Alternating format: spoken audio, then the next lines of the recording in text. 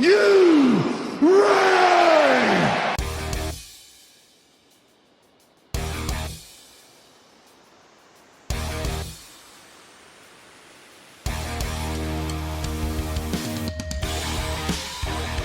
This is the D-Generation CLIX podcast with your hosts, Who is Ravage?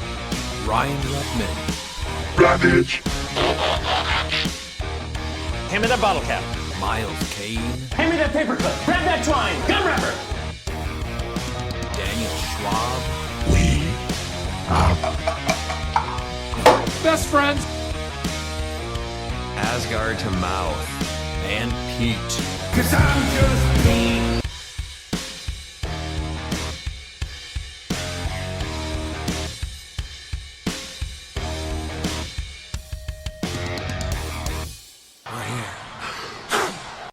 Welcome back to the D-Generation CLIX podcast. I'm your host, Ryan, and with me as always are Miles, Dan, and Pete. Miles, how are you doing?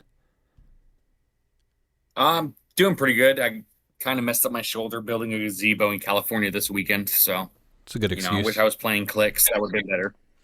Yeah. Dan, what about you? I needed like 3 days of rest after Saturday, but it was just a lot of fun. So It was a Happy nice, to be here. smooth event. It all went really well. Now, Pete, we are on the 47th final week of work preventing you from making clicks. Will next week be number 48? Man, I hope not. This should be it, honestly. And I'm getting ready to go into like the worst part of the week here. So hopefully the sweatshop contains itself a little bit this week. Most likely it will not. it's like, I man, agree. I don't know what world you live in, Pete, but I want to be there. It was a pretty good weekend for us too. We got to go to our event for our Tropical Regional on Saturday, and then we took the kids to a local water park on Sunday because we have summer coming to a close here in Wisconsin. The kids go back the day after Labor Day, so starting to get a little cooler, and summer is definitely feeling like it's about to be over. Let's see here. We do have a little bit of news. The World's pre-registration is live. We will probably do a little bit more detail on a lot of the World stuff when we shift focus to our Worlds episodes in I think 2 weeks we're going to start that. But here's the good stuff right here, right, Pete? Just when final action is called in top 4 and the actions keep coming, so does the Bookwood report after its final action was called last week. Bookwood Report! Hello, friends. Back from the dead, just like actions after final action. Here's the Bookwood report. And I'd like to start by saying we're going to honor the challenger, Peter Marshfield, initially. Then we're going to go to Bookwood, who had himself a week. Peter said, all right, starting up next week's CLIX list a little stronger. Just picked up one thing so far. It's a CLIX figure. It's a Chase Witch from Scarlet Trove. Scarlet Excuse me, Trove? from, Scarlet Witch from Collector's Trove. I apologize. And then he said, well, Redmond can be less disappointed with me this week. Probably not. After Switch, he got himself a Reality Gem, Time Gem, Soul Gem, Mind Gem, and a must-have at one-shots. Chase Bat Prince, Chase Prince Kal-El, saved the most disappointing for last, he says.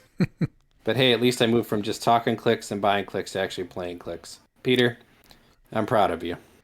That is true. Now, Here Peter, we have the champion now. Wait, Peter. I do want to say, at first I was getting pretty excited there because I thought you purchased the ABPI gems. So I do need to know if you have those because that's what you really need to purchase. Oh, 100% agree with that. Here's the man, the myth, the legend. Big event Bookwood, the dominant Ryan of D-Clicks at this point. He got himself a Chase Captain Marvel, a Prime A-Bomb, Red King Legacy card, which hopefully he plays on some Monday night so I can spank that piece. Super Rare Arrow. Then he got himself a Puck, Parademon, a Four-Bush Man, a Starro, Mini Starro, a Jarro, I don't know, the Starro thing, Jokerfish, and Katana. We know what he got them from. Oh, do we? Then he got himself a Spied Air Bystandard. Wonder why he did that. Oh, we'll talk about it. And then finally, a Tooth Gnasher Super Rare, a Titania Super Rare, And he says he bought the Spider just for the report. And he does want me to shout out the guy he bought from the Spider from, because he wanted to mention, and this is Arvel Lamar, and I can't read the last name. So Arvel Lamar, thank you for contributing to the Bookwood Report. Redmond, do you want to talk about this now or later? Oh, we'll talk about it later. That is your very robust Bookwood Report. I would also like to congratulate him on being ranked 129 on the ELO. Congratulations, Bookwood. Pretty low, even after that event. Still that low, huh? He said he jumped 138 spots. He was previously 267. Dang, that's People so doing low. all that to actually pass me up. Dang. Well, that's what happens when you get extra actions after last act. I guess. Apparently. All right, we have the final 5 CCO Tropical Regionals to go over this week. One of the 5 was our own, so we're going to start with that one. We had 28 people, and this was in Kenosha, Wisconsin at Colosseum Games. So we did, 5 rounds, and we cut to top 8. So coming in 8th place was Jacob Bishop, who is playing Band Beetlejuice We Riot. He's been playing this one quite a bit, and he only changed, I forgot what it was. It was very small. I think he took Towerette off of Kevin and added Phoenix, maybe? No. What was it? Evil Entwinement. I think that was the big change. Yeah. And Twinman and Snake Pit. the Snake Pit. Snake Pit, yeah. That's right. But yeah, Spirit of Vengeance, Red Hawk with the motorcycle, Prime Colossus with Destroyer, Kevin, and the Phoenix with Evil Entwinement, Cathan, Thanos, Ultimate Hulk, Phoenix Wolverine, Zombie Scarlet Witch on the sideline and for pilots, and then Nifty Fire Hydrant, Snake Pit, and the Pew as the terrain markers. So yeah, he's already won, I think, 2 CCOs with this, right? Something pretty close with this. Yeah, and he's been to the finals in, 3 of them? Yeah. Winning 2 of them, yeah, in top 4. Yeah, he's made cut each time, because I want to say this is his 5th event. Yeah, he's done awesome.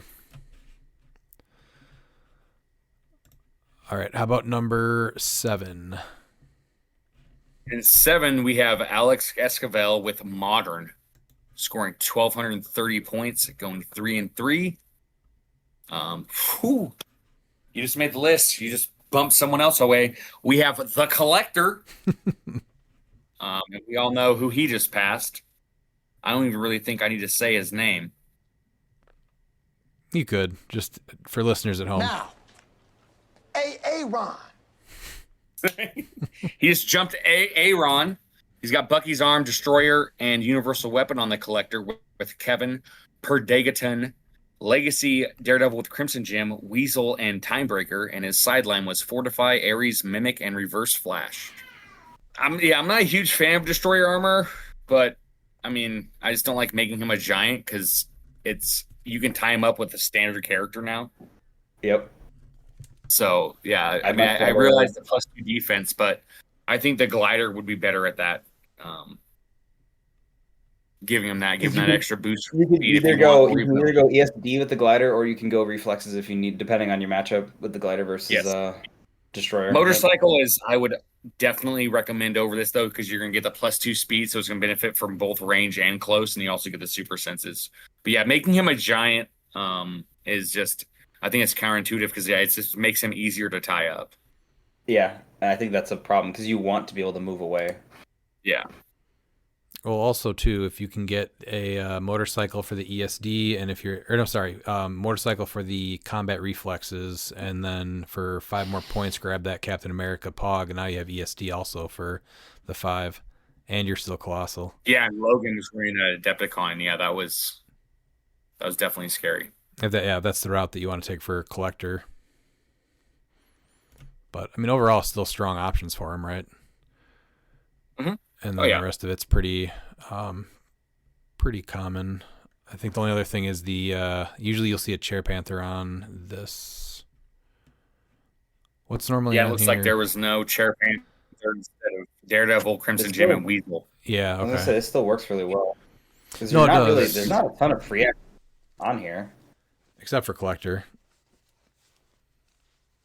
Oh, yeah, no, the Daredevil, Crimson Gem, and Weasel is usually where you see the 30 points being spent on Chair Panther. Yeah, that's what I was looking for. But overall, yeah, nice job on was gonna coming say- in 7th. Besides collector's free actions, there's just not a lot of. The only other thing is what Timebreaker. There's really not that many free actions on this team, so Yeah, it's pretty small then. It's just I think what Predagaton's sidestep maybe, and that's about it.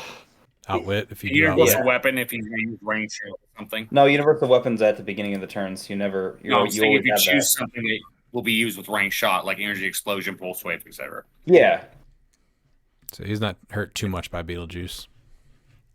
No, that's all I was trying to get at. Was he's not like yes, you lose your collection tokens and stuff, but he's still just really solid for 200 points.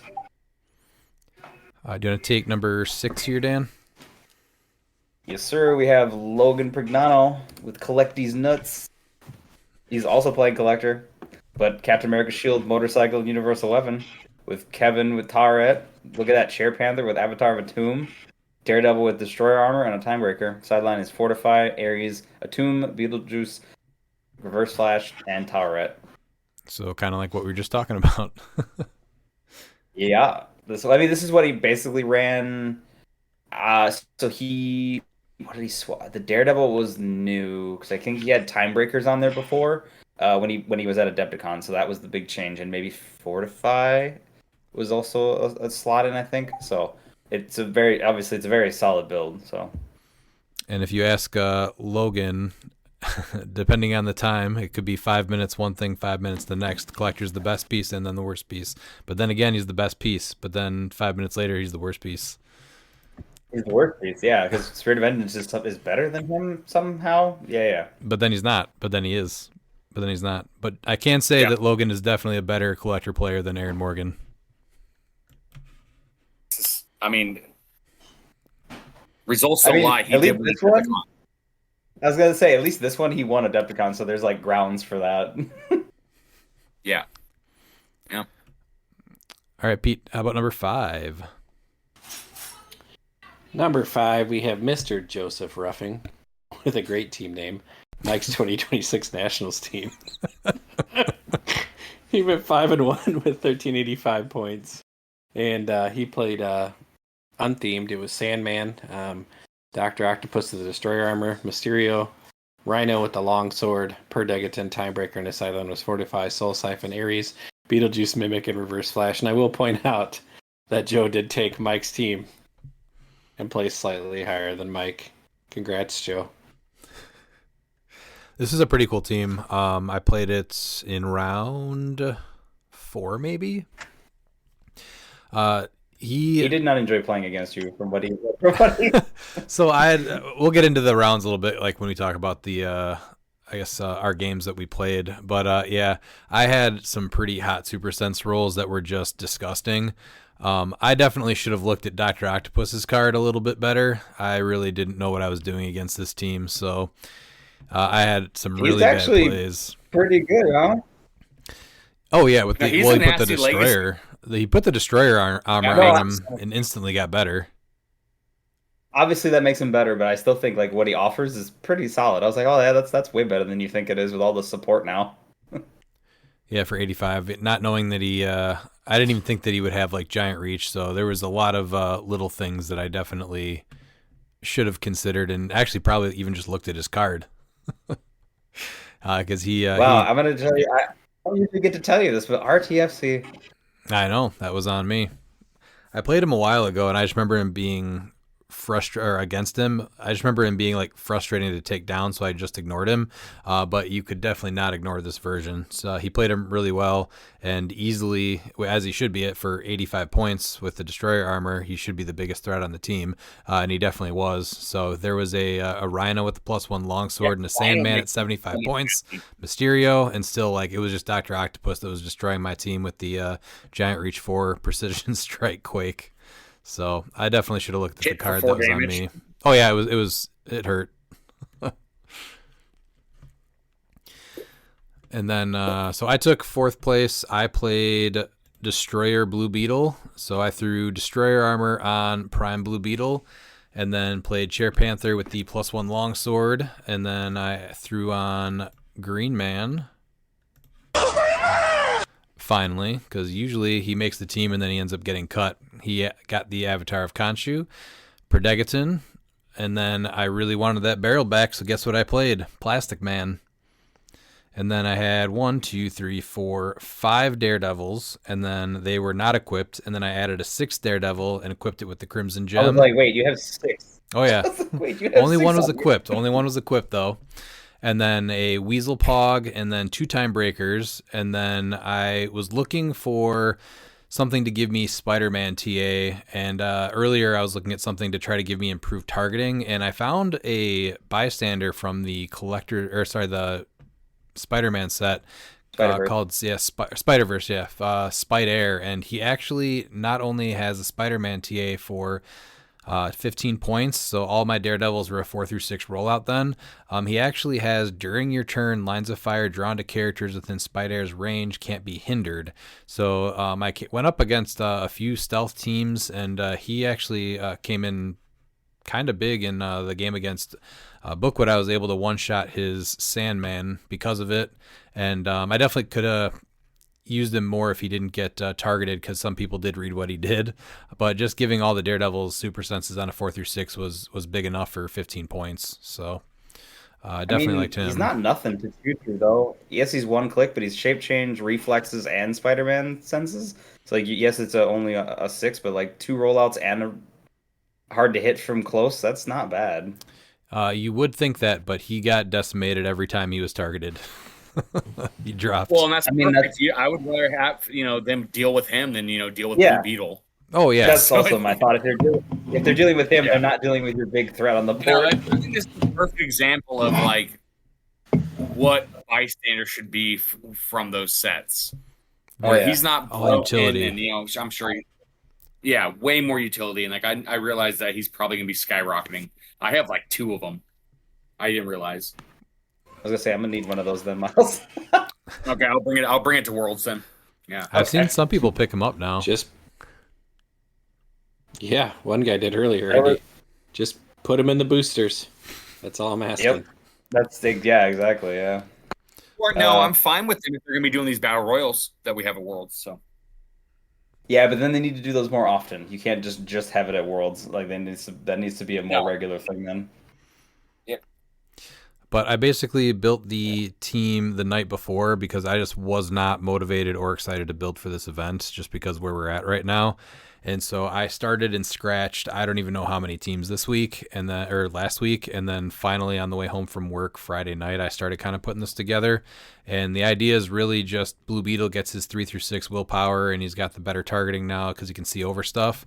And then just make a wall with Daredevils. And then, man, bringing back the barrel with Plastic Man, that felt so good. So I was gonna ask, like, how good did that feel? Oh man, you're dusting that old barrel off. Yeah. Is it worth? So it's totally worth. So it's totally worth the 20 points, right? That's what I'm hearing. Oh, absolutely, because everyone just wants to run up to you and smash and bash you. So it was well worth it, and I'll probably run him at Worlds here, some variation of this, because it was pretty good. I got 0 practice with it and made it like 12 hours before the event. And realistically, you could have won the event. I think so, yeah. Like we had a lot of really good players there. We'll talk about the thing that happened. I understand. I will say I did love the field. You loved what, Dan? I love from watching it from like the sky high view of everything. It was really fun to watch the field because like the field was what I would consider like super unique. Like there was obviously your standards, but like there was enough variation that it was fun to watch. I was like, this is really cool. I will say, so we had 28 people, and what was also really awesome to see is that we had 0 people drop for all 5 rounds of Swiss, and I just want to say I'm really impressed with that people did just want to play. So that was really impressive, and I was really happy to see that. I don't know if I've ever seen that. I saw someone go 0-5, and I thought that was really cool for him to stick it out. Yeah, I mean, who was that? So we had Anthony went 0-5 still, but still played all 5 rounds, which honestly is just, I think it's cool to stick around and just want to play. Yeah, no, I mean I always want to encourage people to have fun. I tried to check in with people all during the day and be like, are you actually having fun? Because that's like the biggest thing. I think anytime I want people to like to come and play is obviously they're going to have fun. I know it's a competitive event, but I still think it's still a game. We should still be having fun. Oh yeah. But we'll break down our rounds in a sec here. What was that, fourth? Miles, you want to go over third place? Yeah, and in third place, we have Gabriel Esquivel with Spirit Panther. To Spirit of Vengeance, Red Hulk with Longsword, Prime Colossus with Destroyer, Kevin, Legacy Panther, and Phoenix Pog, with the sideline being Beholder, Juice, Chthon, Thanos, Ultimate Hulk, and Wolverine. Smash and bash. Bash and smash. Yeah. He did, what does he go, 5-2 here? Mm-hmm. Yeah, I met him at H for H last year in, what was that, That's pretty 2024? cool. Yeah, and I think he was pretty new back then. So to see somebody get good in a short amount of time and make top like this is really cool to see. Well, and his only 2 losses were both against Ricky. So, Oh, really? Which are pretty much a mirror. Which was the mirror? those are- It was the mirror match. Yep. Yeah. Yeah. Well, somewhat mirror. It wasn't quite 100%, but it was pretty close. Well, the 2 main attackers is Spirit of Vengeance and Colossus. So. Yeah. I just meant like it's not 100. It's obviously like No, super but it's close. close It's not enough. 100%. Well, Dan, do you want to tell us the differences with Ricky's team? He came in second. Yeah, Ricky, who placed second, went 6-2 with 1,600 points. Actually has the highest points out of the entire field, even though he finished second. I beat him. So he played. He did not. He did not enjoy playing you either, or your Daredevils.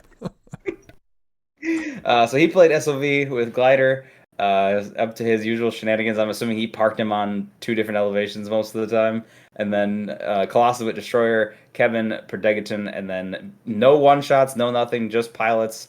It was Beholder, Keaton, Chthon, Thanos, Ultimate Hulk, and Wolverine, the Phoenix Wolverine, and then he has Snake Pit, Coffin, and Turned Over Desk. Yeah, so he's played this team for a bit. I don't think this really has changed, honestly. Yeah, he hasn't changed anything on this team, so. Yeah, I think it's almost identical. Did he change maybe a pilot? He didn't. No, they're all the same. Yeah, Okay. He didn't change any pilots at all. No, it's all the same stuff. Yeah, he won the one in Indiana that we went to, and I played him at top 4, and he beat me in top 4. So I definitely targeted his sideline, and I built my team to take out Spirit of Vengeance and Colossus because I assumed that we were going to be seeing a ton of them. So I was really, really set for these matchups, and I had, I think, 2 of them at least on the day. You did, because you had Jacob Bishop and you had him, and you beat them both, I think, if I'm not mistaken. Yeah. So I was just ready for this team because I know we're going to see it a lot, and it's not going anywhere till after Worlds.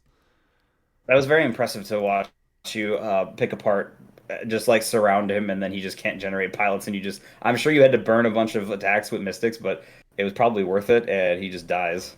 Well, with Green Man you and... you can shut off his... can you shut off his... You can't shut off the special power, right? But you basically... You shut off his stop with Green Man. No. Sorry, Beetle is what I'm getting at. You can't shut off his special power, right? No, not special powers, no. But you just turn off his defense or his rollout, and then you just hit him. Is that what? Yeah, the deal I think is he had. Green Man? I think maybe he had senses, so I think I took that out, and then Blue Beetle's hitting for 7 damage on the top, and I actually even crit hit Ricky's Colossus for 8 damage on the attack I took on him. So, but with Spirit of Vengeance, Spirit of Vengeance. In that one, I'm guessing you take away his. So you one-shot him then with No, because he's probably got. If you just take away the impervious, he's still got invuln, so he's still reducing by 2. Yeah. No, he has Glider. I'm talking about Spirit of Vengeance, Red Hulk. Sorry. I thought you were talking about Colossus. Yeah. Oh yeah, he gets one-shotted if I have him with Green Man, but he was already. I think he already got. Who did he get out? Yeah, by the time he gets over there, he's already 2 clicks down, so you don't even need the 7 damage. He took out Scarlet Witch, I know for sure too. So he had a pilot that was already out, but yeah, I can one-shot him and just surround him, so then no more pilots can come out, and that's obviously really easy with the Daredevils, which is the whole point, or a big part of why I'm playing all the Daredevils. No, that part makes sense. That it's much easier to do that then, yeah.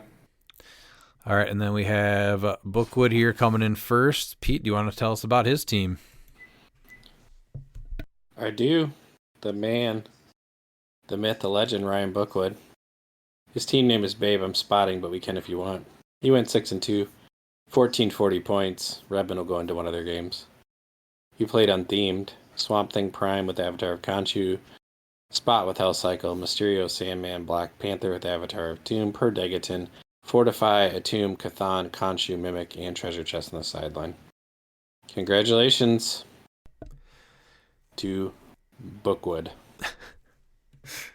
So he's been playing, I think, something pretty similar. Dan, do you remember what he played at that one event that we went to in Illinois that you and him won? It was almost identical to this, right? Yeah, it's pretty much identical. I think he might have added 4 to 5, if I'm not mistaken, but otherwise it's basically identical to this. It's real. I don't think he really changed anything, honestly. No. Maybe the Atomb on Panther instead. I don't know. Like I'd have to go back and look, honestly, but this feels pretty much the same, except he's not doing the shenanigans of what he used to do before. It's very similar, but he's using Spot just as the attacker instead of a way to pull you in to like poison you to death now. Which Yeah. I know that like we like to shit on Bookwood. I will give him I love it. 2 bits here and be like, look, My favorite. he played that team really well. So like I got to watch a couple of the games, and obviously he's played this team a lot, but he played it well, and a lot of people still aren't prepared to how to deal with this, to be honest. So I'm glad you finally listened because he wasn't playing Spot correctly. So no, he played it much more the way you would have, and it was like in the back of my head, I'm like, am I watching Miles play here? Or did he? I was like, it was interesting. It was very much more of like how you would have played it. Well, it's yeah, just I like think that's the most effective way to play him. it's just like Kong, right? It's a piece that gets an errata, and just because they're not like hyper broken anymore, everybody just writes them off. This guy's still outwitting and then flurrying for free across the map. He's still really good.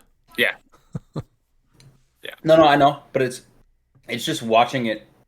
It's watching it fresh with somebody, versus like you see it and you see how someone adjusts to it that sticks with it versus just abandoning it and going, all right, well, I'm done playing that now because they changed it, So I think that's the biggest thing. Yeah, and that's how you get good at playing a build, right? Is just continuing to hone it. And not just Oh yeah, call it definitely. off. And honestly, the biggest thing for me too is the sleeper is Swamp Thing. Like, I hate to say it, but he like makes me want to play Swamp Thing because Swamp Thing is just so good. And I'm really liking how like Bookwood's actually able to like, keep proving it because like that's what I said. I think Swamp Thing actually shines in scientist builds, and this is essentially a scientist build. Obviously, it's but it's essentially scientist. Like you don't need him to be able to heal to make him a threat. Like he's just nasty. Like he is worthy of a time slot. Period. Yep. No, he's great. You don't even need to pump him up to 125. At 75, yes, he's a risk, but if you know what to target with him, he's so deadly. Yeah. He's just too good. I like to see teams like this where it's a piece that people basically either wrote off or they say he's only playable with Necron. So I will tell you this, that I do think that Bookwood is easily one of the better Swamp Thing players, but he's still trash. There's the backhanded compliment. I just want to say, I think coming. you think Redmond for even letting Bookwood get to this spot because he wanted to, he's like, what, it just wasn't fun me destroying Ricky the first time, so I'll give him some fresh blood, and so he let Bookwood play by giving him his extra actions. So I think we need to applaud Redmond for being so forgiving and just a great team player. I wouldn't say that I destroyed Ricky. That was a real close game at the end. I think that was the closest that I actually had to retreat with Blue Beetle that game. That was really close. And then I almost messed up and let him take out. I hit him with. All right, we'll go over the rounds here because there was an ending that was almost really bad for me.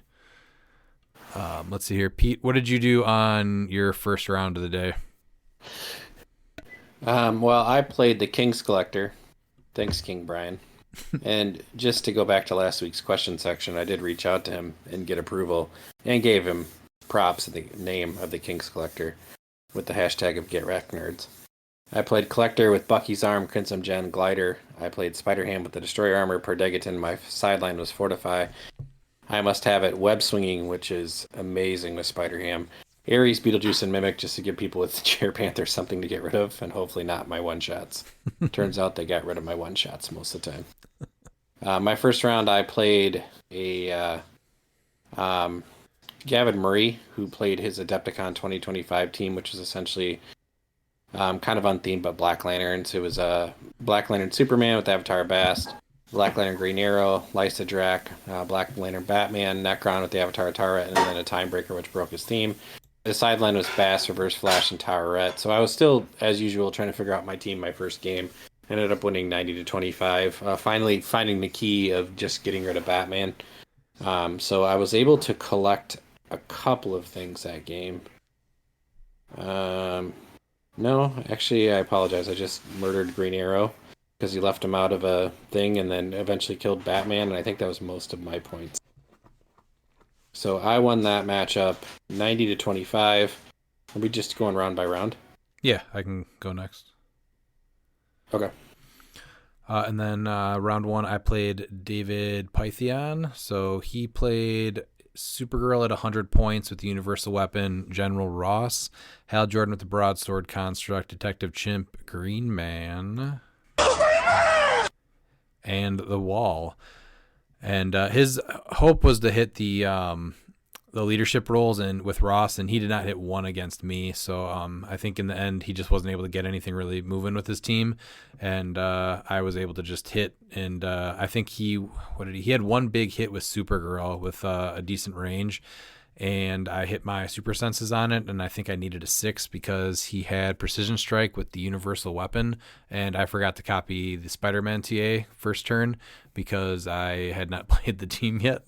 So I hit a 6 on that, and that was a really big start. And then, he just did not hit any leaderships on his General Ross to let the soldiers start pouring in, so he wasn't able to really get going. So I won that one 300-10. What about your second round, Pete? I played Jay Wyatt Seagrin, who is from one of our local play groups up north here in Wisconsin.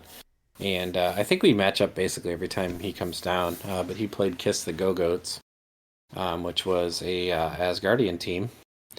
He had Freya with the Trick Arrows. He starter set Thor with Stormbreaker. He had Tooth Gnasher with the Bloodstone. He also had Tooth Grinder with the +1 longsword. He had Pegcap with Mjolnir and Loki with the Destroyer Armor.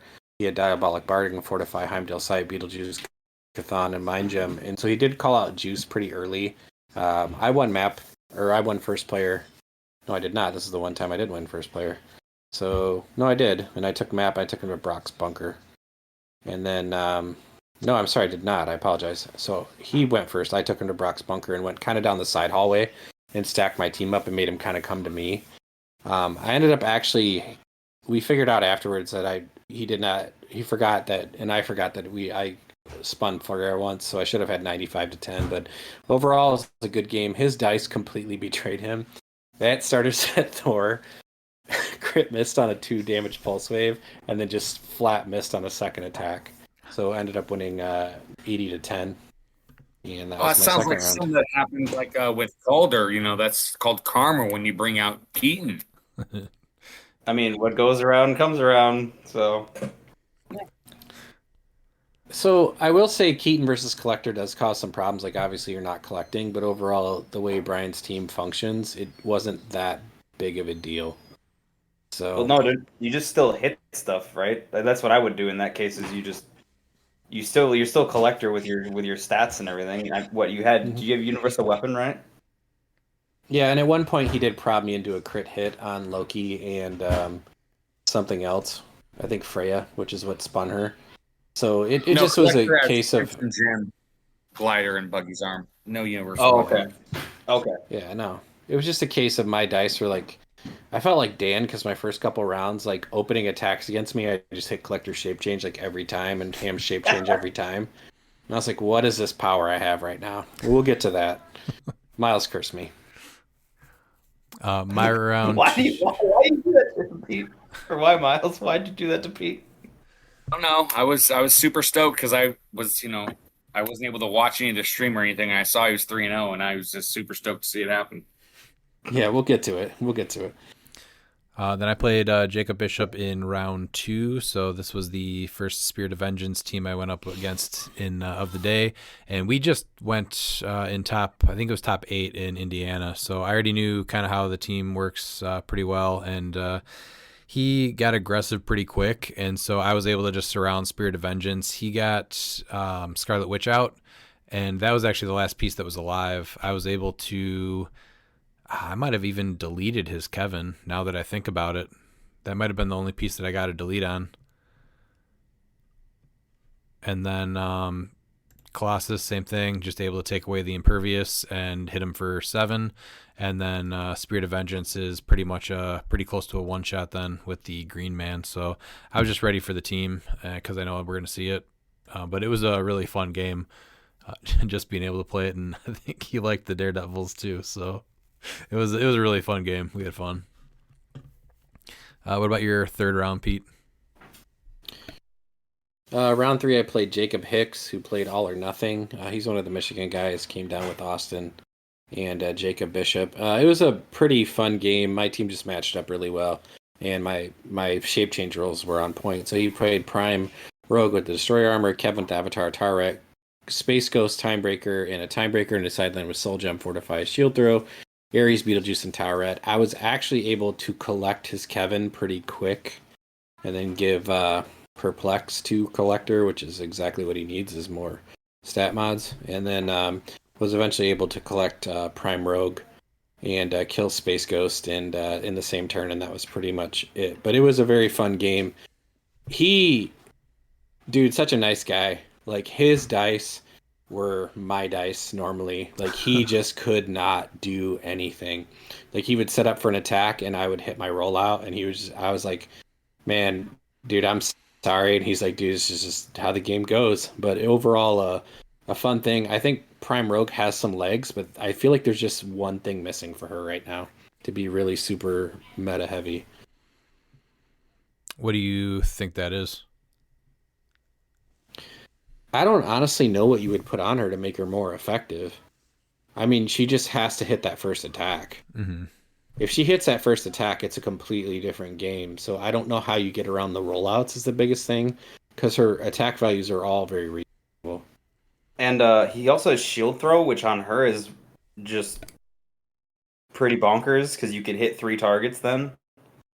So and her being able to just take away a bunch of powers is awesome. That round was Shape Change with Collector, Shape Change with Prime Hand, and Super Senses with Perdegaton. And he was like, well, that's rough. And I'm like, that's pretty rough, man. I'm sorry. So, yeah. Then my round 3, so this is where I went up against Joe Ruffing in round 3 here, and he's just one of those players where you cannot make a mistake, especially early on, and so I should have looked at that Dr. Octopus card. I was more worried about getting poisoned to death, so I actually did call out Beetlejuice. Oh, that's what you thought? Oh, that's what you thought was going to happen? Interesting, okay. Well, it's Sandman and Mysterio, so yeah, I thought I was going to get poisoned to death. No. Yeah, his team just, like, that's not, like, the primary function, so that's why I was like, oh, okay.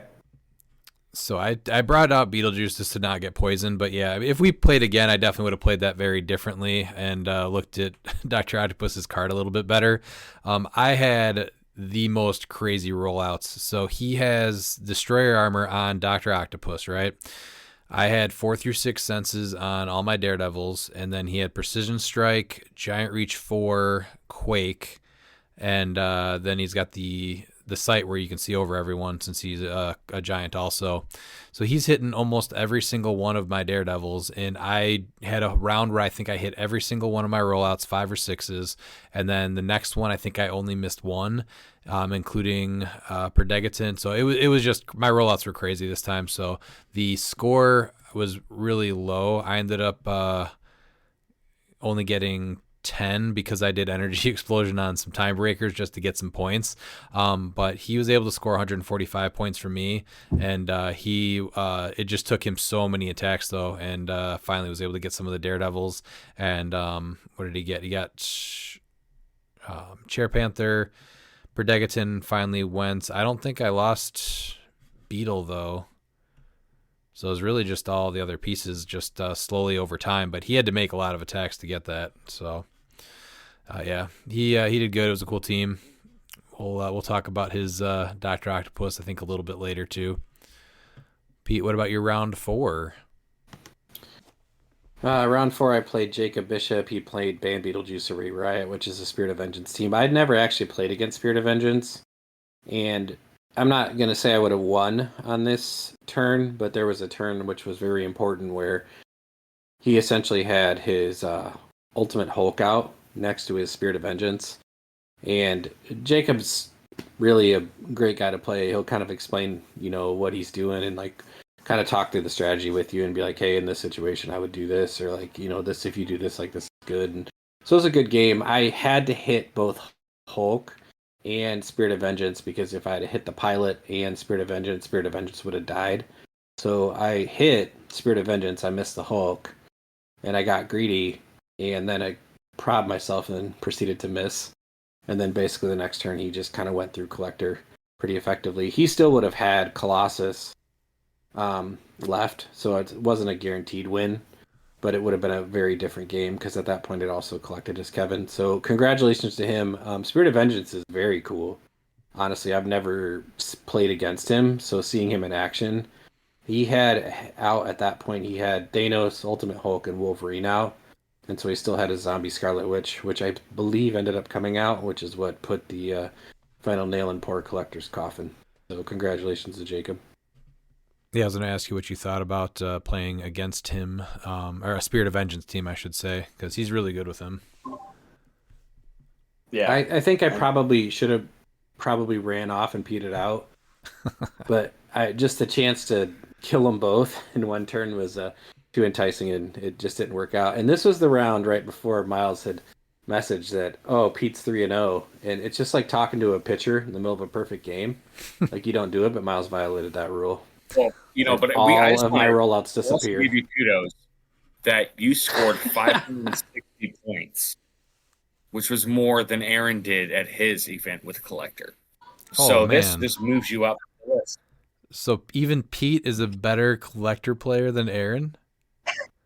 Yeah. I mean, to be fair, Pete was gifted a build that already works, but Pete needs to practice this build now. No, we're not defending him.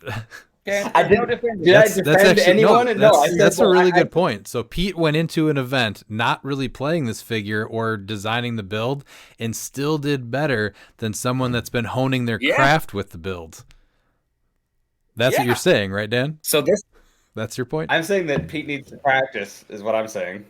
I mean, Aaron needs to practice. If he gets practice, then Pete will be even better. Right. And I'm just saying, I can't wait for Worlds. This is going to be so much fun.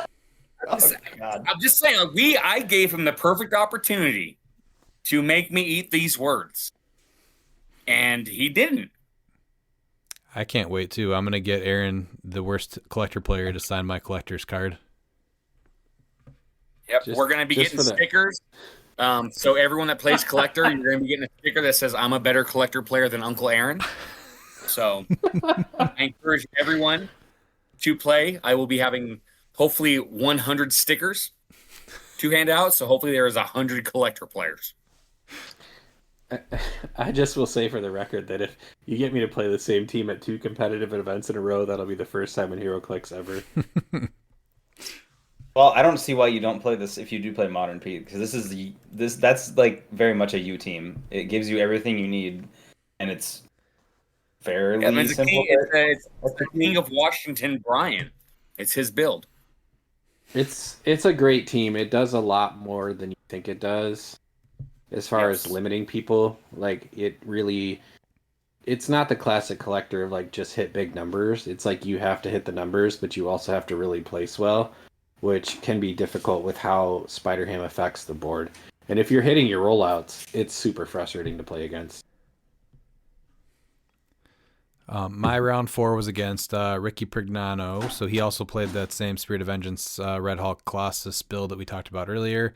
And I will say the Prignanos, all three of them are probably some of the funnest games that I ever play. And I always tell them this: whoever wins one game, it's the other one of us that's going to win the next game. So we go back and forth a lot, but no matter win or lose, like those games are always fun. They're always fun to play against.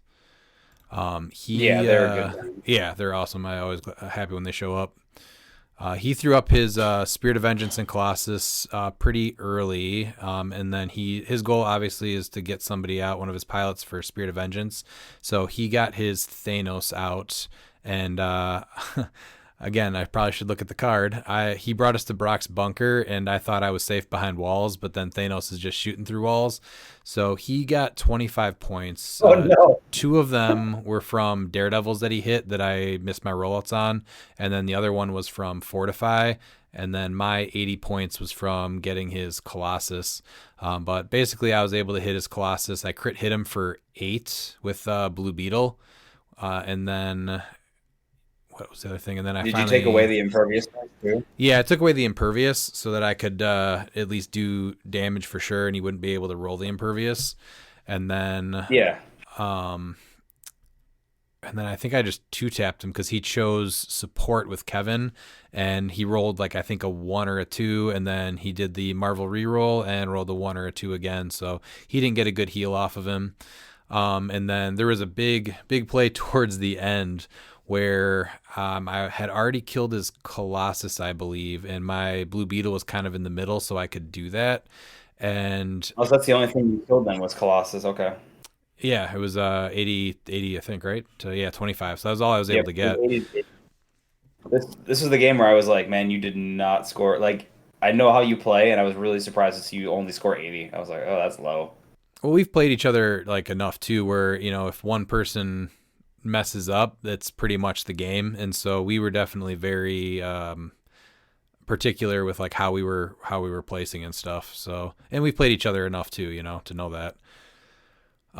But he was able to hit Blue Beetle super hard, and so I fortified the first attack, and then he brought in Ultimate Hulk, and then he was able to then flurry him, and he got him.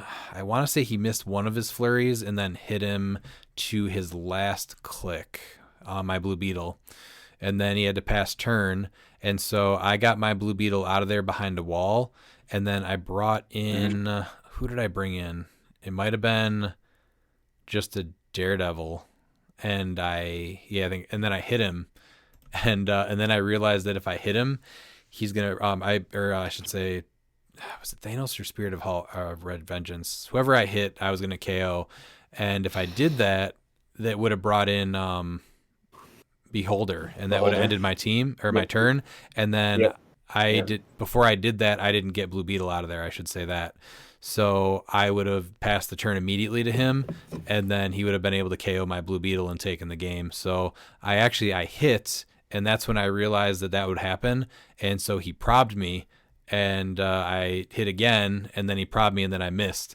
And then after the game was over, I told him I was going to prob me until I missed also, because I did not want to hit that and end the turn before I was able to get Blue Beetle out of there. So I got him out, and then I think the turn was or the game was called pretty soon after that. But it was a fun game, pretty intense the whole time, big hits. That brings us to round 5. Pete, how'd your round 5 go? Well, I played the Phenom, as he's known. Logan Pragnano, of the world-famous Flying Pragnanos. He played Collect These Nuts. We went over his team, but we didn't go over the thing that said there. It says, I don't lose, most of the time. And Logan's been playing Collector a lot. This is a classic collector build. I Perdegatoned his Chair Panther off to the side and went after him and collected him right away to get my one-shots back. And I think probably the key to this team actually would have been to collect his Daredevil so he could carry Kevin around. Then I spent basically the rest of the game trying to kill Daredevil twice for the second time or collect him to get Kevin off the board, and eventually he was able to collect my collector. So Logan's a great player. I mean, losing to him or any of the Pragnanos is not a bad loss. He's fine. Just a phenomenal group of guys and a phenomenal family, and we're always happy when we can see them at events. Then my round 5, so this is the last one before cut, I went up against Ken Small. He had a pretty crazy team of just Chaos King at 250 points with the Destroyer armor, and then the Chair Panther, and then Fortify was on the sideline. So this was a little bit of a slower game at first because depending on it was really hard to tell what he was going to be able to do, right? His Destroyer armor is putting him at a 22 all the time. And then he also has the chance to do a bunch of crazy things with those dice. So with his Chair Panther, I believe took care of my Fortify and my Beetlejuice. So I could not stop him from rolling those dice, which obviously I probably would have done because that's a huge part of what he does. And so he kind of stood in the back corner. I took him to Sailor's Dream because he went first. And depending on what he rolled, he definitely didn't roll everything that he wanted to, but like he can just ping you for unavoidable damage. He never rolled the stuff to heal you. It was more modifying combat values. And when you do that, then I get to also choose a character to modify their combat values +1. So that ended up helping both of us, maybe even me so more with the way I was able to hit him because of that. And so it was really tricky. There was one time where I totally forgot about the Destroyer armor giving him invulnerability. So I said he could not use Invincible. And all I had to do was pick Pensai, but I didn't even think he had any reducers then. And so he ended up reducing 2 of my 7 damage on him. So it just did 5 instead of 7, which I think brought him to, what was he, maybe there? So it was maybe the difference between going to click 9 or 10 instead of 7 or 8 or whatever it was. And then, he just wasn't able to heal. And then the big ending came when he did a running shot pulse wave and he hit, I think, 4 of my Daredevils for 1 damage. And so that pushed them all to perplex. And so I did a quadruple perplex down on his defense and then was able to finish him with my Blue Beetle. So he went from a 21 because I think he had the combat value +1 on there and the Destroyer armor. He went from a 21 to a 17 to a 17. Or no, it was the hindering bonus, I think. So he had Destroyer armor and a hindering bonus that brought him to a 21, and then I brought him down 4. So he went back down to a 17. No, you can't do 4. It's a max 3. Right, but he went up to a 21. He's a base 18 on one of his last clicks. So he went up to... Yeah. He went up to a 21. He went up plus your -4 brings him... You go back down the -3, and then you actually go down... They cancel each other out, and then he goes down -1. So in totality, he was only down -1. So yeah, that was a big difference having to fire... Yeah, so four Daredevils went down to perplex, and so I was able to perplex him down 4 times, and then he was a 17 instead of a 21, so then it was a little easier to hit with the prob. So that secured my spot into top cut. Pete, how did your first round in top 8 go? Stop it. Better luck next time. Now. Better luck next time. First, I played Logan Prignano, which I have not played him in a bit, but same collector builds that he's been running that we talked about already. He knew that he should take out Weasel and Green Man, so he did that pretty fast because that was his biggest weakness. And so I think, I was able to, every time I targeted Kevin, I was able to hit him. The final one was Daredevil was next to him, so I chose Energy Explosion and was able to take him out from that. Otherwise, I kind of just took all of his other pieces out, and then it was just collector versus my team, and then time was called. And I think the only really big play was right before time was called. I said that he couldn't use willpower with Blue Beetle. Oh, that was the other big play. So I called his bluff, and I did not think that he was going to choose to bring out Beetlejuice, and he absolutely brought out Beetlejuice on me, and so that totally changed how I thought the game was going to go. So in retrospect, I also would have used my Chair Panther to take out his Beetlejuice, so he wouldn't have called him out, because that definitely changed the way that that my team played and how I had to play it for a bit. And then round 7, so this is top 4. I went up against Bookwood here, and basically he was just picking off Daredevils the whole time. And then this is the 7th round of the year, seventh match of the day, and I don't know why, but I did a time breaker on my Blue Beetle with Destroyer armor, and he said that it's a standard character, so I can't do that. And for whatever reason, I was just like, yeah, okay. So then I undid it and wound him back, and that set me back at least a turn or two to position. And then after the match, then realized that no, that's not what the errata is. It's just they have to be a single base. So that I was just, fatigue after playing, just that mental fatigue after playing a bunch of rounds. I did it earlier in the day, and so I don't know what I was thinking that I couldn't do that after he told me that I couldn't. And then I finally did this move where I was able to say his, let's see, I ran up Spider on his Swamp Thing so that Lines of Fire would be hindered so he wouldn't get that stealth. And then I was able to say he couldn't use Shape Change because he was next to the phone booth, and then just obliterated him for 7 damage straight through with the Pensai. So that felt pretty good. That got me 75 points, and then we went back and forth for a little bit longer. He was just kind of picking off Daredevils. He got Weasel, he got Spider after I did that little play, and then he was moving his spot to reset the marker. And we'll go over this a little bit later with one of the questions. But basically, I was kind of asking him how he was getting there, and time was called during when I was kind of asking him a question and having him tell me what he was doing. And to me, I don't like when that happens, because it feels to me like I don't want it to look like I'm stalling when I just want to know how he's getting there. And so if I'm asking questions about something and time gets called, I feel like that looks bad. So he placed somewhere else when we realized that he couldn't get there. And then he outwitted, then he sidestepped away, and then he flurried both 2 more Daredevils. And so that was 20 more points.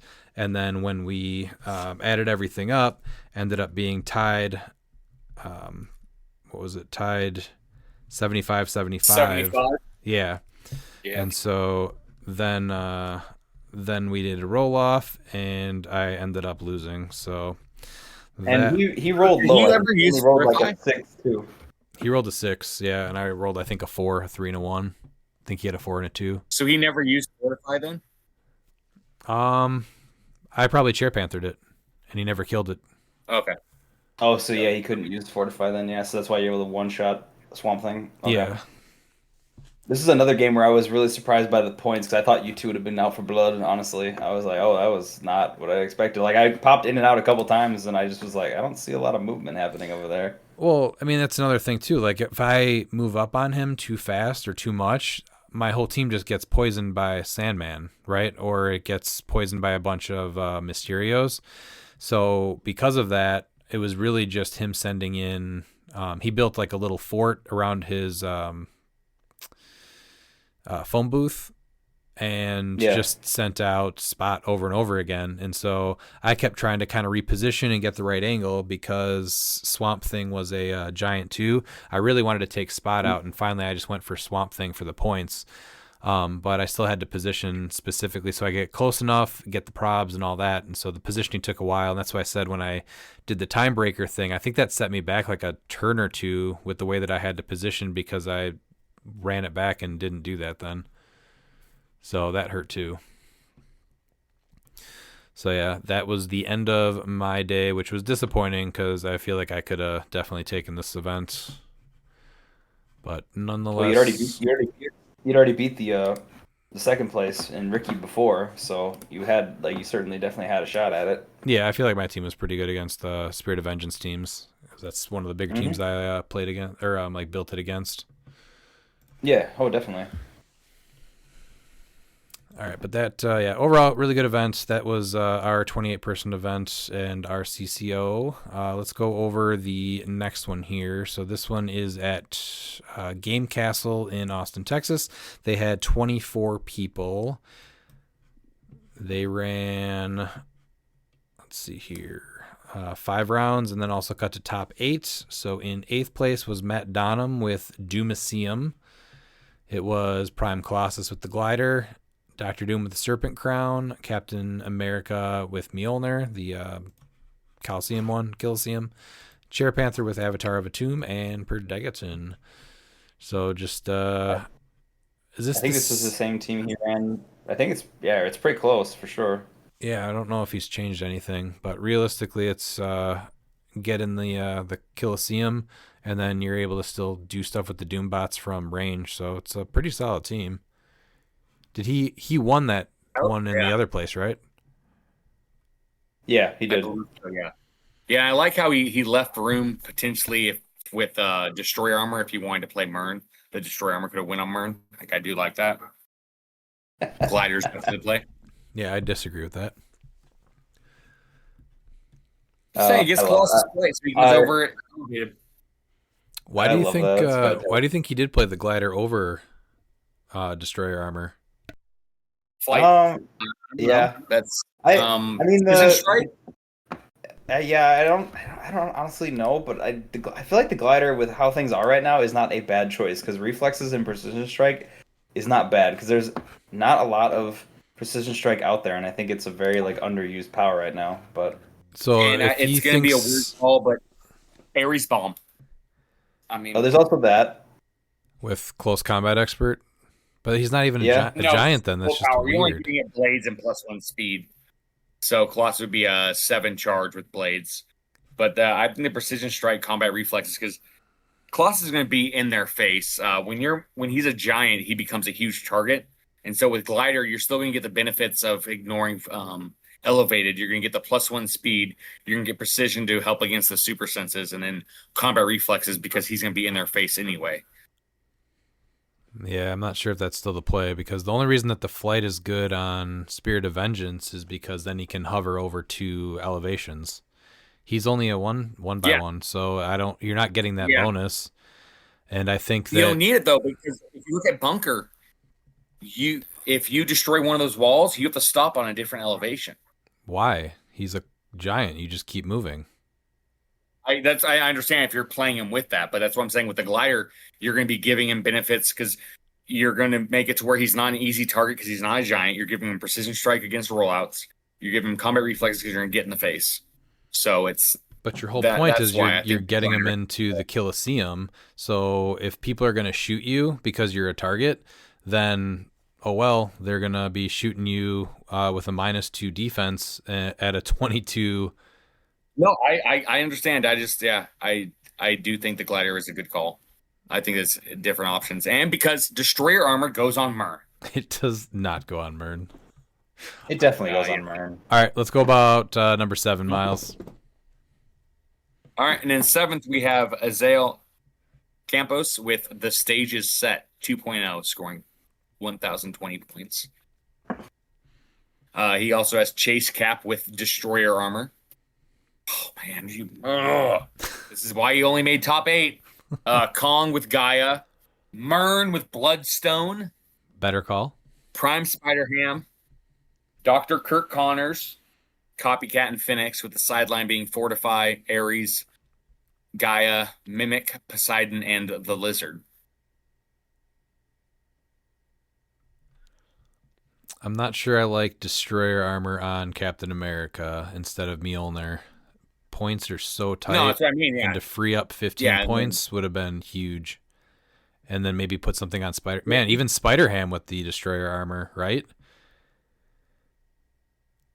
Normally, but he has Mern, so I'd put the Bloodstone and Spider-Ham and Destroyer on Mern. You're not doing that. Yeah. Destroyer armor on Spider-Ham would have been a good call. Yeah, I think Mjolnir, because Mjolnir is better for him because he has Giant Reach 3 as it is, and you're giving him improved movement or improved targeting characters anyway. So And being able to body block and still hit with him is big, because you're gonna but, want I mean, to be he's inside trying to give him a Colosseum. reducer. Like, I understand that he's trying to give him a reducer. Yeah, And I make get him- that. Isn't Yeah. that what you have Fortify for, though? Is to help like stave off the first hit? Yeah. Yeah, I get that. Yeah, I really like Mjolnir on Captain America. Oh yeah, no, it's great. So hard to top that, yeah. And he does have support with Dr. Kurt Connors Yeah. also. So And Copycat, because she gets everything, so she he also has ways it to too. heal. Yeah. Yeah, I'm not sure. I think I like Mjolnir better on that. Colosseum, though, is starting to see a lot more play. Yeah, I'm excited to see here how many more we see, because I think it's going to be quite a few. Do you want to take us to third place, or what is this, fifth place, Dan? Fourth place, sixth place, seventh, eighth, Yes. ninth? I don't know. What place are we on? We are Six. sis. So we have Zach Coffey with Vox Estrella Ignis. So we have Vox Ignis at 90 with Wong, your boy Miles. I know. Kong, Loki with Destroyer, the Kooky Switch, and then Daredevil with Trick Arrows, and then Sidelines Fortify, Heimdall's Sight. That's hilarious. Just purely for either Loki or Daredevil. I don't know who's better, honestly, with that. I like both. Ares, Chthon, Mimic, and Space Gem for free because you get it with Loki. This is Daredevil's pretty neat. better because you hypersonic speed with 8 range and trick. No, arrow. I know. I'm there for the It's it. comedy when it comes to Loki. There, I'm just like, yeah, For that's sure, yeah. hilarious. So, because then he's like, you could get him up to an 8 range, and then I mean, he's got all the stats. Because I'm assuming he's putting Chthon on him if you really want to. Because I mean, he doesn't take the damage, or he doesn't care about the damage. So Yeah. this team is neat. I mean, I like it. I think Vox is better as a main attacker than people give him credit now. I understand the trick, but honestly, him just doing what he normally does by himself is pretty solid. I do think it's Yeah, and worth it's tough, equipping yeah, 'cause him, I'm though, like- because at least you can make him a Yeah, little yeah. bit better. And then if you do end up putting him on someone, you can just drop that equipment for somebody else. Or Yeah, 'cause give him a they get god time because he gets it to for free. stops him, So, Yeah, Yeah. actually. but yeah, so I Looper was like, "Hey, Vox is good," and I'm like, "Yeah, right now, especially, he feels much better than he was, like when he came out, right? And the field, or just like the landscape has changed so much too. So I really like this piece still, honestly. So Yeah, and if you're building and testing with him, I highly recommend just get used to him being on the map because Perdegaton can just completely stop any trick that you think you're going to have. So just oh, get see, I wouldn't used- even have done the trick. I would have left him on the map anyway, That's honestly. what I mean, though, but you can put him on Kong, you put him on Wong, all that stuff. But Yeah. that's what I was saying. It's If you're building It's, with him, you um, have to assume that there's a very good chance that you do not get to put him on who you want to put him on. Yeah, because I mean And, it works really well with the low characters and you putting them on Kong because it's essentially like a TK. Like because Kong, if you have less characters, Kong can move full speed or attack and then drop and Vox. drop him out. Yeah.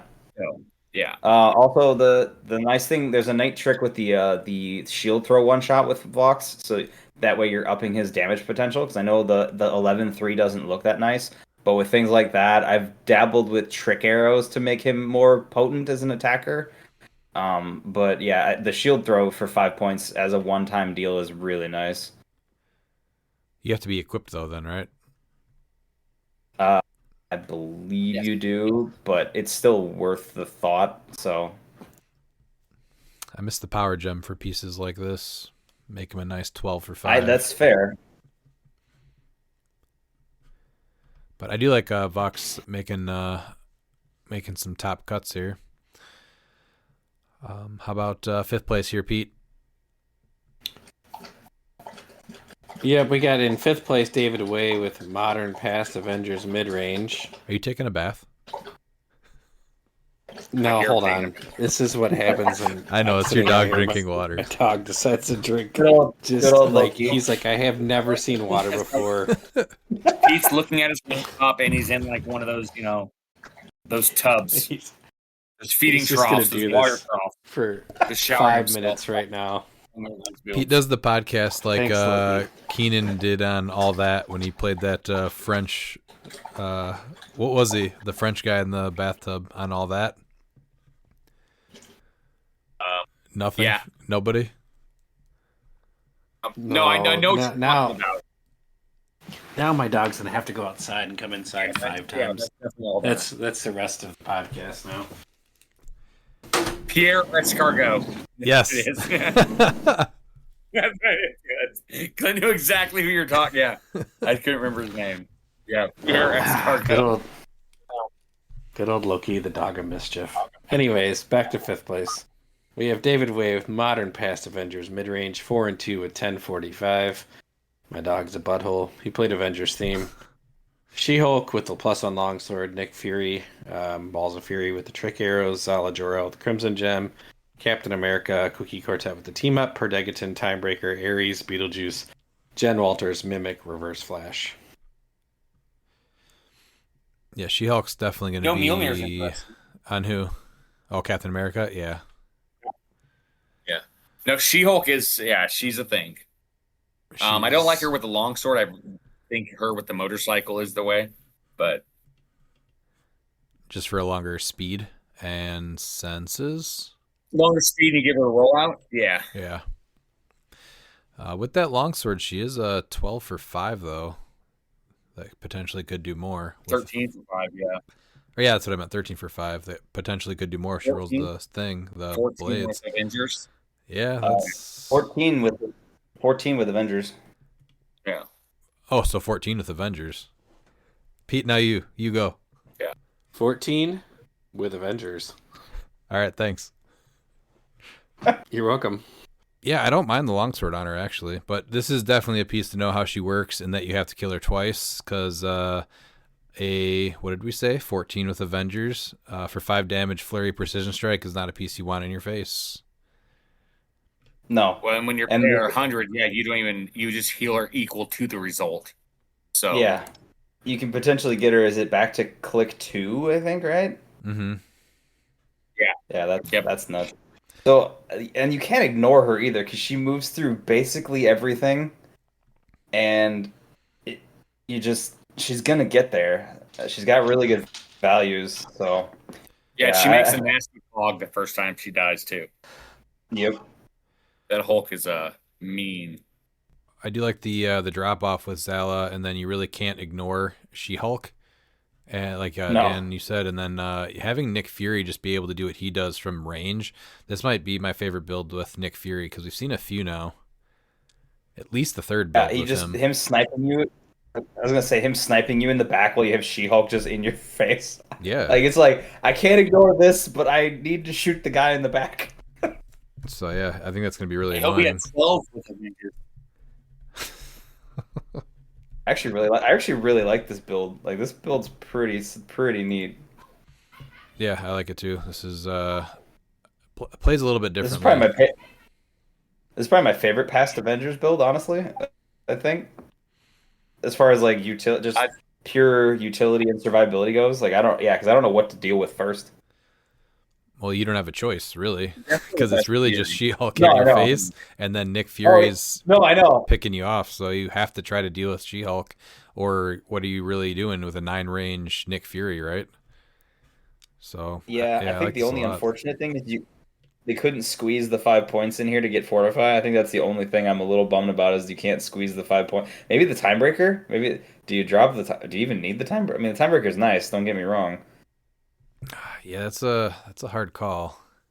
I feel like Fortify is it's just so good to have just to stave off that first big hit. Yeah, I'm not sure what you would drop for it. Yeah, it's tough. Probably the Timebreaker would be the only Timebreaker. thing, 'cause Yeah. you need You literally need everything else. Or I guess what you could do, well, no, because it's is you can get rid of the Crimson Gem because, like, let's be realistic, you're just going for that alpha, and you use the unstoppable one shot that gives her destroy blocking. Yeah, but it's only when she uses charge though. I thought it was charge, but they also get that. Do you have to use charge with that? Yeah. Let me double check, but I'm pretty sure it's only when you use the charge. I think it says charge, and when they use it, you have improved movement, destroys blocking. Okay. So that is unstoppable. Yeah. Oh, yeah. Friendly characters can use charge when they do. They have improved movement, destroys blocking. Yep. I was like, I knew this. I think that's the stipulation. Yeah, it's tough because you almost need the Crimson Gem to get to what you need to go to. Man. Yeah, I'd say maybe the time breaker for the fortify. If you can stop a huge hit against She-Hulk early on, and she just gets to keep going, that could be huge. You already have the what you need over there is going to be over there like right away, right? And then you can stay back with Perdegaton and Nick Fury, so that's probably the call. But I really like this build a lot. Mm-hmm. All right, then in fourth place, we have Mike Askew with all gas, no brakes. He played Spirit of Vengeance, Red Hulk with the +1 longsword, Kong with Avatar of Khonshu, just a naked Kong, and then Myrn with the Bloodstone. This is just all up in your face. Let's see. Gas, no brakes. Beetlejuice, Chthon, Khonshu, Thanos, Ultimate Hulk, and Zombie Scarlet Witch. I think the biggest thing is that Chair Panther's taking 2 of those pilots off, which I think really hurts that Spirit of Vengeance. Oh, it definitely did, because I saw what happens when Spirit doesn't have is it Thanos and Chthon, and that's a big game changer. So yeah, I wonder how much that was a big deal here, because I don't think we've seen Chair Panther yet, right? We're on build 4, and we haven't seen Chair Panther in top 8 yet. No, so maybe I would honestly get rid of Snake there. Like, I like it, but like I think Myrn with Destroyer Armor is the key. It is not. No. Same. Yeah, it's really just in your face, and right? In third place, It's they're just going. I mean, the double Kong, honestly, because you only have 4 characters, being able to, I'm pretty sure double act every turn is pretty nutty. Not gonna lie, so that's always impressive. But what about third here, Miles? Third, we have Romeo Rodriguez with All Hail Necron, which is Chase Gauntlet Spider-Man, Primed Swamp Thing, Despero, Black Lantern Batman with Tararet, Necron with Khonshu, and the Phoenix Pog with Diabolical Bargain, Soul Siphon, Juice, Chthon, Khonshu, and Tararet. And I believe this is the build that he won one of the events with a few months back, mixing the Black Lanterns with the Spider-Man. Yeah, that sounds familiar. Yeah, because it gives you a different aspect with the Batman Necron. It's like if you go first and they have a sideline Juice, he's just gone. You don't have to worry about it. I mean, you are losing 2 of yours, but so this definitely gives you the option to do something different that you don't need to just go and drop Spider-Man onto a stop click right off the bat, I guess. Because I guess, so Necron, you're going to probably, if there is no Juice from your opponent, you're probably going to be doing the Soul Siphon if you're able to, get a Grave Marker under him. And then you'll be able to free regen. I mean, there's a really good chance that you can get him full. And so now you're dealing with a full point Necron. Because you don't really want to heal back. No, I still like Tararet better on Necron, I think, than Batman, but I see what he's going for here, though. Well, he's trying to heal Necron, so why would you, that's... Yeah, no. So, I usually like Necron as the heal battery because he's a giant, but I get what he's going for here. He's trying to soup up Necron real fast. Not even equip Batman. You put Khonshu on Swamp Thing and then Tararet on Necron, so then you can Soul Siphon Necron and then heal up Swamp Thing. Mm-hmm. And they're both giant. Yeah, no, I agree. That's what I would. That's what I would do. If you get Necron to full, he is such a pain to deal with for 40 points. Oh, I've definitely gotten him to full before, and it's pretty funny to now he's 125 points. Yeah, it's very easy to get him to full. So I guess what I'm keep it going back to it, this build is it just seems like a cool take on Black Lanterns, and then also the Spider-Man gimmick, and I just don't see how those mesh well together. I don't either, because you're losing your gods. I think the thing is yeah, you are losing your gods, but if you're getting them up in points, they're just harder to deal with, right? Because they're beefier characters. I think that's what they're going for here. So heal the team to And top, and then get rid of everything for everybody. I get, yeah, that's my kind of what I'm thinking is you're trying to like squeeze out the extra points from your lanterns and get them higher, because Batman doesn't really need to go higher because he's really good at 40. Like he doesn't really need to heal. Right. He can. 70. Yeah. And then obviously like Swamp Thing's you get the 3 extra clicks, which is still good, and Necron turns into an animal at that 125. Like yeah, he doesn't have movement attack, but you have TK at least, and he won't. Oh, he'll still take the auto. Well, a Despero could just TK him, which is fine. And then No, Khonshu is what feels really weird and useless on this build because there's no reason to have Khonshu on there. well, unless you're putting it on, I think Swamp Thing's the better choice. But yeah, like if you're gonna Even then, though, if you're setting off Spider-Man, Khonshu is not. oh yeah, yeah, It's because like you can't the even dark- you couldn't even like to me my hammer Khonshu. He's just gone. So Yeah. I guess like it's maybe he played it to where he didn't go aggressive with Spider-Man, but the build is you can just tell it's meant to just set up Spider-Man and kill and get him to a stop click. So It seems obviously it did well, right? Because it came in third place. It just seems very bold to say that I'm gonna power up my team and then take away everything, and that's gonna be 125 points of my gimmick. I just don't know if that's stronger than just doing a really cool Black Lantern build. What do you think? yeah.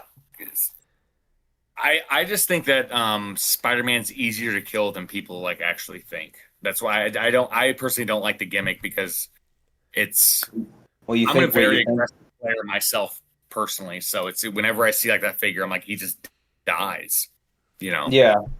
Well, you think he dies It's- easier than people are saying? You're saying is what you mean? Is that what you're I thinking? think so, yeah. I think that, yeah. Oh, yeah. But everything that we've seen is that like when Martin talked about it, is that it threw his opponents off because like they didn't know what to do without their equipment. So Yeah, I guess this that's is just something that the you thing. have to prepare for. I think come Worlds, I think it will still surprise some people, but I think that like this team has been making cut like consistently, and I think that it's time for people to just not be surprised to see it anymore. Oh yeah, this is It's definitely a team you have to be ready for. It just this specific I version mean, I of it can is lose just 50 points and still be fine. Like you can take away my sideline and my equipment, and it's like that's fine because like Spider-Man just it's very easily dies. It's really hard. Yeah, like at I least wish with he was- 15, there's more attackers. Like that's the one thing about this build that I'll give it compared to the other one because the other one just had Prime Colossus as the attacker, whereas this one now has multiple threats. So now you have to figure out, okay, I got to make sure I'm not in the range of Swamp Thing, Batman, Necron. and really So at least there's that. he's only losing Diabolical Bargain, right? Because he's probably using Soul Siphon in the beginning so that Necron can use regen as free. So he gives up those 5 points already. And then he's not really losing anything else. And then he'll be getting rid of Diabolical Bargain too, because like turn 1, you just deal Spider-Man 1 unavoidable. Right. Yeah, you're trying to get him to the stop click as quickly as possible. Yeah. So you're not really giving up any extra points to go into that. It just seems very weird to make that gimmick part of a Black Lantern team. But again, obviously did well. It was third place in a 24-person event. So Yeah. just a unique take, and you did. I think it's really still well. the surprise factor. Honestly, yeah. And he's taking full advantage of it. So like a kudos to that. Yeah, I do like this build because he's the one that he won an event with the Swamp Thing. It's a unique Black take. Lantern with Yeah, I like Spider-Man, it. and Yeah. I think that Creative. best one. Yeah, really creative. What about second place here, Dan? I don't know how this happened. I don't know either, but I guess every every dog has his day, I guess is the way I can put that. So from everything I heard is that he actually paid everybody. Those points were fake. He faked the elo. They were all paid from everything I see. Okay. So instead of And asking if for you look money, at you it, actually games paid. that he didn't pay for, so like game 1 and his last game, were not, his opponents refused to pay him or to accept his money. I mean, I can see why Matt Donovan wouldn't do that. That's fair. All right, so we have Kenny Minks with "Hey, you get off my cloud." So he's Prime Panther with the longsword, Tony Stark with the Bloodstone, Man Thing with Avatar of Gaia, Ivy with the trick arrows, Miles, he's stealing your tech. What is this? And then Perdegaton. Beautiful. So they, You know what? This is This is beautiful. Stark I'm glad Industries. that people are finally listening to the greatness. Yeah,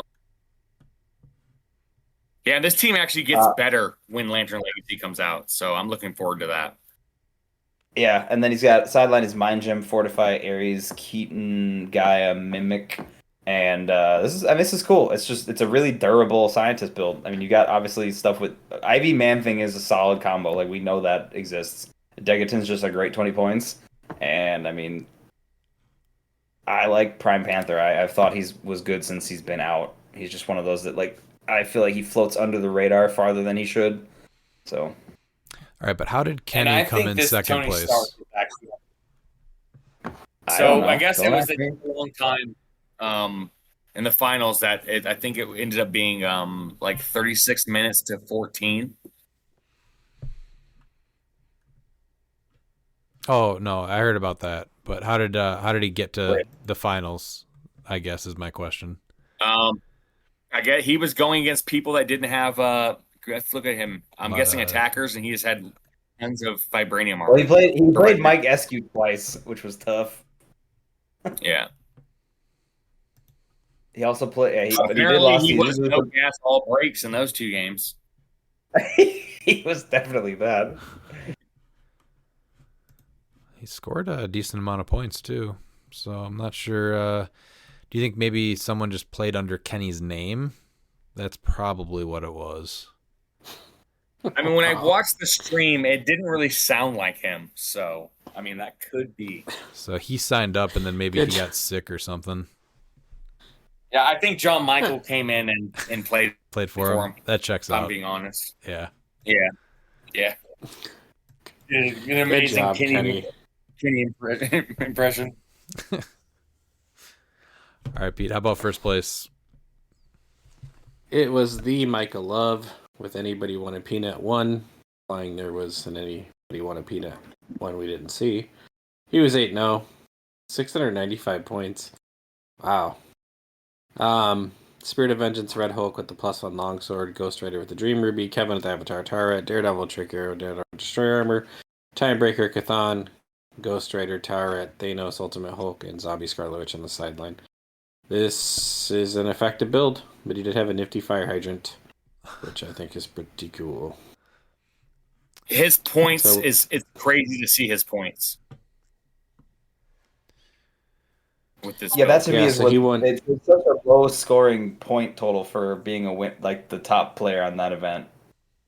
So he was 75-0, 30-15, 140-0, 190-30, 30-15, 105-25, 85-60, and 40-25. Yeah, it's insane. And he went first most of the day. 6 out of 8 matches. Is he just not hitting or not playing aggressive? Because I like Ghost Rider with the I'm not Dream sure. Ruby. I guess he doesn't have the Chitauri Pog, but he's not that offensive then, if that's what he's playing with. And then Spirit My of other question is Vengeance. the Timebreaker. He has a bunch of peanuts. They can't actually be poofed with the Timebreakers, Yeah, that is a weird right? play. I don't know. Yeah, I mean you could do it with Kevin, but I was also just curious about that. Pilots? So I mean, if he gets a pilot Maybe the out, he can pilot, just yeah. sneak in there. Yeah, that's actually a good call I mean- because a lot of them don't have movement attack like Ultimate Hulk. Being able to do it Yeah. on Ultimate Hulk, that's a big play. Yeah. Thanos has running shot. That's not as big of a deal. Scarlet Witch has running shot, but only a 6 Oh, range. You So can also 6 use speed. it offensively to move your opponent's figure to you. Yeah, that's Or true. away from I you. had a question. Raymond, about you and Ricky's game. Was did he ever try to like precision strike, energy explode your Daredevils with Thanos because he got him out so early? I did not have them. They were always behind walls. Okay. Okay. Well, yeah. Oh, multiple walls. Okay. Well, he wouldn't be able to target through the same wall to hit multiple Daredevils because I had them spread out. They weren't like adjacent to Okay. each That was other. the one. Okay, that was the. I was just curious because I know that's like one thing with Thanos where that would be a neat trick against your team because your Daredevils. I feel like you're usually trying to set up some kind of formation, so that would have been. I felt like a little more dangerous for you. Yeah, it would have been either. It wouldn't have made sense for him to go to the other side where he could have done that, or there was multiple walls, or it was just one available target through one wall. Okay. But yeah, congrats to Micah Love for going 8-0 and winning the Texas Tropical Regional. Yeah, good job. Then we have Athoria Games with 18 people out of Tempe, Arizona. So they had 18 people. Cut to top 8 after 4 rounds. Coming in 8th place was Anthony Robnett. What you gonna do, brother? So he had Prime Colossus with Destroyer Armor, Colosseum Captain America with Mjolnir, Caveman Wally West with the Longsword, Mern, don't say it, Miles, and then Harley Quinn with the Trick Arrow. That's why he's in 8th place. That's why he's in 8th place. Well, I don't have to say it. Wouldn't have done any better if he put it on him. I beg to differ. Guess we'll never know. So probably more of an offensive or defensive Colosseum. What are we thinking? I almost want to say offensive, but I think it's more of a defensive because there's no I feel like there's defensive for sure. Yeah, there's not a large reach. PK. Yeah, there's just You'd rather keep Murray don't even have back. You'd rather keep Harley back and safe. So yeah, I'd say more defensive. You could also be aggressive and just move, just carry wherever and move people potentially. Yeah. If he had Destroyer Armor on Mern, he wouldn't have. All right, 7th place. That's what I'm saying. And 7th place, we have Jude Sanchez with anti-meta demon emoji. Colossus with motorcycle. Butterfly. Major Logan at 45 with motorcycle. Another Major Logan with Bucky's arm. Perdegaton. Daredevil Legacy with Destroyer and Timebreaker. And his sideline was Beetlejuice with his Collins being Caveman Wally. Harley Quinn from Notorious. Kevin. Mern and Wonder Woman. So I do like that because if he brings in Mern, he can kill his Daredevil to give Mern the Destroyer armor. So that's a good call. Probably why he's not in 8th, he's in 7th. Mm-hmm. What are we probably thinking the Butterfly is usually? Death metal? Probably. I would say Death Metal or Kevin. Yeah. I was gonna say that. Kevin's not a bad swap option either. To be honest, like that got used a couple times I've seen now, and it's pretty good off the Butterfly as well.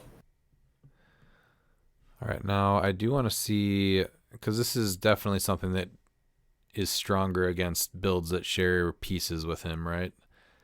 Or depending on what he goes up against. So like one of his matchups was Wakanda Hulkbuster, Ultimate Hulk, and John Constantine. He did win that one, but no shared pieces. And then he lost against Thoria. So it was Old King Thor with Destroyer Armor, Freya with Trick Arrows, Madison Universal Weapon, Black Symbiote. So not sharing anything there. So I think the biggest thing is that just if you're going into a gimmick and you do not get the team ups or the matchups that favor what you build for, things might not go as well. And then he went up against the Spirit of Red Vengeance with +1 Longsword, Prime Doc Sasquatch with Bucky's arm, Colosseum Captain America with Mjolnir, and 2 Swarm of Ants. So again, nothing he shares with. And then his 5th round, he went against. Thank you for. Huh? I'm just happy to see Doc Sasquatch back in play. To be fair, that's all I'm here for. He's not good. That team lost. You know what? Piss off. Actually, did it? Yeah, it lost. And then he played in round 4. I missed that one. So it was a Prime Rogue with Destroyer Armor, Havoc from the Hellfire Gala with a Loki and Avatar of Gaia, Perdegaton and Weasel. So that, did he have, I forgot. Does he have Perdegaton? He did not. that's probably would have been a better play. Would be bringing Perdegaton in. Maybe, but that would have only been that team though. So that is honestly kind Yeah. of. He's already got it. He's already got a Degaton. Oh, he does. Yeah. Oh, that's true. So he does. Yeah. So he's good. Yeah. I actually think Major Logan at 75 and bringing in a second one is better. Major Logan at 75 is just so good.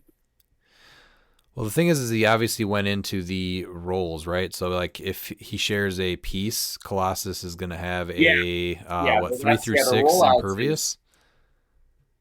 Yeah. No, I get the rollouts thing, but if I go into that, I'm rolling a 1 or a 2 every time. But yeah, that's wild that he didn't go up against anyone with a Daredevil or a Time Breaker, and then he also went up against, was it No Merns? And he couldn't even like bring in some of the pieces that he might see. So that's just the hilarity. This is exactly what happens though that we've talked about when you try and build anti-meta and then you don't match up against those. I don't even know if this is anti-meta though, right? He just went into a gimmick that didn't play up with his matchups. Yeah, even Prime Colossus, right? Like he played one of the most popular pieces, and he didn't go up against it. Yeah, that's just the bad luck of luck. the draw. Like that's exactly what would have happened to me. He went up against just a bunch of wild builds that were still pretty neat, but yeah, it just didn't help against or didn't help with how he built. Yeah. Because just imagine if you go up against another Colossus, like obviously you're probably winning that then with a 3 through 6 rollout. Yeah. Yeah. And I think the real reason why though is that saved him was sacrificing a Daredevil to get Mern to with the Destroyer. I'm gonna guess he did that 0 times. Jude, please message us and correct Redman and tell him that you did every game that you won. And yeah, the only time you didn't is the game. It didn't happen. And then he had a motorcycle, so he probably would have had a 3 through 6 super senses too. And a 3 through 6 willpower too. Yeah, he didn't even need the armor if he got the matchup. That's just wild that his matchups just did not go that way with what he played. Yeah.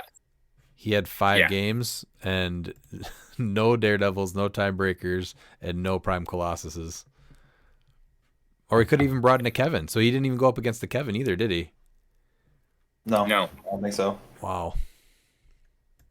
It was a cool idea, though, for sure. All right, and then what about next? 6th place here, Dan. We have Joe Benitez with The Jungle. So it is Man-Thing from Next Phase, Harley Quinn from the Iconics. We have 2 of them, one with Bloodstone, one with Bucky's Arm, and then we have 1 Harley Quinn, and she's at 45. It's the Iconics one with Bloodstone, and then we have 2 Poison Ivies, one with Bucky's Arm, one with Longsword. They're both at 45, and then we have the Professor Moriarty, and then a Notorious Super Rare Harley Quinn at 25, and then a Copycat. Sideline is Keaton and Reverse Flash, so obviously the gimmick here is you're trying to bank off Harley Quinn and Moriarty, so Harley Quinn, if he's first player, he gets the extra unavoidable damage, and then Moriarty is just if you have an action token, you just take the power action, and then you're just spreading out a bunch of your plant markers between Man-Thing and because you're only getting the 1 every turn with Ivy, but still the double attack through the plant markers is pretty nutty. They're just putting out a lot of damage because they're each 5 damage if they're sitting next to.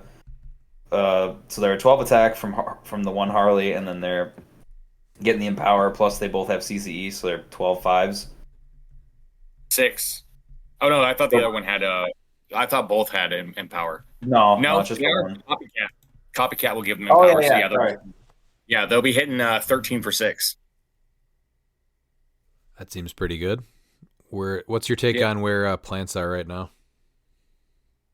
I think plants are, and they're in a good spot there, but I don't think you really want to bank on it. I understand the Moriarty trick. I think it's better on paper. I think we've seen that. Instead of banking on it, I think he's better as a butterfly option, and still, even then. I honestly think Tony Stark is, like, with Ivy is really good just because you're increasing her longevity instead of even Harley. I know she takes the max of 2, but I think the Imperv plus the extra 1 reduction is worth it with Tony, honestly. Yeah, no, I think Stark Industries because that's what makes her really really good. I just yeah the I mean you could have done that with you could have took Moriarty and Copycat off, and I still think it'd be great. You just throw on um, Tony Stark on there. I think So it's smart playing the Iconics Ivy. I think that's the best way to bump up her attack. So I'm just looking at his team because obviously the whole thing is going up against Spirit of Vengeance people. You can score their pilots if they have an action token, right? Yeah. Yep. He only went up against one, and it was a pretty low scoring game on round one, so 65-0. So that was probably the guy with Spirit of Vengeance didn't want to really do much and take out a pilot. So that was probably a pretty slow game. But then the interesting one was round 5, where he did go up against the Spirit of Vengeance, but it was 300 and he only scored 5.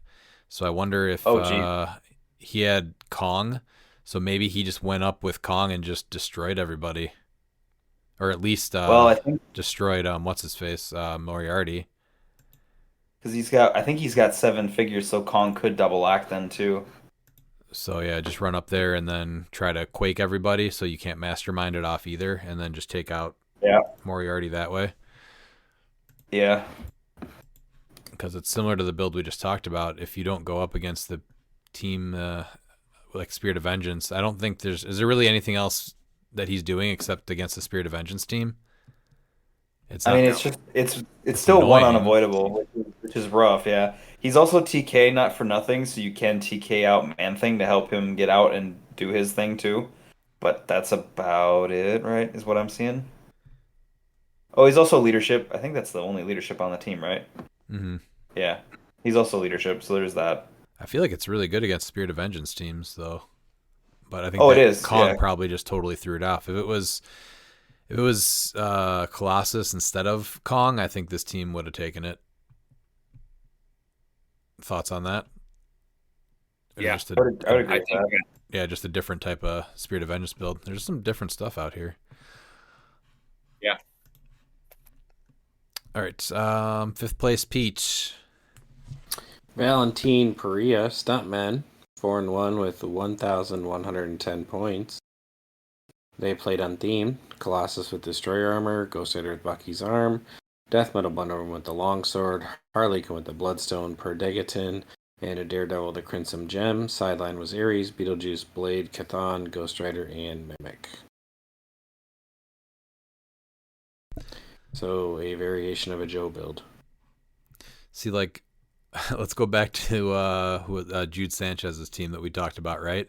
If he would have gone against this team, and Colossus is only getting his rollout on a 6, same thing with Wonder Woman's super senses. If he brought her in with Butterfly, like, this would have been a perfect matchup for him.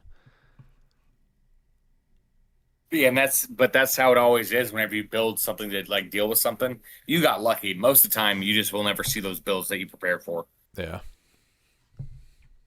Which to me is wild. It's like, oh, you would think with the popularity, you'd be like, at least get one of my matches will have this, and then to not is very interesting.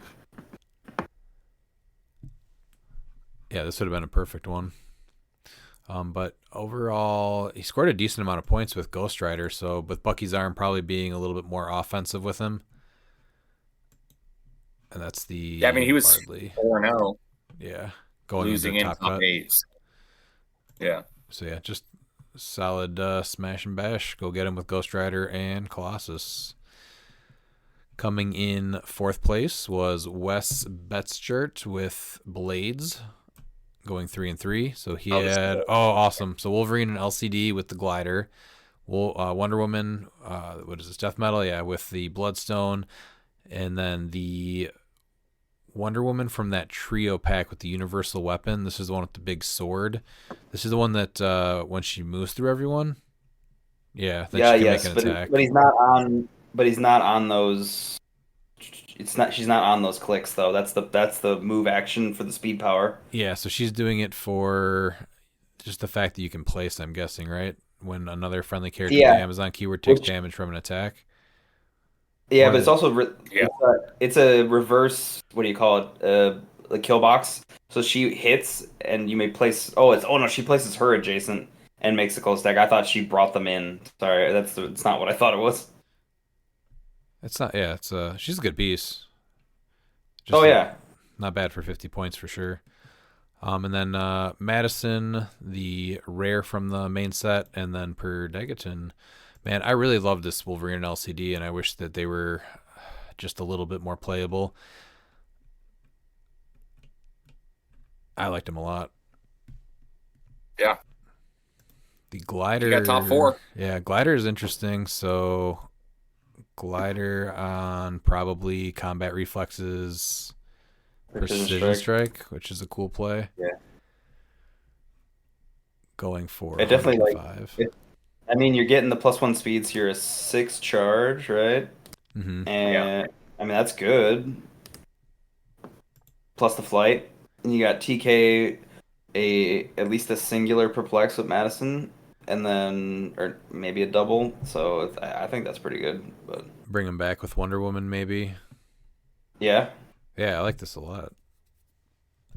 I wish Wolverine and LCD saw more play. I liked her. I liked them with the Dream Ruby when that came out, and then what was the other thing that I played him with? Oh, it was the Mandarin rings in silver. So This is a piece that I'm hoping that Robots is going to have a chance after rotation 2 in silver. I don't see why not in silver. Like they've got a lot of good options, and this is even better with rings and stuff. Yeah. That one thing you did was really disgusting with the precision strike ring. I was like, oh yeah, that's dumb. Yeah, it's like, oh, that's so dumb, but so good. Yeah, really cool build at that. All right, how about third place, Miles? Third place, we have Thoria Michael playing it with Old King Thor at 200 and Destroyer Armor, Freya with Trick Arrows, Madison with Universal Weapon and Black Symbiote, as well as Fortify, Ares, Mimic, Poseidon, and Reverse Flash on the sideline. Beautiful team. Going for the King Thor. Getting Symbiote on him. Yeah, that's good. And Madison with Freya is pretty solid, actually. I like that. That's really nice to help buff her up a little bit, too, or just still have the double perplex action going. It's nice. We saw. So you could just carry. We saw the. What was this? Was it? I think it was an Asgardian build, though, wasn't it? Or was it the exact? No, it was. No, it wasn't. 75. So that was or 125, I think. No, we saw another 200, but it was unthemed still. It wasn't full Asgardian. It wasn't the same person. Was it a different event? Was it? Yeah, it was a different person. Yeah. Okay. Yeah. But yeah, him getting a 3 probs from Freya. This is the way to play Old King Thor. I mean, the 22 is never bad either. It's like and again, he can't have his combat values modified by other characters. So unless you're nullifying his stats, he's always a 22. To not see Heimdall's sight just to get that 8 range prob. Yeah, I think the big thing is always getting that. You can probably take the universal weapon off Madison. Is he killing Black Symbiote some way? I don't think so. There's not even elevated. Terrain markers. Not even elevated. Yeah, he doesn't have. No. So if you're not doing that, then you have 15 points to play with. I actually like the universal weapon on Madison because he doesn't have a TK, and I'm guessing that's what he's using it for. Is to that's what that is. In order to get him out. So maybe ditch the Black Symbiote. Is Thor's doing close attacks though? Giving him shape change steal energy is pretty good. Yeah, no, it's good. It's not like it's bad. I agree. But he doesn't have a way to kill it is the thing. Oh, that's why I think that you change if you change the terrain markers, you can leave team as is. Yeah. Yeah. To get to him. But you had to pay the 5 points for the pit trap, right? Because that's 5 points for that. That's elevated. You just have elevated. And then you can they TK elevated it. Yeah. That's true. You can TK it, yeah. That'd be good. Like universal weapons. So Madison, for instance, like at the beginning of your turn, you're going to this is where you're going to choose super strength, and then you can roll hers where it moves her up to 2 squares, and so you can then pick up that. You can have the Black Symbiote on top of it, pick it up, and then Black Symbiote can then quake it away if you need to. But yeah, so there's ways. Just Yeah, giving Madison super strength would just be hilarious as well. Giving it to her Yeah. first, and then she can pick it up, and then she doesn't have sidestep though, does she? No. So you'd power action put it down. But no, normally you'd like place it like it'd be like turn 2 or something. So you'd place the black symbiote on top of it, and it's like, okay, you broke first turn immunity with that. Are they gonna try and kill it? You don't care, and then you can have them pick it up, have Madison pick it up, and then put it down, and then Quake the next turn. Yeah. No, I like it. The this old King Thor, I think, has a chance to do something cool, and this is a very cool variation on it. Destroyer armor made old King Thor way better, as it does. I mean, that's usually what happens when you can go +2 defense and all that other stuff. It's usually pretty good. He was pretty much make him unplayable giant. before that, though. Yeah, he was unplayable before that. I think he might be still okay at 75, especially with like some of the stuff that's come out now. But he's way better, obviously, if you can do 200 with the armor. Well, and Freya too. Oh yeah, no, I mean, she's amazing. Freya absolutely helps him be the attacker he should be. So the only thing is you're not getting like that first. You're gonna Ares the first turn, right? Basically, and then you maybe trying to do the pulse wave after that. Yeah. Which is pretty strong. All right, how about second place, Dan? Second place, we've got Marcus Andrew Daniels with the other Spirit of Vengeance team. It is mystical this time though, so we have SOV with Longsword, John Constantine with the Destroyer. I don't know, I still like Myrn better. Yep. Yeah. Kong, Scarlet Witch, the Collector's Trove one at 30. The Daredevil with Bloodstone at 10, and a Phoenix Pog. And then you have Ares, Beholder. Oh, the Captain America. Interesting. So he'll generate the Devil Dino when he pops out. So it's the Colosseum one. And then Chthon, the Thanos, and Ultimate Hulk. And then you get Diabolical Bargain, Evil Entwinement, and Soul Siphon from the Scarlet Witch. I do like the change up on not playing Prime Hulk or Prime Colossus with him. Yeah, that's nice. I mean, obviously Kong is not a bad choice ever. So Yeah, the only reason it's Myrn and not John Constantine is you can't play Mystical Demon. Yep. yeah, I'm used to Johnny just biting the bullet every time and dying. I don't know if the Destroyer helps him or not. Still, It does not. All right, Pete, how about first place? First place was Stefano Robnett, Championship CLIX Arizona, 6-1, 1830. Win name is Big Tasty. Hidari Yao with the Universal Weapon, Caveman Wally West with the +1 Longsword, Black Panther, Elsa Bloodstone with the Trick Arrow, Scarlet Witch with the Flying Carpet. That's the Kooky Quartet one. Per Degaton and the Copycat. And sideline was Assist from Another World, Fortify, Ares, Thon, Hidari Yao. There you go. And Mimic. So the double Yao team. Oh yes, yeah, bringing in, yeah, that's Oh, you're just Gotta from love that. Assist from Another World. Okay, I thought you were getting it on permanently. Nope, just that. All right, so what do you guys think about not including Destroyer on Hidari on this build?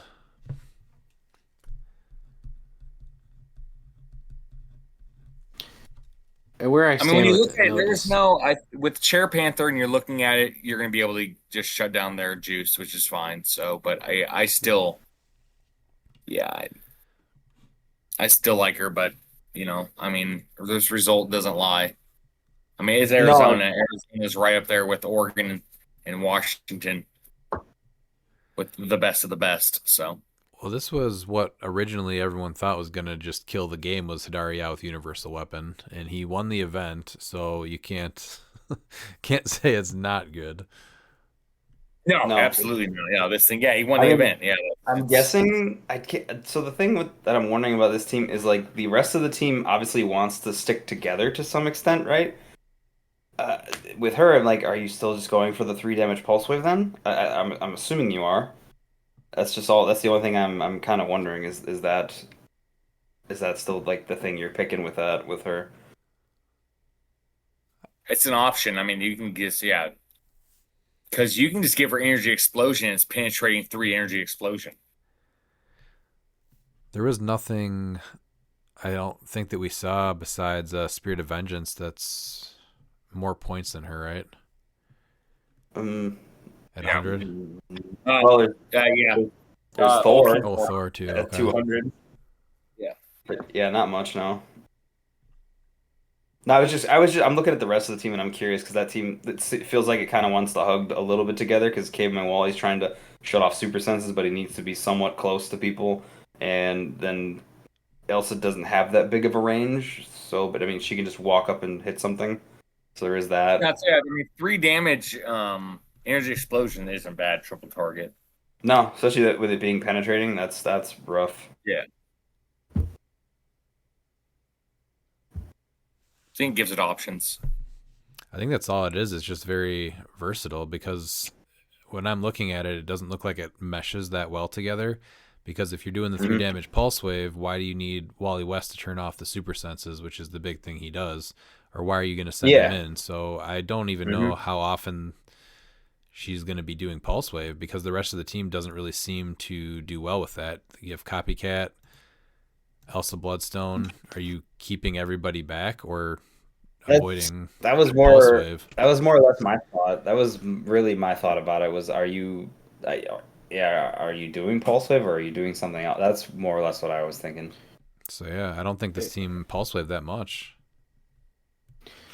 I really love 3 damage pulse wave, but that's not all she does with the universal weapon. That's never been the case. That's all you do. She's with it. just well, yeah, because I'm a simple animal. But she's the best range attacker in HeroClix. It's not even close. Yeah. So I mean, penetrating energy explosion, precision strike with Pensai, like you're still getting that damage boost to multiple targets you hit, and you can assign the damage however you want. So Pulse Wave comes up when you have to get through Mystics. Really, that's the only thing she can't get through at this point without just eating damage, right? Yeah. Yeah. It's a cool team. You've got 3 great attackers. You've got all your support powers on one piece. You've got multiple TKs, 3 TKs. So you could also just yo-yo her too. Yeah, I think it's really just, it comes down to being versatile, right? And it just hit the field really well. Mm-hmm. Yeah. All right, congrats to Stefano Robnitz for taking Tempe, Arizona. And then we have Big Bang Toys and Comics. They had 25 people out of Owensboro, Kentucky. So they went... And before you do top 8, or do 8th, I just want to give a shout out to Jose Berrigan, who got 14th, scoring 640 points with Collector. Where is this? From the last one, right? Tom again. No, it's Tom again. It's Punchy. It's Jose Berrigan. Oh, we're not on... He's in 14th. We're not in... We're not in California yet. We're in Kentucky, Miles. Oh, I totally missed that Kentucky one. Okay. Well, got a little ahead of myself. We'll circle back to that, though. I like this first team name. Points for team name on this one. You can, if you're not going to go to the top 8 right away, go to number 10, the most handsome and charming man in all of HeroClix, Nick Ballou. Top 32 at Worlds with Politician. He scored 785 points. So, went 3-2. Okay. Not making cut. Nick, what is going on? You are playing one of the most aggressive figures in HeroClix, and you are scoring 785 points, sir. What is going on here? Do you know how he probably would have scored more points? As if he made cut and got more rounds. So, to be fair, like his round 3, he did play against the Trent Morello Biker Marvel team that just got every rollout. So, and then, yeah. So, I mean, to be fair. That's 1 of 5. Jason Alvey destroyed him. All right. That's 2 of 5. Yeah. He also has a scaffolding as well. Okay. Scaffolding's good. He does, and he can get him on it. So, like, I'm having a hard time following here, but okay. Well, back to the drawing board, Nick. Listen, knowing Nick and he cares about the community, he probably just decided to go easy on people today. Okay. Yeah. I'm not gonna Yeah. let him off on that one. Sorry. All right. He's Oh my Aaron, that he god. would get 10th place with him. That's what it all was. What? He said I can get 10th place and score more points with Aaron. That was all it was. Did Aaron play? No, not in this event, but the event in Alabama where Nick did, and he got 10th place. Oh, And so okay. Nick was like, I'm going to score more points and get the same place as you. Okay. All right. So going to 8th place was Jalen Major with Dami Mami, which was Prime Domino with the Destroyer armor, Frey with the Trick Arrows, Kong with Avatar of Gaia, Kevin with Avatar of Towerette, Cher Panther, and then a 20-point Legacy Daredevil with the Crimson Gem.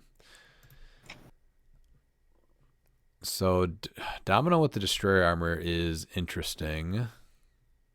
I would say that's good. It fixes problems that Domino has Yeah, immediately. which is just getting hit into a wall. I thought he had a plan to damage her, though, to get her to the clicks, like click 3 really quick on those god clicks. I mean, you could call in Keaton, but and then you could do that. Well, then she's not. She's got Destroyer armor, though, so probably then she's not. He's unavoidable, so you can just click her. Yeah. And then you park her on the herbs. If you do roll the 3, she goes to click 4, and then she heals to click 3, so she's on the god click. But if she's a giant, she's not standard anymore, so you can't do that. Oh, can you not damage her with him anymore? Oh, that's right. It both is standard, yeah. So I thought it was maybe it was one shots. I thought there was a way that no. what they were trying to do is give her to obviously it's not here anymore. Maybe that was an abandoned check. Yeah. That sounds about right. But other than I think that's how the that, last one was. just looks really aggressive with some probs. Well, you only got the one. He's got to keep Freya kind of by herself then, because she's gonna mess with his other probs. So From Domino and does Domino have prob? Kevin. No, she doesn't. She said a single one. Other characters within range can't use prop. Yeah, so only she gets the prob, and she's only gonna be able to prob once on this team because, only Daredevil she could prob potentially, or herself 3 times.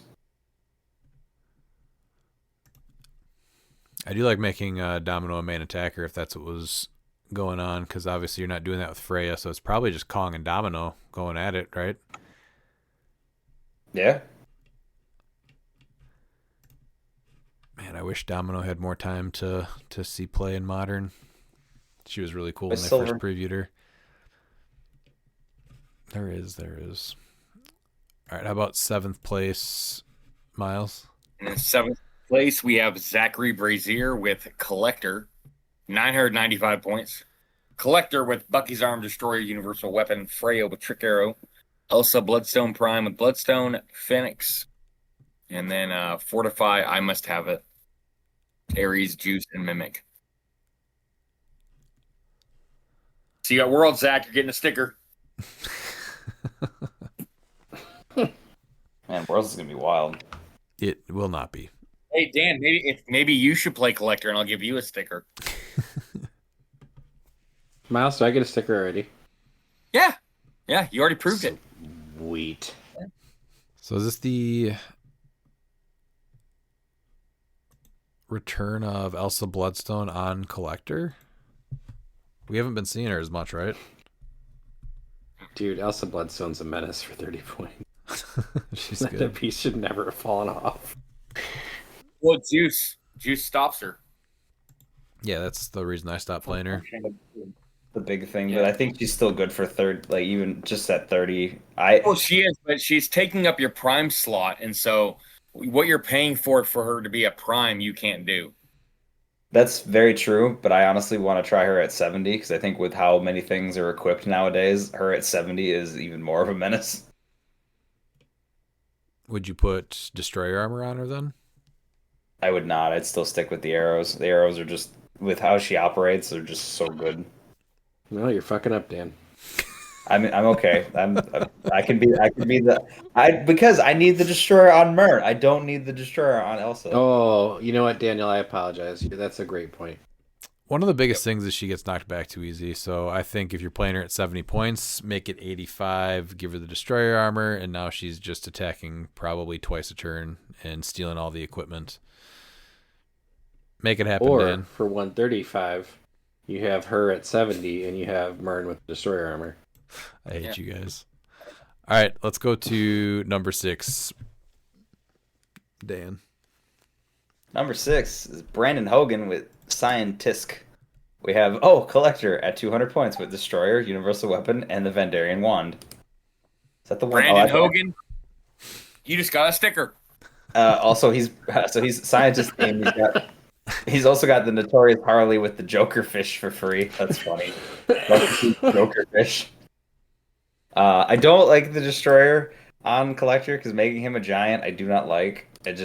One of his benefits is him being colossal. I do not like that he can now be tied down by a Daredevil. Predator with Bloodstone, Wakandan Scientist. Sorry, real quick, Dan. If Daredevil ties down Collector because he's a giant, what does Daredevil do to him? I do not know where you're going with this, but okay. I guess you're too innocent. All right, continue. Yeah, cool. All right. We have Wakandan Scientist with the Trick Arrow, and then we have Weasel. And sideline is I Must Have It, Soul Siphon, Ares, Keaton, Mimic, Reverse Flash. Why the Wakandan Scientist? I don't know either. I really don't. I'm guessing it's for the... Probably just insult the injury on Aaron, right? Like, let's just throw bad pieces on a team and still do better than Aaron. Yeah, that's how I saw it. This guy might need 2 stickers. I guess. Oh, because you can equip. Oh no, but it doesn't. No, that doesn't work because the Wakandan Scientist. You have to be unequipped for this to work, and everybody on the team is equipped. So he probably misread this as an adjacent friendly character hits.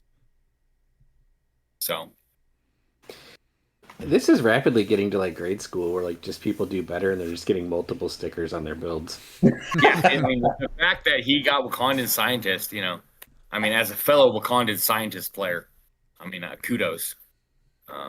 Wait, you've played Wakandan Scientist now?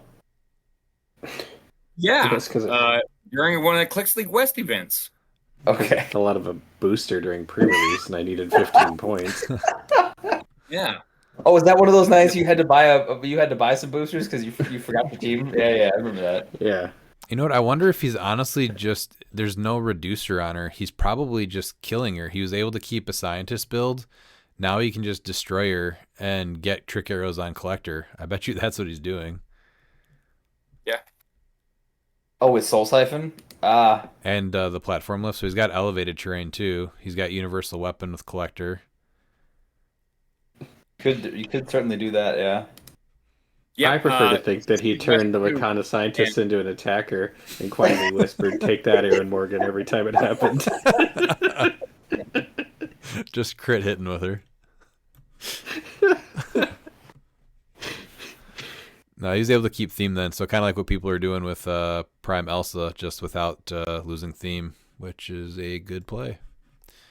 Well, the only problem is that it doesn't actually work because you have to be unequipped for this to work with the Wakandan Scientist. So what? Yeah, to do the Wakandan Scientist Vibranium research thing, you have to be unequipped. Yeah, he's not. No one's doing that. We're killing her, and then the Collector's taking her trick arrows. Of course, yes. Just kill the scientist every time. Not before that scientist smokes something off the board every time. She's not smoking anyone off the board. Yeah, and I have on good authority that Brandon would yell Wakanda forever every time he killed her.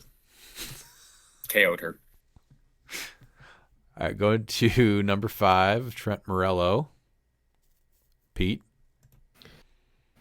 Yes, sorry, I was still marveling at what kind of scientist.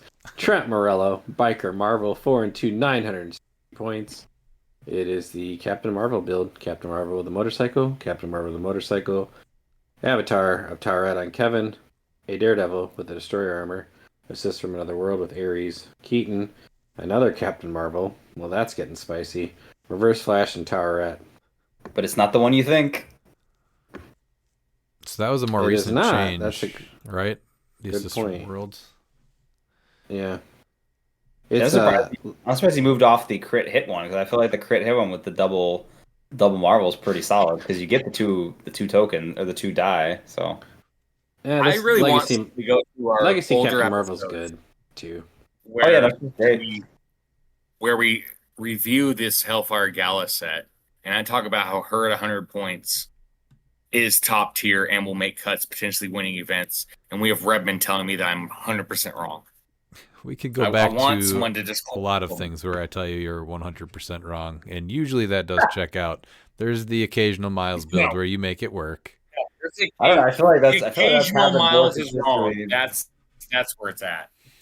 Yeah, I'm gonna agree with Miles. I think it's less occasional that nonsense that doesn't work out.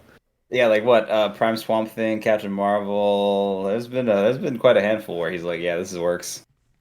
Yeah. When did he start playing this build? Right before, is it CCO? Yeah, I believe because you played it at CCO.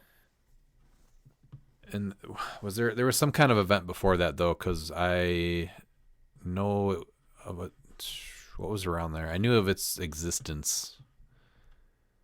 Was that the New Orleans? Did we see a copy of that build down there, or was it? So I know Trent was the one that built it, so I'm gonna look at his events and see when he first did it. Let's go down November of 2024. Red, white, and CLIX. Was that the first time he unleashed it? Let's see. All I'm the checking pieces right now. were legal. I don't know. They didn't have the build posted though. Yeah, they don't have his build. But I think that's where it started with the double, because Kevin was still legal, and so it wasn't. Or were they from? No, everything let's look was. at his Ohio State's. No, so we have to do the West Virginia States Championship. Oh, it was probably the icy regional. Yeah. Yep. I mean, potentially, yeah, it could have been potentially before too. I don't know, because this. I just can't remember if the galas were legal in December. They should have been, because they've been out for a bit. Like I had used it. I had used it last year during the Soldier game was that June? It looks like no, he built it with Collector's Trove. So yeah, say, I'm guessing that this Collector's ice Trove. Yeah, I think the Yeah, 'cause first you got- builds had those power gems. I yeah. was gonna say the Power Gem. Yep. He's had success with it. Yep, I expect to see it play at Worlds. Yeah. All right, let's go to TJ Wheeler in fourth with Ruler. This is Hidari Yao at 100 points with the Destroyer armor, Prime Colossus with the Hell Cycle, Kevin with the Avatar of Khonshu, Perdegaton with the Bloodstone, and a Timebreaker. What are we doing with the Hell Cycle? Mystics? Hypersonic speed. Is it hypersonic? But then you're not getting the. What about Mystics with No, it has to be I mean, Mystics isn't bad with Leap Climb. That fixes Colossus's movement problem too, because then he just moves over elevated and. I think that could be potentially it too. 8-speed charge Yeah. with Mystics? Yeah, I like that actually. That's a cool little trick on it. And then, yeah, I still think that Destroyer on Hidari Yao is the play. He loses 5 points for the team name, because you're A, not a ruler theme, and B, I need a little more creativity out of you. Yeah, and This Destroyer Mern thing though, I think that I think we need to get a design for a T-shirt, Teresa, where we have Mern wearing the Destroyer armor with Redmond crying next to him. That's what I need. I think you need it. I think that's it. obviously would not wear that. And if you guys are interested in potentially getting this design, we do have a Patreon that I'm gonna plug right here as well. At $15 a month, and every quarter you get a T-shirt. We already have our first design coming out, so get your Mern with Destroyer shirts exclusive to Patreon. Hello, friends. I'd just like to point out that was an excellent segue, professionally done by the mayor, Miles Kane himself, to the Patreon. Back to our regularly scheduled program. What is going on?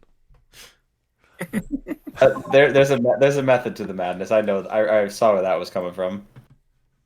So let's dissect the ruler name. So just because Colossus and Hadariao are rulers. Yeah, that's what I'm going with. Okay. I mean, speaking with TJ quite frequently, I think he himself considers himself a ruler. You could potentially if he was a wrestler, he'd be Sid Vicious, and he would consider himself the ruler of the world and the master of the powerbomb. That seems like a stretch. I forgot Sid called himself that. Yeah. I think he's a Sid Vicious fan. What if he's referring to maybe being the measuring stick of Hadariao Colossus players? I mean, he could. Yeah. Yeah. What if it is a literal ruler? That's a good point. That's where my mind actually went before I clicked on it, which is sad and it's late.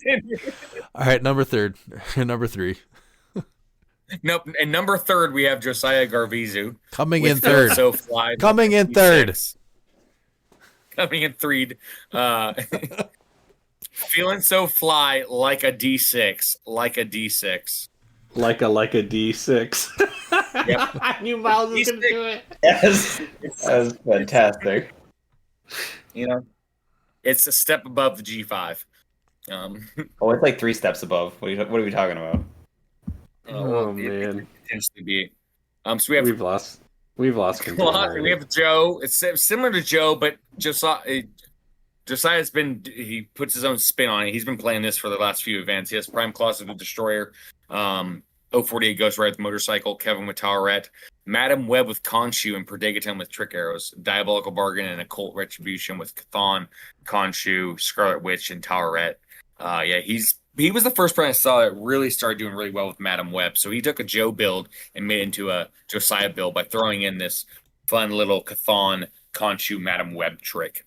Which that trick is great, by the way. I have dabbled now in that's a good time. Yeah, I mean he made it all the way top 4 undefeated. He won the last 2 events. I remember him playing this event, and as I was watching this, I was like, I think he might win. And then unfortunately he got matched up against the She-Hulk goat. That's unfortunate. Yeah. Yeah, I like that combo with the Madam Web for sure. Do you guys notice there's a lot more Ghost Riders being played this final week of these events? I think that's the region because it's more in the south. I thought from what I noticed from at least we're what was it, Texas and this Kentucky? So it's more, or maybe it's more southern. Or is this the final week so people are really trying out their worlds builds here, and this is like the final chance to do that? Could also I think that also. So even though he's a proven winner, he won last year. He's great, so might as well break him out. But people have not really been expecting to see him because he's not. Again, he won. What was it? Origins, and then still did not really pop up. But when you start seeing people pop up like this at the very end of events before Worlds, I think people are getting ready to run him. So definitely prepare for he won Ghost Rider. Champion CLIX and Nationals. So this might be finally the time where his record starts speaking for itself, and people finally will be picking him up. This might be his biggest event before he rotates. That's the real question is, when it just settles, will Joe be the top Ghost Rider player? I was going to say, will Joe be the top 048 pilot, or will he be someone else? It's a good question. This is like Highlander, right? There can be only one. Yes, exactly. So we'll see if he comes in flying in a D6. I'm not sure if they have those out in North Carolina. It's a pretty good name for a team. Yeah. All right, how about second place, Dan? Second place is a much less enthusiastic team name with SOV2 from Jason Alvey. We have Vengeance Hulk with +1 Longsword, Colossus with Destroyer, Kevin with Towerette, and Perdegaton with Trick Arrows. Sideline is Beholder, Chthon, Towerette, Thanos, Ultimate Hulk, and Phoenix Wolverine. This is, I think, pretty classic, right? Yeah. Well, The trick goes fact on that the- it's Trick Go ahead. arrows is a different play. yeah, that was But gonna yeah. say that. I think That's usually... probably SOV1 didn't have the trick arrows, so that's where you got SOV2. What's the normal thing that we're seeing instead of those points being put there? Phoenix Daredevil. Really? Mm-hmm. Daredevil. or Daredevil. Daredevils, yeah. Phoenix Daredevils or- with the Spirit of Vengeance, Colossus, yeah. And I think Timebreaker. Were we seeing Timebreakers? Or Timebreaker. Yeah, we've seen Timebreakers. Yeah. Yeah. Yeah. That might be Timebreakers. And then maybe a Fortify. He doesn't have the sideline spots right now. He had to take something off for it, but yeah, he could do it. Which You'd is lose a pilot fine. you'd lose a pilot or Towerette though, unfortunately. So You can take Cathan as your pilot also and just not take him out.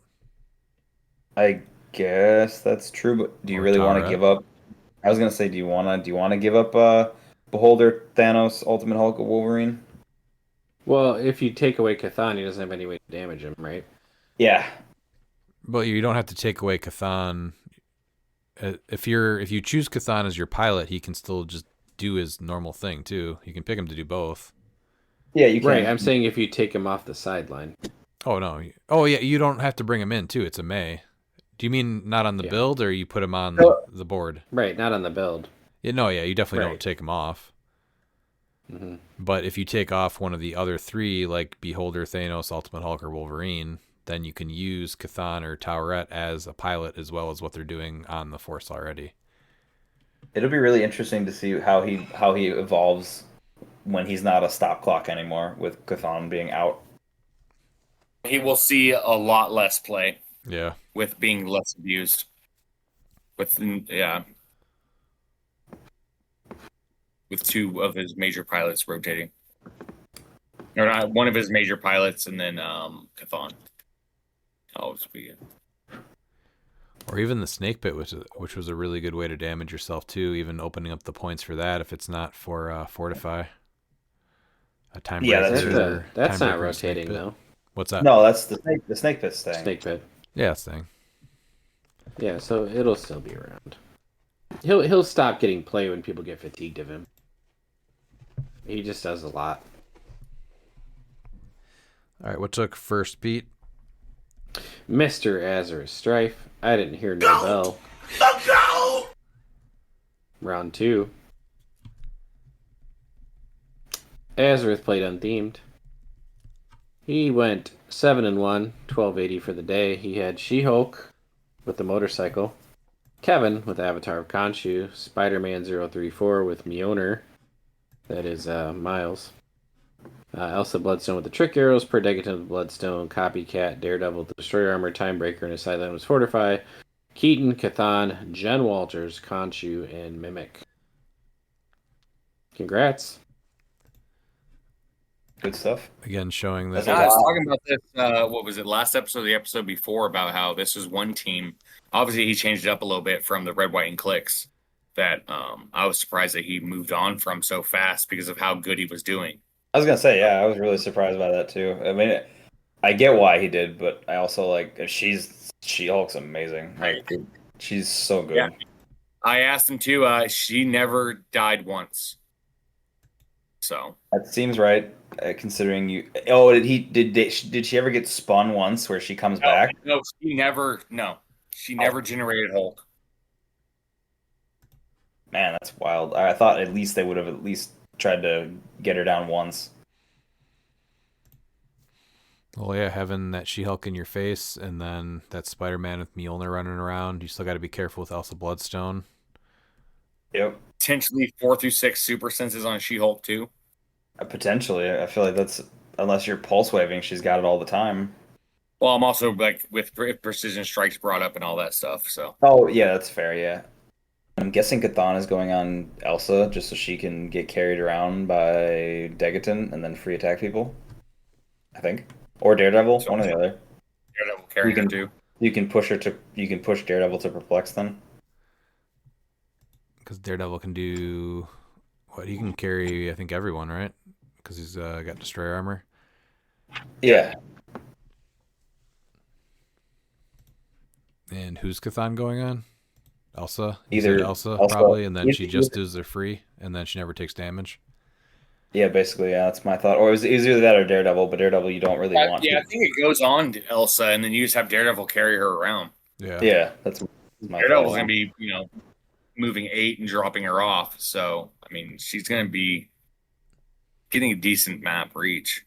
Well, that's 8, so she goes into 9, right? And then so she can shoot from 9 to 9. Should be in 10. Oh, okay. So yeah, so she's in 10. She can shoot to 15. So that's full map basically. Yeah, it's almost full map. Yeah, but a good team with a solid plan. Looks very thought out. I'm curious what the ice patch is for. It's a water terrain. I'm trying to figure out what that's for.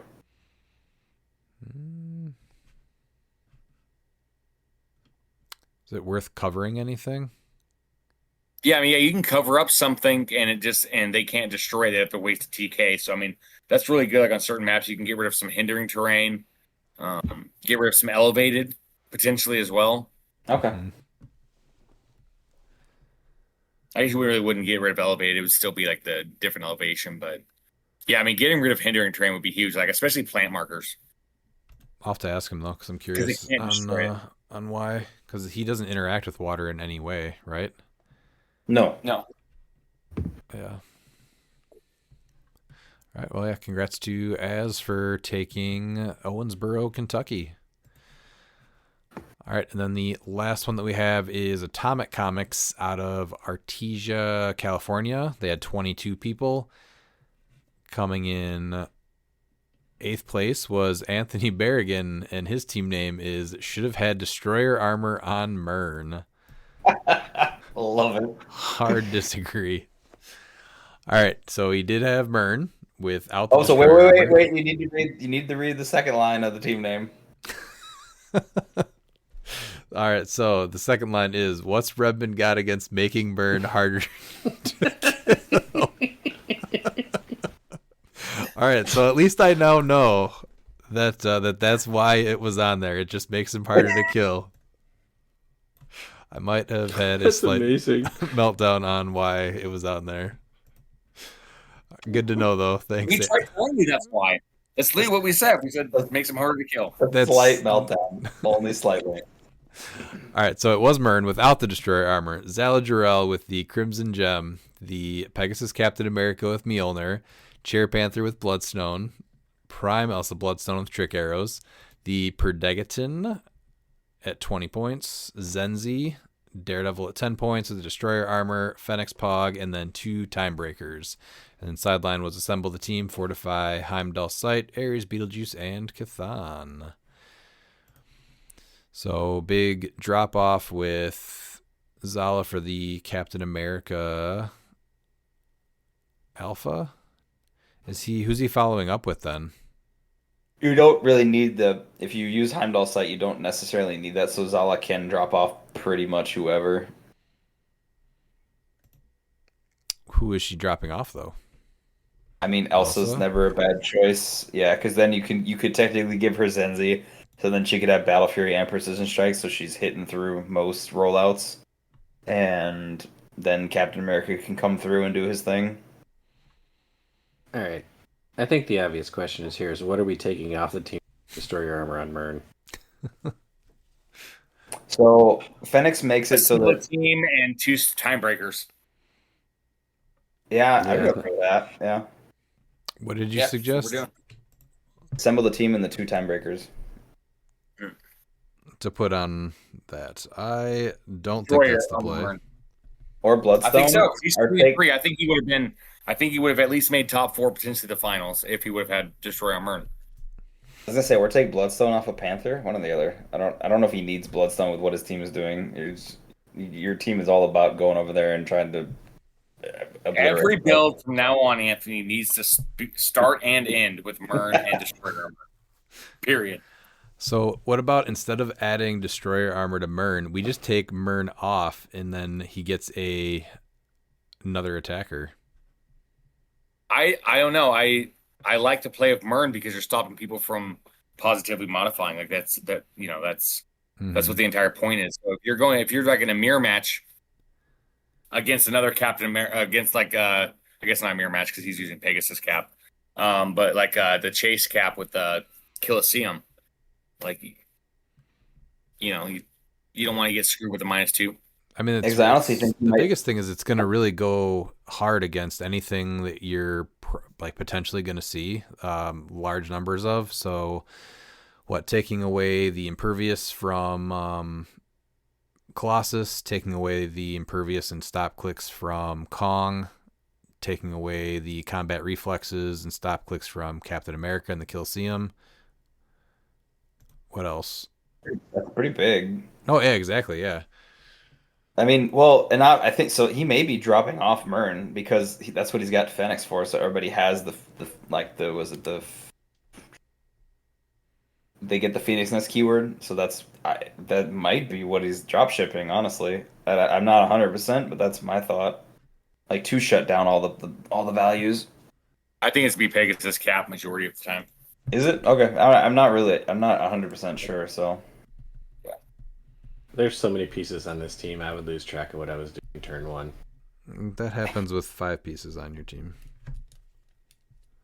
He could. I mean, he barely did 3 this last weekend. So I know. And that's why I went 3 and 2. Game 4, then he was losing track of his pieces. Listen, game 4, Miles cursed me. I did. Okay, that's not bad. Why would you curse Pete, Miles? Like why? I want him to be 3 and 2 and just have more points, so I can still say he was better than Aaron at Collector. But if he was 4 and 1, he would have still been better. I'm confused by how. I know, but when it was just so close to where it only mattered by points, like that's when it's sweeter. That means that Pete gets 3 stickers for each win. Miles got excited. That's all. He was just happy. Yeah, I was super excited. All right, I had money on it. So I'm looking at his builds real quick, and it's exactly what we were just saying, where his team is crazy good against. Oh, it did not take out Collector. I wonder if he hit that shape change. So he went up against a 300 point Kong in his first game and got 300 to 40 on that. And then second game, it was a pretty wacky team that's just going to be doing, it's too many attacking targets. And that's kind of what I think. One of the things you're going to have to look out for is just these crazy teams that you're not prepared for. Yeah. And that was like Joe's team, that's the team that gave me the most trouble, was that team that you just don't know what it does. And if there's a time for something like that to work right now, it's going to be right now. Because it was a Peacemaker Iconics with Talon, King Deadpool, Elsa Bloodstone. It's not quite Assassin, but it's close, yeah. But you don't expect to see this team though, right? Like nobody's going to an event saying that I'm gonna go up against this build, right? So you're not preparing for this event, that type of team. So you really probably don't have a plan for that, right? But any of the main staple pieces that you plan on seeing, you just win those. So he ended up losing that one. And then now he goes to another 300 to 10, and it was a Prime Colossus with Magneto, so it was more of just for the most part, single attacker that he probably just went through right away. And then he goes up against, in his next one, Spirit of Vengeance. So he does have to deal with the stop clicks, but again, I still think the team's pretty strong against that team. So he went 150 to 30. Yeah. I would say he dealt with it, though. And then he did lose against the Collector build, so I'm guessing he just hit the shape change or got collected. Or no, because he's got Zenzi though to turn that off. And he's also got Zala too. So I'm curious what happened here. Yeah, you collect Zenzi to slow down a lot of that. You just kill Zenzi, Collector. Well, killer, collector, whatever, however it works. It's not like getting Power Swimmer is bad if you can do it. You can put a token on her turn 1. I honestly would have thought that he would have been favored to win this one. Yeah, it was my thought too. It was honestly, yeah. I'm really curious what happened there, honestly. Still +2 defense though, so maybe he just couldn't hit the Destroyer Armor 21. Captain America's a problem, so you probably got to get rid of that too. Yeah, something. And Nicholas has played that collector build a ton, so that's going to be one of the better players playing collector. That's going to understand how to deal with a lot of other. But Captain America only needs 2 collection tokens too, right? So that's an easy collector and easy KO. That's right. I just think that the only thing is just it needs more attackers. You do have to at least hit the 8 with collector because of Captain America having ESD. So it's at least a somewhat reasonable number to have to hit. You can go punch him. You can also do that, yes. Yeah. Well, Anthony, I do appreciate you taking the destroy armor off of Mern. I'm sorry if it did make you not do as good, though, because of it. But thank you. All right, let's go to 7th place. 7th, we have Alyssa McNeil with 002318, going 3-3 with 1,065 points. With, for what I can tell, the first ever Ghost Realm theme to ever make cut. So, I just want to give big congratulations to the first player. This thing was not legal. Apparently it was. Obviously, it was. Well, it's literally not legal. Well, in California, time must be different.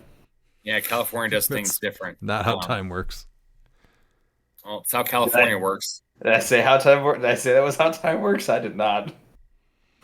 I wonder if she's got 23 hours and 18 minutes, also known as our average recording time per week. This could be true. Whatever. Let me out of that universe, please. I need Sandworm with the body with the Avatar of Tawret, Sandworm head with Khonshu, and the Sandworm tail with nothing, and Mind Gem, Evil Entwinement, and Fortify, Ares, Khonshu, and Tawret. And now, since I know you're a huge fan of Khonshu, this means that you are the Sandworm head this time, right, Dan? I swear to God, Miles. I hate it like ever so slightly less, but that's about as good as we're gonna get. I was surprised too because I didn't think this was legal either. So it's not. Yeah. I mean, hey, they let it slide, so. Well, that's probably because she was the one that was in charge of the event. Now, the real interesting part too is this isn't CliX League West. This is Champion CliX Open. It's still her story. How did she play it? Did she have the damage reducing stacking? No, because we know it doesn't work that way unless they ruled that it did for that event. Well, we also know that it wasn't legal. Yeah. So, did you stack, Anthony? Did she stack the reducers when she played this illegal build? She got some. She good might as well scores, just though, took here. off Evil Entwinement and played the barrel. Should have played the barrel and what else was it? Cannon event. Yeah. Yep. And rivalry. You guys are rough. Good job, Alyssa. Now it had let's see here. So not being rough. No, this is legitimately. This piece is. I don't even think it's on the win to be legal. It's not because I literally had the page up the last 2 weeks, refreshing it daily to see if somebody updated it to make it legal for the event. Because trust me, it was getting played. If it was. But she had some solid games. I think this honestly does have potential though. So she did have. Would you even play it now knowing that before our event that Sandworm would have been where you couldn't stack all of the damage reducers? Oh yeah, I mean I assumed it wasn't going to let you do that, right? Because it would be literally almost unkillable. But I still think it's really cool and kind of like what she did here with it, where you give it the avatar so you keep it on the Ghost Realm theme, and then just do some sideline things. I don't remember what I had on it. I had something else on the tail too. I don't remember what it was. But if it was legal, I was definitely before I made my team playing it. So I kept refreshing it all the time. She had some solid games though. She lost her first one, but it was close. Still scored almost half the build.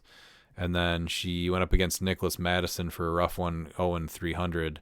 But then she went 300 to 85, 300 to 80, and then 300 to 200, and then she lost round 6. But I do think there's some potential here with this piece. It's really cool. Agreed. All right. How about number 6, Dan? So 6 is Gaspare Magadino with the Doomsday Freya. We have that was not all right. We have Prime Colosseum Destroyer, Doctor Doom from Collector Strobe with trick arrows, Captain America with the Colosseum with Mjolnir, and then Kevin and Phoenix. Except there's no Freya, my brother. Like I bet the team originally had Freya, and then he's like, "No." probably, but And still slightly depressing there, sir. Sideline is Ares, Keaton, Mimic, Poseidon, and the 3 occult, like Diabolical Bargain, Evil Entwinement, Occult Retribution from Doom. Maybe his autocorrect corrected Phoenix to Frasier. This could happen. I don't think anything's autocorrecting to Freya. Depends how much you type it. I guess. Also, you can set someone's computer to autocorrect words into other random words. I've done that several times at work. While that's true, I'm gonna guess that's not what happened here. I think whoever Right. he lives with ought to be funny if they changed every word that starts with F to be autocorrected to Frasier. That would be funny, but I do not think it happened. I think there's a I chance. think it started with fun. Doom and Freya, and then Freya got kicked off for Kevin and Phoenix, probably. Probably. It's not as fun a story. It's I not. still like Freya. I still like Freya kind of better because she's giving you the +1 attack while you're in the Colosseum too on top of it. So I don't know, but I get you're already using the trick arrows on Doom, and you're already using the destroyer armor, so she's not really getting any equipment for free. It's hard You to could argue go- with Kevin. It's always hard to argue with Kevin. You're not wrong. No, it's just 3 great attackers. 2 great close attackers in Doom. Yeah, I think this So, is a solid I like setup. it. We saw something really similar, I think, earlier, right? One of the maybe the second event we went over. Pretty close to this. We'll be seeing something close to this. Well, not quite that, but we'll be seeing another Doom build coming up here in a bit. Oh, you know what though? That was the build that did not have that had the glider on Colossus instead of destroyer armor, right? Yeah. That's right. So, all right. How about 5th place here, Pete? 5th place, the Nicholas Madison JK Lantern Legacy should be Go for Worlds. He's changed his mind. I love 5-1. that. Yeah, I love how he's using his team names to have a conversation with us. I mean, there's a pause in between the JK, so she might still be on the fence about it, but Oh, he's getting some stickers. 1180 points. He's getting stickers. Yeah, The Collector, Bucky's Arm, Destroyer, Universal Weapon, Kevin with Avatar, Tara, Perdegaton, Weasel, Timebreaker, Fortify, Soul Siphon, Unstoppable, Ares, Reverse Flash, and Towerette. Great collector player. Yep. Good collector player. Good collector builds. Getting some stickers for sure. All right. And then in 4th place, this is the almost assassin team that I was talking about. So this is the wrong time to rock. So this is Peacemaker from Iconics. This is the one that makes you move once per game. The part 2 of his team name. There's no wrong time to rock. Yes. Which one is it? Maybe he's having a conversation with himself. Could be. So Peacemaker, we got Prime Talon with the Universal Weapon, King Deadpool with Elsa Bloodstone and the Trick Arrows, Deadpool and Hitmonkey, Mern, the Phoenix Pog, and a Timebreaker. I think I played against him in Milwaukee at Adepticon, and he had a lot of these pieces. I think Peacemaker's the big change, and he had Copycat on it, and I don't remember what else he had. I think the one thing that I would fix for sure is I'd take Universal Weapon off Talon to give her a tomb, and then take off the Timebreaker so that way it is an assassin theme, and put Destroyer armor on her. You almost had me, Miles. I know, yeah. So I'd probably be taking off Mimic. Honestly, I think Jersey Devil. You really don't need Jersey Devil at that point with no time breakers. But yeah, I think a tomb on Talon is that's like really good. I do like that a lot better because of it's free and it gets rid of her weakness of her not really doing the pen damage and it gives her the minimum 6 range too, which is really nice. See, I like it on her because then she can also TK. I know Fenix has it also, but she's just so much better with a pick a power like that. No one shots, which is interesting. Really surprised to not see like a fortify on this team because of just how like somewhat squishy things are. Well, Peacemaker's going to hopefully be essentially his fortify. Mm-hmm. Because he's breaking first turn immunity for sure. Right away. Yeah, because that's the entire gimmick of Peacemaker. Cool team. Yeah, nice to see Peacemaker make top 4 here. All right, how about third place, Miles? And in third, we have Richard Funky Cole Medina with Trial and Error. Wakanda Hulkbuster, 048 Ghost Rider with Dream Ruby. Butterfly Perdigatum with Bloodstone. We have Black Panther, who I'm assuming is going to be the 043A, is going to be his pilot for Wakanda. And then Major Logan, Mimic, Mern, Reverse Flash, and Legacy Scarlet Spider. Legacy Scarlet Spider is an interesting call-in for Butterfly, but I like it. What's the big play there?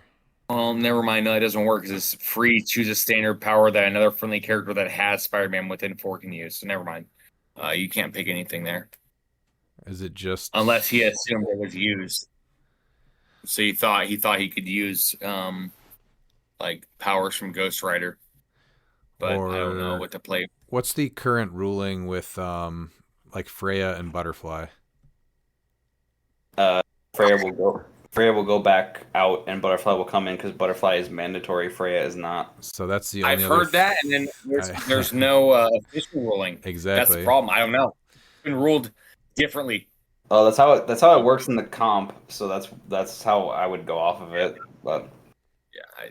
So the only thing that I can think of is maybe the extra KO, but again, I'm not sure why he's ever coming in. But Scarlet Spider is not a Yume. So yeah, so I guess you can choose with that then, right? You could bring him back. This is the first time he would be KO'd. Instead, roll a D6 and turn to the click number matching the D6 face value. Man, but he's got a 9 attack. I just don't see it. Well, you're gonna. That's you can roll higher than 6. Or lower? You mean lower than 6? Lower than 6. Unless you're me. So. Yeah. That's when you roll 1. I mean, maybe because you want super senses. That's what I was thinking, and then you can get the Perdegaton and Ghost Rider. But there has to be so many more pieces that are 50 points or less that make more sense. I think Major Logan and Mern are your 2 main ones. Yeah, but I mean, Scarlet Spire giving you the Spire TA, having to KO twice. That's a thing you can do. Maybe he just really liked the sculpt. It's possible. I like Scarlet Spider, and that's the only way you can get that sculpt. Yeah, he's Funky Cole Medina, so that's what he does. Sometimes people just play things they like. Yep. It's not allowed. What do you think about Wakanda Hulkbuster going into Worlds? I think you better have an outwit on your team. Or you just hit him, one or the other. What's wild is how well he did in these events that we just went over today. Is this like that? I feel like this was the first one we saw, or did I miss another one somewhere in the middle there? No, I think third. Oh, I'd like at to least see 2. I'd like to see him with a Prime, or actually giving him Animal Man. That's what you want. You want to give him Animal Man to give him Dolphin. You want to protect him. So now we have to worry about Wakanda Hulkbuster with Animal Man. It's not bad. Yeah, that's a little gross, but yeah, kind of better than the stealth, huh? Because he has Wakanda TA, so yeah. There's ways around stealth. I mean, sure, there's ways around Dolphin, but are people really going to be playing that Joker fish? I mean, unlike Harley, where you get it for free, possibly. Do you know a really good way to get around stealth? Spider. Exactly. I'm just. I was I'm waiting thinking for of that a one. I was Spider like, meta, and Wakanda Hulkbuster doesn't do much in the Spider meta. He doesn't. All right, Can we let's. put the destroyer armor on Spider? We can make it happen. Why not? Then Yeah, it's we can harder to kill kill. Daredevil for it. Yeah. I mean, that's fair. If you would like to kill your Daredevil, you certainly can. But I know Redmond doesn't like to really kill his Daredevils. I did on my Kong team, but just let's say we put the armor on him up close. He's a 21 from far away. He's a 20. Shape change super senses on a 6. That willpower so he can keep moving around. Is that the play? Yeah. Spider's winning worlds. Yeah. I need to see that. That'd be awesome. All right, how about team number 2? All right, we have Leo Sachazi with Behold the Ultimate Zombie of Vengeance Red Thanos. Wow, that's quite the name. I'll give you credit for that for this team. So it is SOV with Glider, Colossus with Destroyer, Kevin with Toweret, and Phoenix. And then sideline is Beholder, Chthon, Toweret, Thanos, Ultimate Hulk, and Zombie Scarlet Witch. Amazing name. Yeah, that is the name is much better. Yes. It's So the this only is actually name for this team that's better is Magic Pilot Shitter. He's originally from Southern California, but he was going to Oregon University, and so he's going to CLIX League West up in Oregon. So it's cool to see him stick with it and do really good because he's just only been in the game not too long. So it's awesome to see. I think That's the cool. big change is getting rid of Perdegaton for Toweret and Phoenix, I think, right? Well, and yeah, that's definitely played out well for him. Then if he got the second, so that's good. No, I'm saying that that's the big change that he made, I think, right? Is just putting, instead of having Perdegaton, which Yes. you usually see on the build, it's Toweret and Phoenix. Mm-hmm. Yeah. Nice job. All right, and then how about first place, Pete? First place, Emilio Gutierrez, Silver Linings, Darkhold 7-1, 1379, taking the day. He played a mystical theme. Mystical's back, baby. Dr. Doom with the trick arrows, Ghost Rider with Bucky's arm, Arrow, Dan's Bay, Avatar of Toweret, Druid. He's got the right thing on her too. She just does everything at that point. And most people don't know this, but Druid is actually Miles Bay with the Bloodstone. Madam Web with the Avatar of Khonshu, and Daredevil with Destroyer Armor. His sideline was Ares, Keaton, Blade, Chthon, Khonshu, Toweret, Diabolic Bargain, Evil Entwinement, Occult Retribution, and he had a nifty barricade. That sounds nifty. This is an awesome I like this mystical team a team. lot. Yeah. Yeah, I like this team a lot. I hope he goes to Worlds because I know, like, once I see the Mighty Duck Man, I'm gonna like tip my hat. He's gonna tip his hat. I'm gonna go, Emilio. It's I not also more like like that he's Night at the playing- Roxbury, Miles. That's what it was. I also like that he's playing a more offensive rider because he's got Blade as pilot, so it gives you precision and Battle Fury instead of just the like Steel Energy Shape Change one. So I actually like that because I feel like most people treat Ghost Rider as just the like trying to be like a pseudo tanky distraction piece, right? I don't know what his role is really. Maybe Joe knows.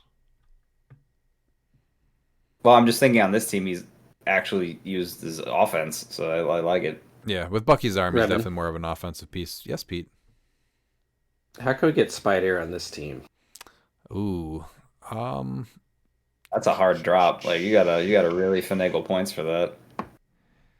I don't think you can. I mean, you can probably get Toweret off there. That's 10 Oh, points. no, it ain't happening there, Chief. We're talking about Spider, though.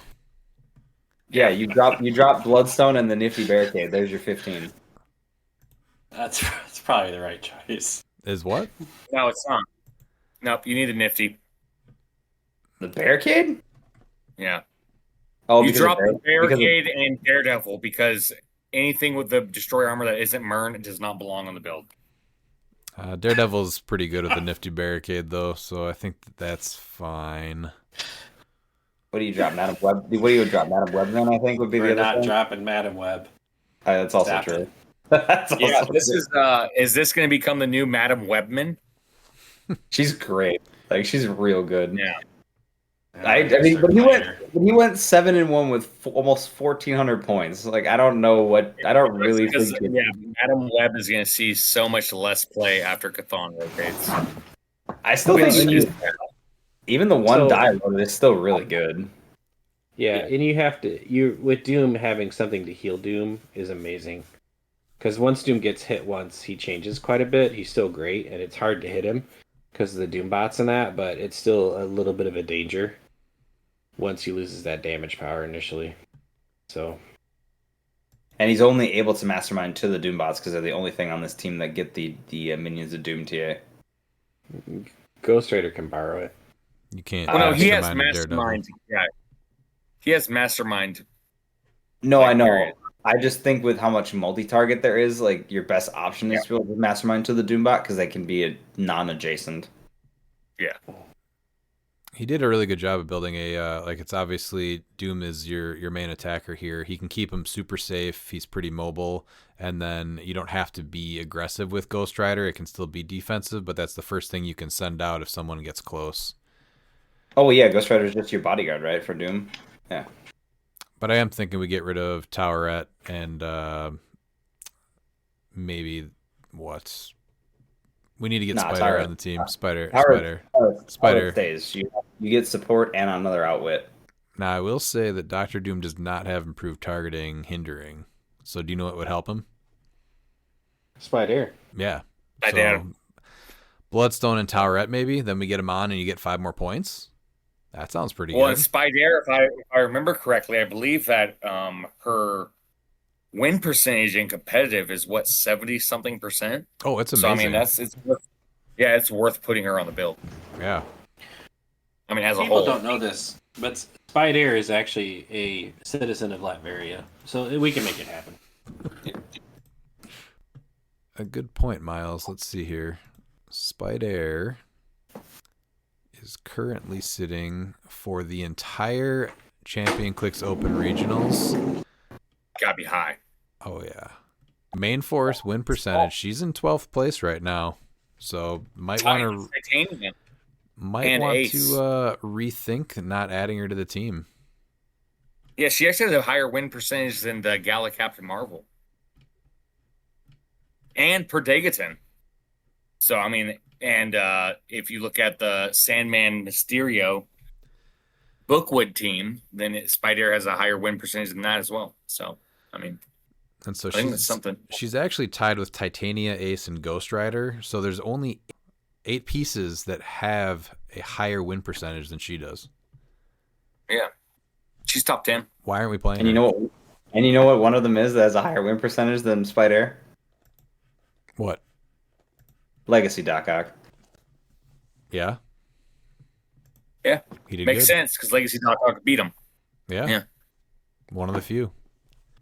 And you know who has the best win percentage out of everybody right now on main force? Miles. Let's go. That's going to be a sleeper piece too, just like She-Hulk. They're both going to be seeing a lot of play come Worlds. You guys want to know who just bought a Spider? Oh, yes. Right off eBay?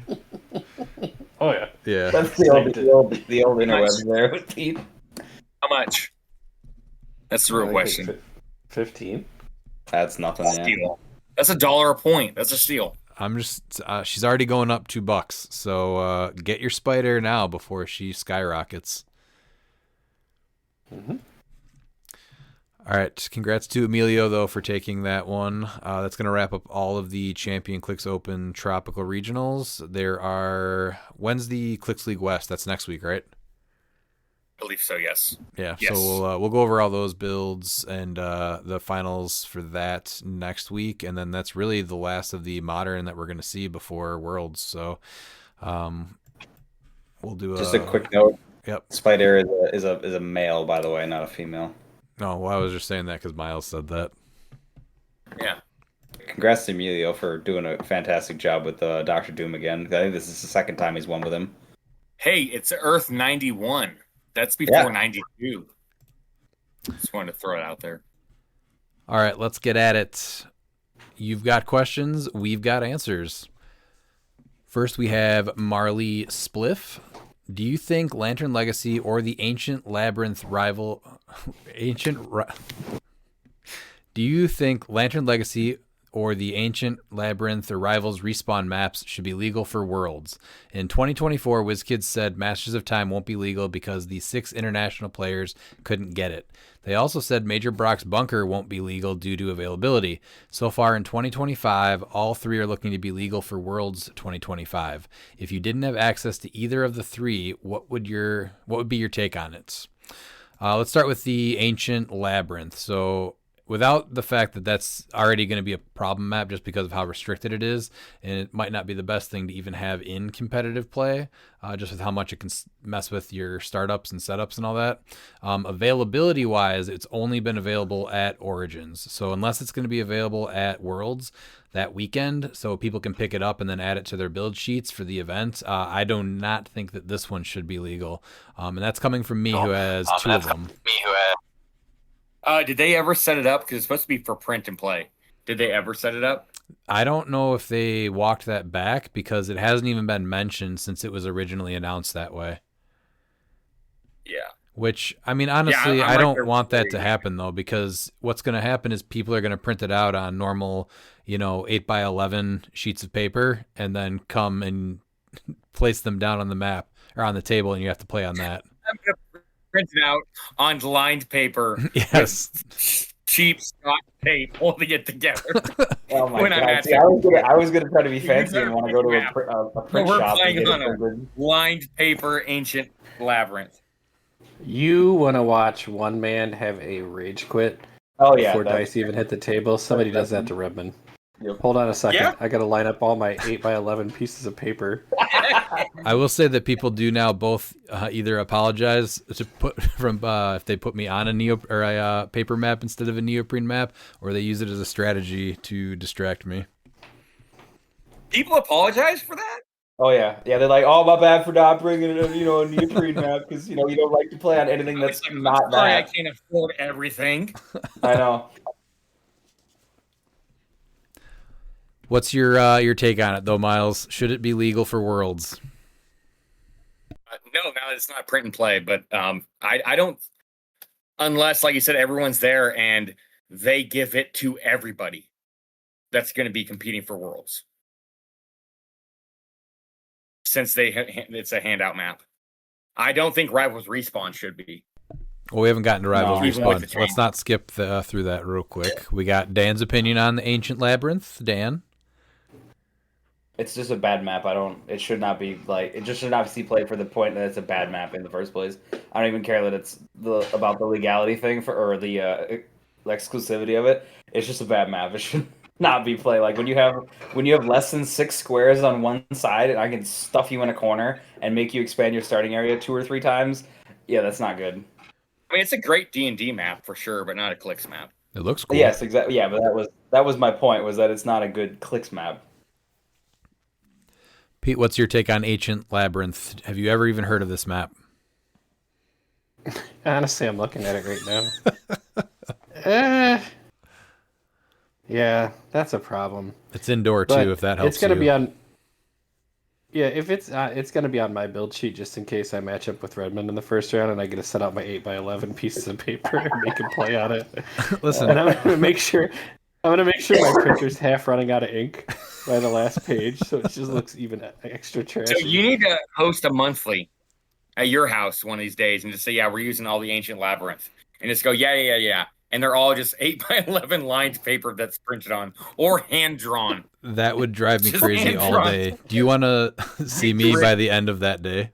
Oh, he'd be tweaking like 2 hours in. It just The camera that's just fixated on just you. Because I want to Could see you your imagine, reaction. like, me putting it on the table and being like, oh, wait, hold on, Redmond, I gotta fill in these lines on this side, and just pulling out a Sharpie and just start drawing on it? Crayon. You just his Get a crayon. Man, he'd stroke right there. the sleeves would go on. He'd kill what's left of the mop lady. It'd be all bad news. I'd probably start ripping your map, to be honest, if it was just printed like that. Just say, oops, good thing it's just printed out. All right, Lucky I was travel with a pocket printer to fix those sort of things. a couple pocket things. Mm-hmm. Let's go to Rivals Respawn. So they just announced today that they are not going to have the orange rules legal anymore. I think that was the bigger issue, but this is an H for H map. You could buy it for an entire month. So if you did not purchase it, then that's kind of on you. And I'm sure there's plenty of people that have one that would lend it to you if you're out of country and weren't able to get it then because of that. So this one should definitely be legal. I do have an extra copy. I don't think that it should have any rules, including the pink squares. Yeah, that was one thing too, because it says specifically on what they released today that it would not be the orange rules are.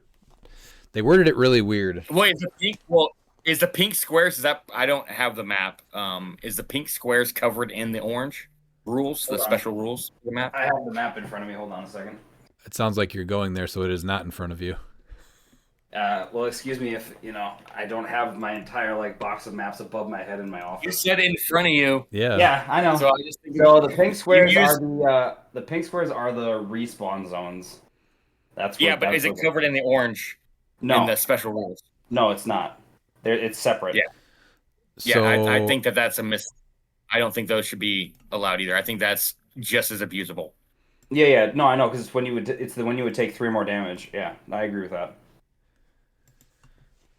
So the thing that is still going to be legal then is the 3 or more damage you No, said, or I would think they'd have to update it. Hold on, because I think they're more trying to say that the special rules for maps like that are not going to be.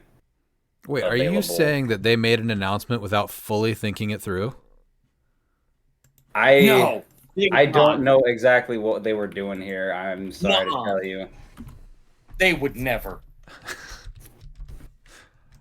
I'm trying to look it up in Rivals. They're also going to have to address the fact that this also hurts silver. So it does need to get clarified anyway. Because map bonuses need to be protected. So, I know. So, okay, so it says all maps with special rules, orange text will be treated as not having that text. So I feel like that could be just because the whole part of the respawn map is a problem. Obviously the lava's an issue, and I think that the 3 damage thing is also an issue. Isn't that honestly the bigger issue? Being able to just teleport behind your person or your team or your opposing characters? Yes, I think it's less of a problem than the lava, but it's still not any better. But as of now, with the way it's worded, it's just the orange lava that is not active anymore. So we'll see if that gets corrected. We were recording this and on I don't 8/20. think this should be, What's up? Yeah, this should not be legal because this is even less available than Brock's Bunker from last year. Because you can only buy this during H for H. It was not in a win map. No, that's not true though. But literally anybody with $35 could have bought this map. Brock's Bunker, you had to win it. I understand. Yeah. Brock's Bunker was harder to get than this.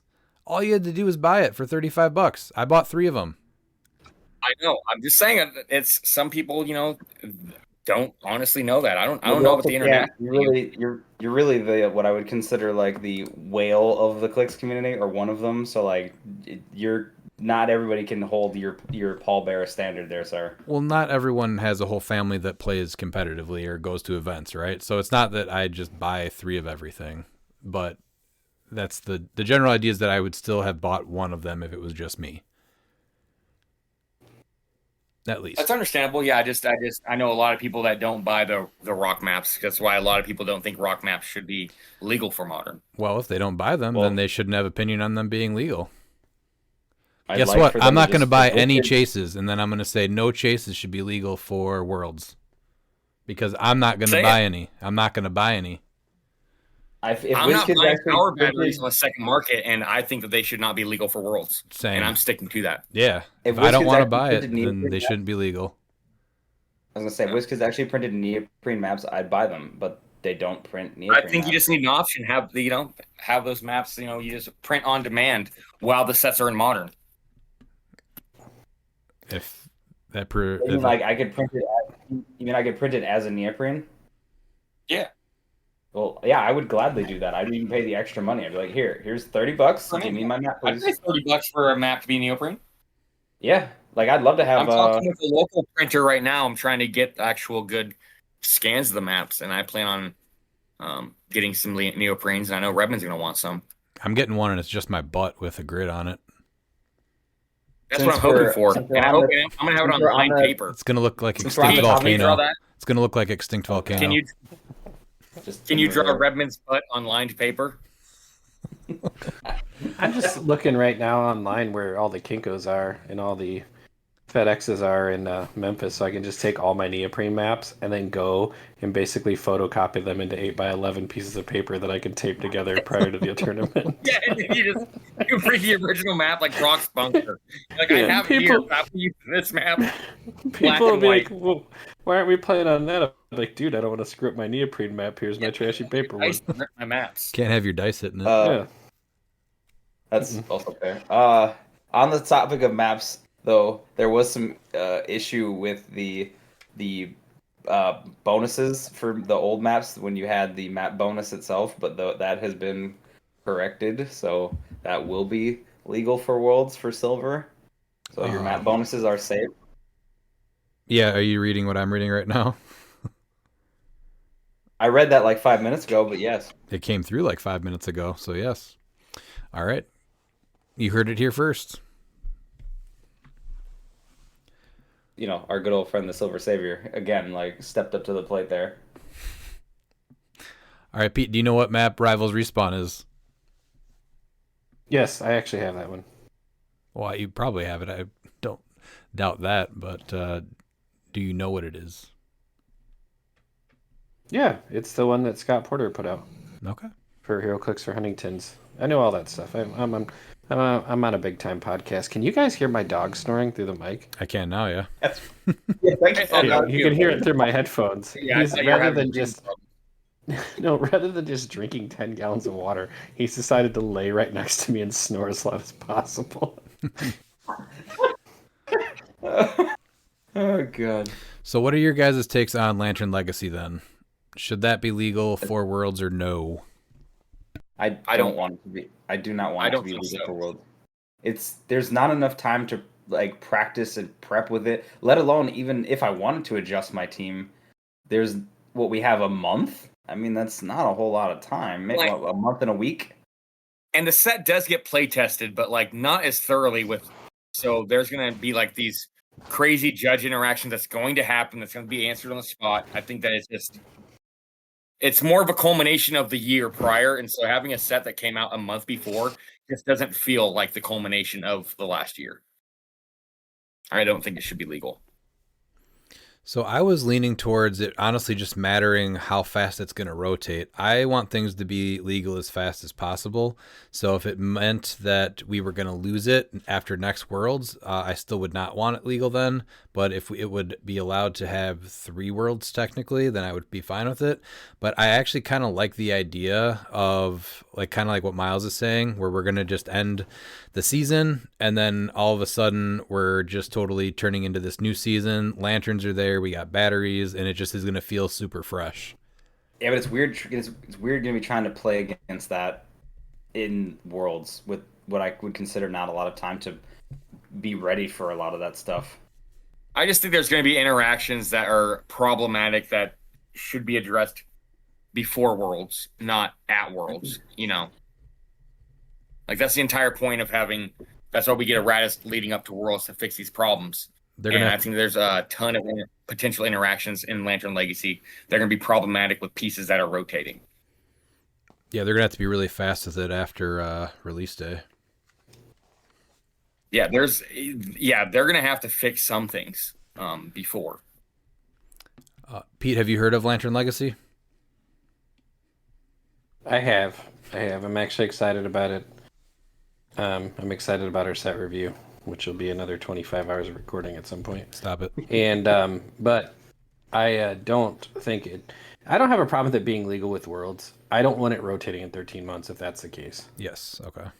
I've always kind of hated that because that set that comes out, you're just like, well, this is not gonna be here. It's gonna get 2 Worlds and that's it. Now, I don't think it's ever been officially said though that things get 2 worlds. I think that that's kind of just what it obviously looks like. So they could always just make the call whenever they want after next worlds to just say it doesn't rotate. And I guess my whole 2 cents with that is if that's what they're going to do, then something like this set, when we don't get as many DC sets, should be kind of allowed to stay longer. Whereas a Marvel set, I'd probably care less. Does that make sense? Yeah, I mean, to some especially degree, considering- Marvel's better, but yeah.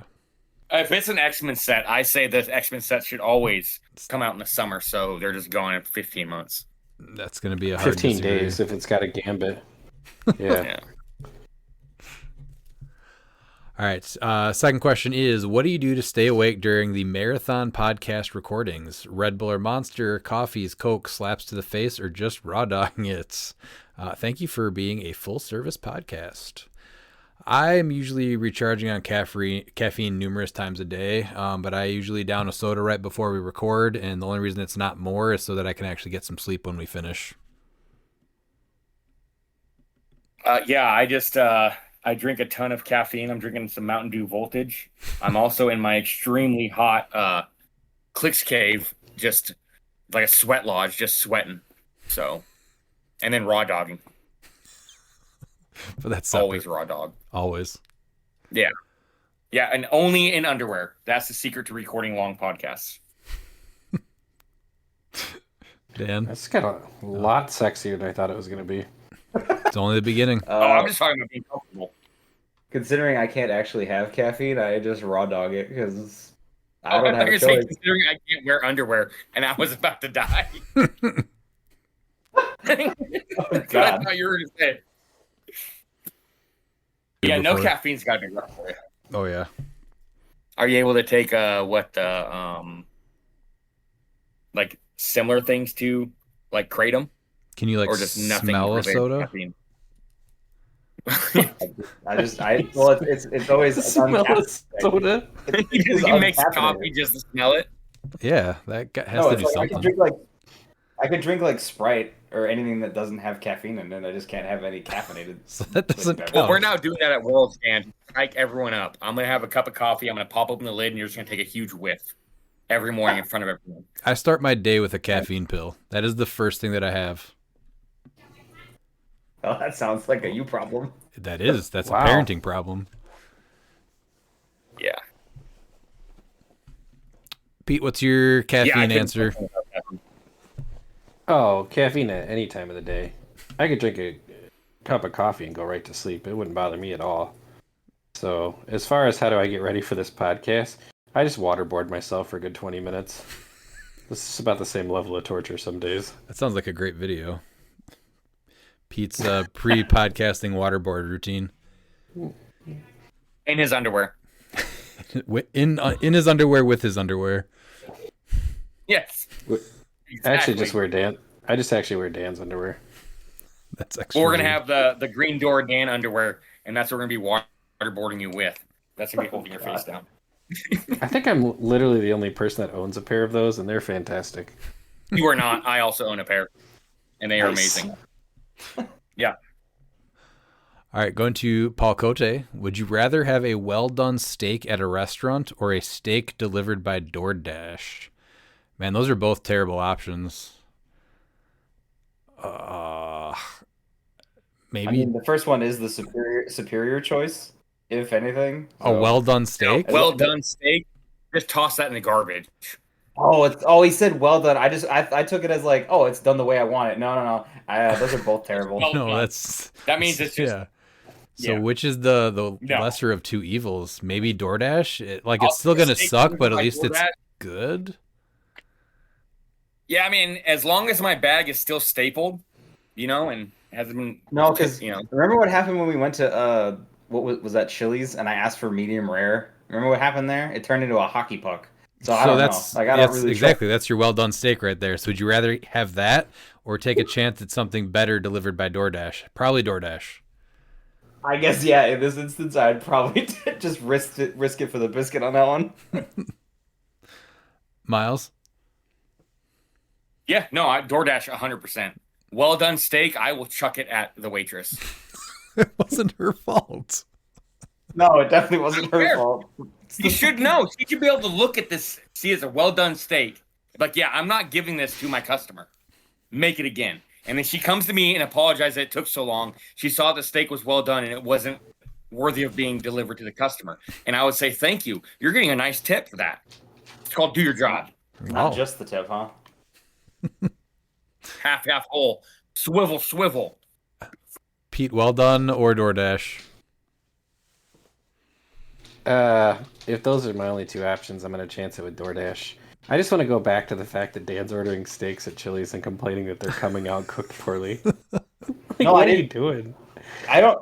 Oh, what? Oh, yeah, I did. Yeah, well, it was the only place we had to eat. I was like, well, they had surf and turf. Here on goes the- my dog. There's the water. Pete's filling up his bathwater. Yep. I didn't know OnlyFans was tonight. Dang it, Pete. I didn't see much main force juice after it had a good showing at Nationals. Is there a tactical reason for this, or is it just more of a come to Jesus moment where people realized how toxic it is? So I think at first people thought it was an easy ticket to win an event, and then in the end, it's just low scoring. It isn't fun for the opponent, and most people playing it, I don't think really thought it was that fun either. And it's just, in the end, it's not going to win an event. You know, maybe it makes cut, but it's not fun, and you're not going to win. So I think that's really what it comes down to.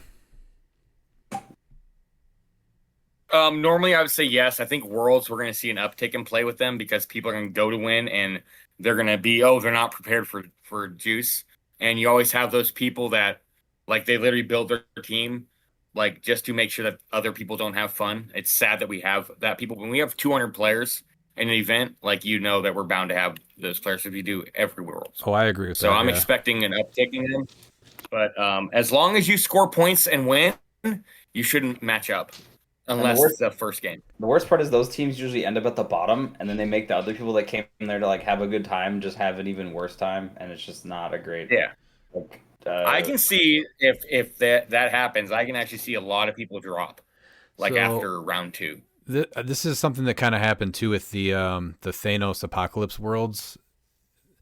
If you're going to Worlds and you play a team like Beetlejuice on your main force and you're scoring low points, you're automatically going to get put at the bottom, and then you're going to get stuck at the bottom, not scoring points. And even if you win and go 3-2, you're not making cut. So there's a lot of teams that people do that. Like Miles said, people build teams that they know are going to basically give your opponent a terrible experience. And when you get stuck with both the player that you played and the player you're playing against getting really low points, you're going to have a terrible Worlds experience. So, go there to score points and win. Yep. That's, because if you have a team that scores low points, 4-1, like, you have to be able to win 4 games. And I don't see the Juice Bills right now consistently winning 4 games. I realize that happened at Nationals, but I think that we're going to see a little bit less. I think 3-2 is where we're going to see it. We could see a 4-1 if one of a really good player plays them. But yeah, I guess if you don't want people, if you just, like ruining people's fun, then I guess you can go ahead and play them. But it's better off just to stay at the BR tables. Because of what happened at Nationals, way too many people are just going with teams that just don't need those free actions. You're going to see tons of Prime Colossuses, and they're just going to smash his face. Dan, what do you think about Main Force Juice and where he's at?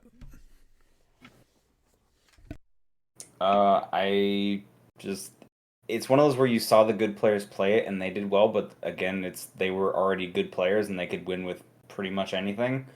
So it always comes down to, like, it's a combination of what is good and who's playing it. It's not just, oh, hey, this is a good team. Like, you see that time and again, like, people are copying Joe's team and they're not always winning. But it just shows, like, yeah, it may be a good team, but it takes more than just, like, putting the figures on the board to actually win. I don't think, like, he's obviously, like, a very strong piece, a very powerful effect, but it's one of those where it's not the most offensive thing. It's more of a defensive style, and like you said, you're not going to score a lot of points a lot of the time. So it's and you may not even make cut depending on how you do. So, and if it's going to make everybody like have a less enjoyable experience, that's just going to suck overall, and I definitely wouldn't want that. It was like the perfect storm at Origins, where there was just so many teams, like the Sinister Syndicate team, and people were ready to do all these free actions. It was the perfect storm of him finally seeing more of a main force play, and he did at least well because of that. But it's just, it's shifted after that because nobody wants to get shut down. Pete, do you have anything to add to that? I hope it's as if people just realize it's just not fun to play. It's not fun to play against, and I'd really like it to be nothing more than that. He will be at Worlds. There will be main force juice builds for sure. And we're going to call out every single one of them the day after Worlds when we record. HC Units makes it real easy to see who played them.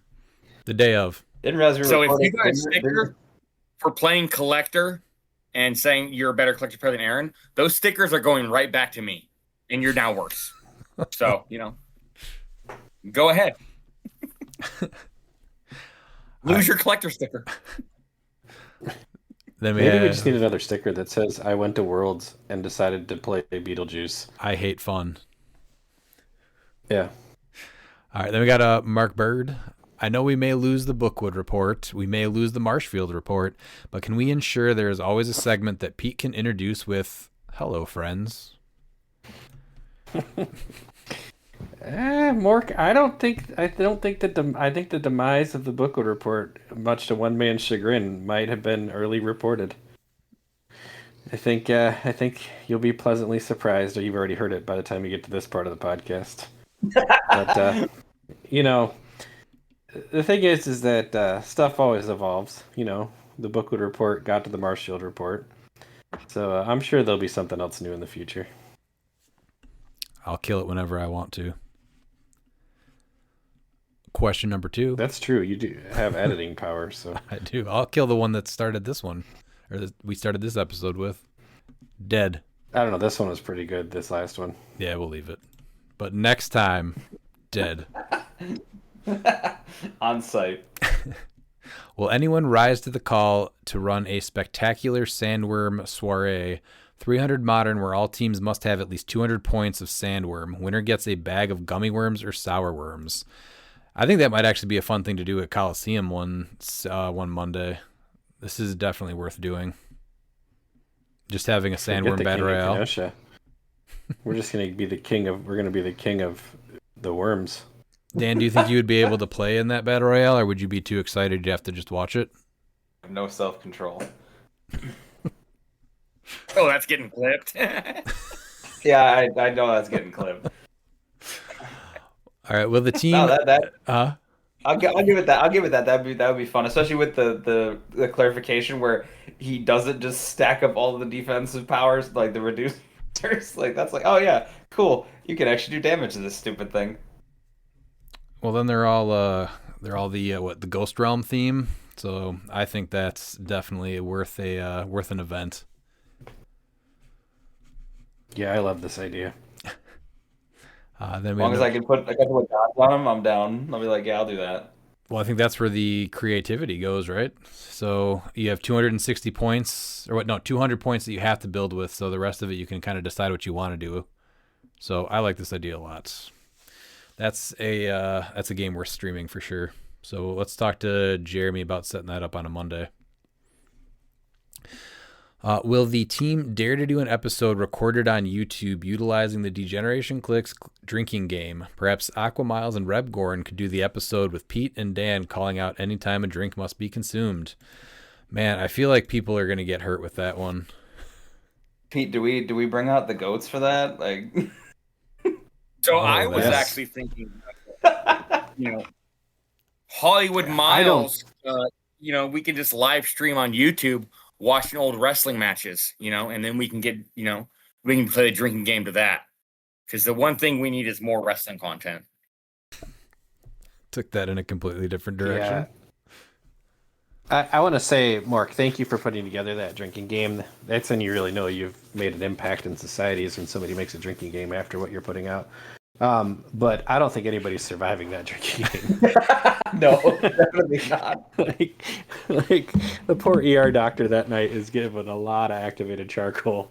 Did we post So that yet? that's not a great idea. I don't think we did. I don't think we did. Might have to I think post we it should. with this Just one. do Yeah. it in the episode. I'll post it when this goes live. Yeah, with the so it'll be episode. live. Yeah, it's phenomenal though. All right, bonus question for young man Dan. Other than HeroClix, what hobby, interest, or sport gets you as excited or involved as the remainder of the team does for wrestling? I mean, wrestling's definitely come like a long way from like where it started. I would say what, like 5 months ago, like 6 months ago, something like that. Yeah. When you guys started putting me into it, so. I'll wait till I play with Miles, get you more into it. Otherwise, I really enjoy gymnastics. That was where like if there's any like sport that gets me hyped, I really enjoy gymnastics. I watch the Olympics every time for that. So. What about hardcore harmonica? Fuck out of here with that. Sandworm collecting? No. Sandworm painting? Good try, but strike three. Sandworm polishing?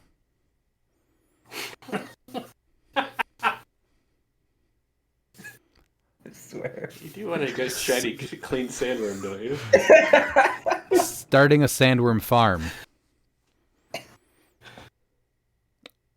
Overseeing a sandworm rescue facility? Yeah. Maybe the rescue facility I could get behind. I'm okay like helping people in need. Obviously the Sandworms apparently need help. No, I have a little public service announcement based on that last one, Ruben. Which one? Hello, friends.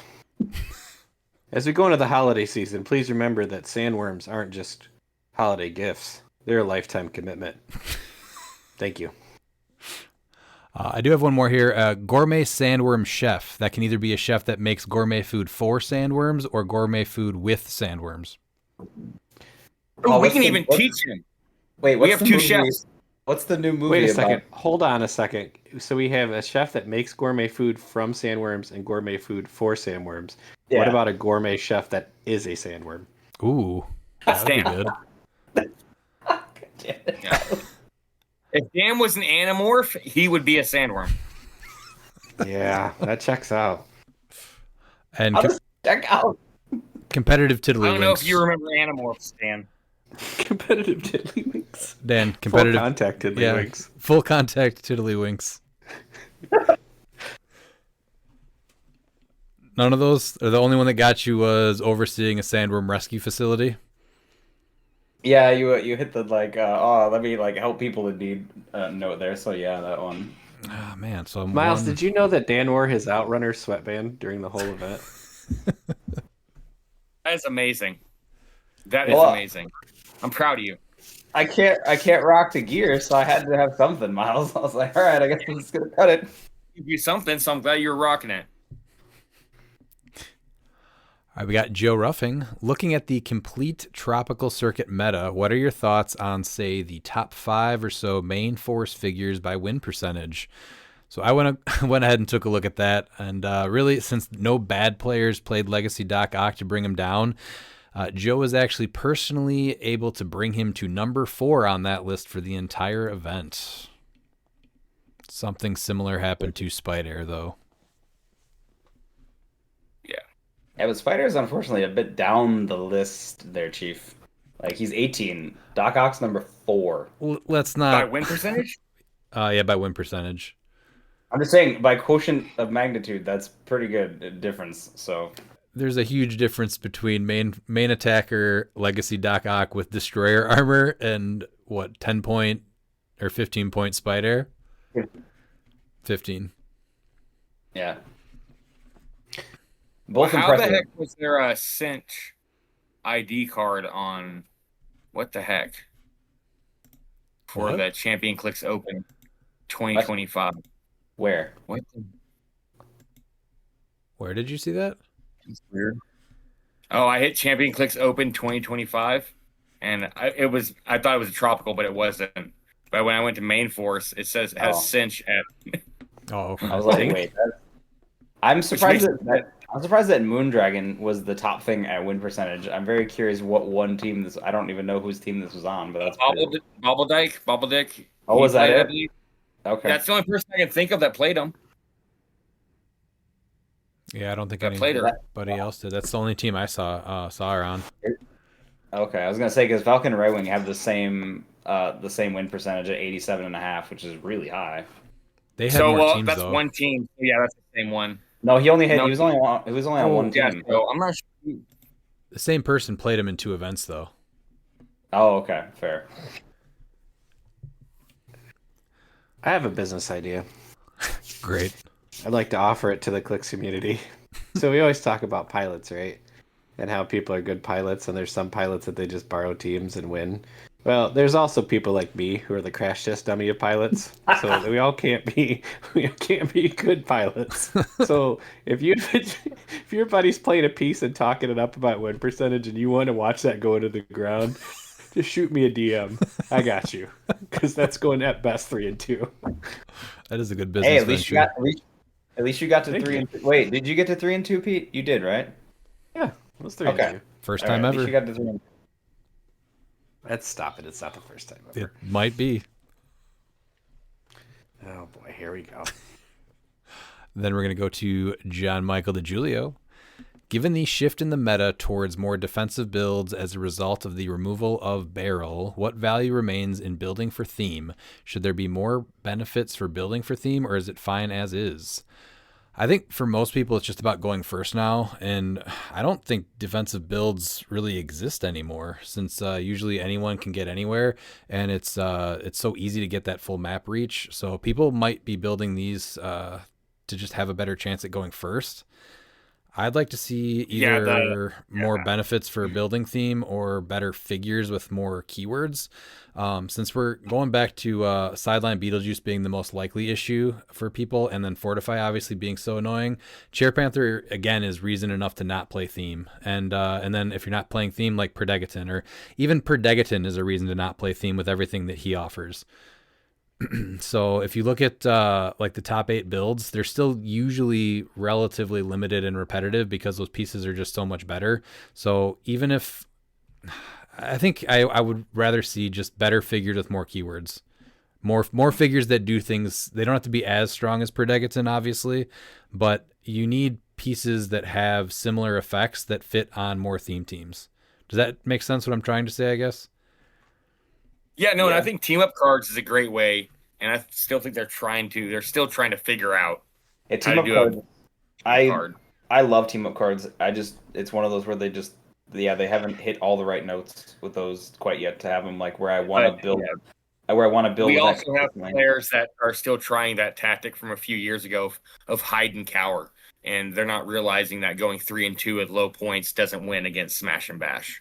Well, you can tell that the game has completely shifted to avoid that play style, right? They made maps smaller. Yeah, they haven't adapted yet. It doesn't. Right. Yeah. No, you can't just do what you used to do on a 24/16, right? Yeah. Yeah. Where you could just, all right, I've hit you, I've cleaned up like 60 points, and I'm gonna run away. Bye. That doesn't work anymore. Which I think is better. Did I make my point though of like more pieces like Chair Panther that can block a sideline piece but add more keywords, or pieces that are good leadership prob like Perdegaton but with more keywords?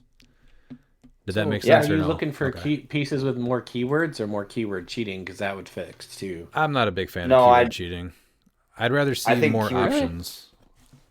I think keyword cheating should be a little more like, it should be narrow in like what you're keyword cheating. I think like obviously the choices they have made are actually pretty good overall. Like you haven't been able to keyword cheat terribly much, which is nice. But I think obviously but what you should do is you should build good pieces in different keywords so that you have alternative choices. So it's not like, oh, Perdegaton's just the best choice. Oh, but I can have this piece that does, like, maybe it's leadership outwit and something instead of leadership TK and prob, right? But it still gives me functionally a lot of the same stuff in a different piece in a different keyword. Like that's you should have good support pieces in different keywords so you're not stuck using the same thing.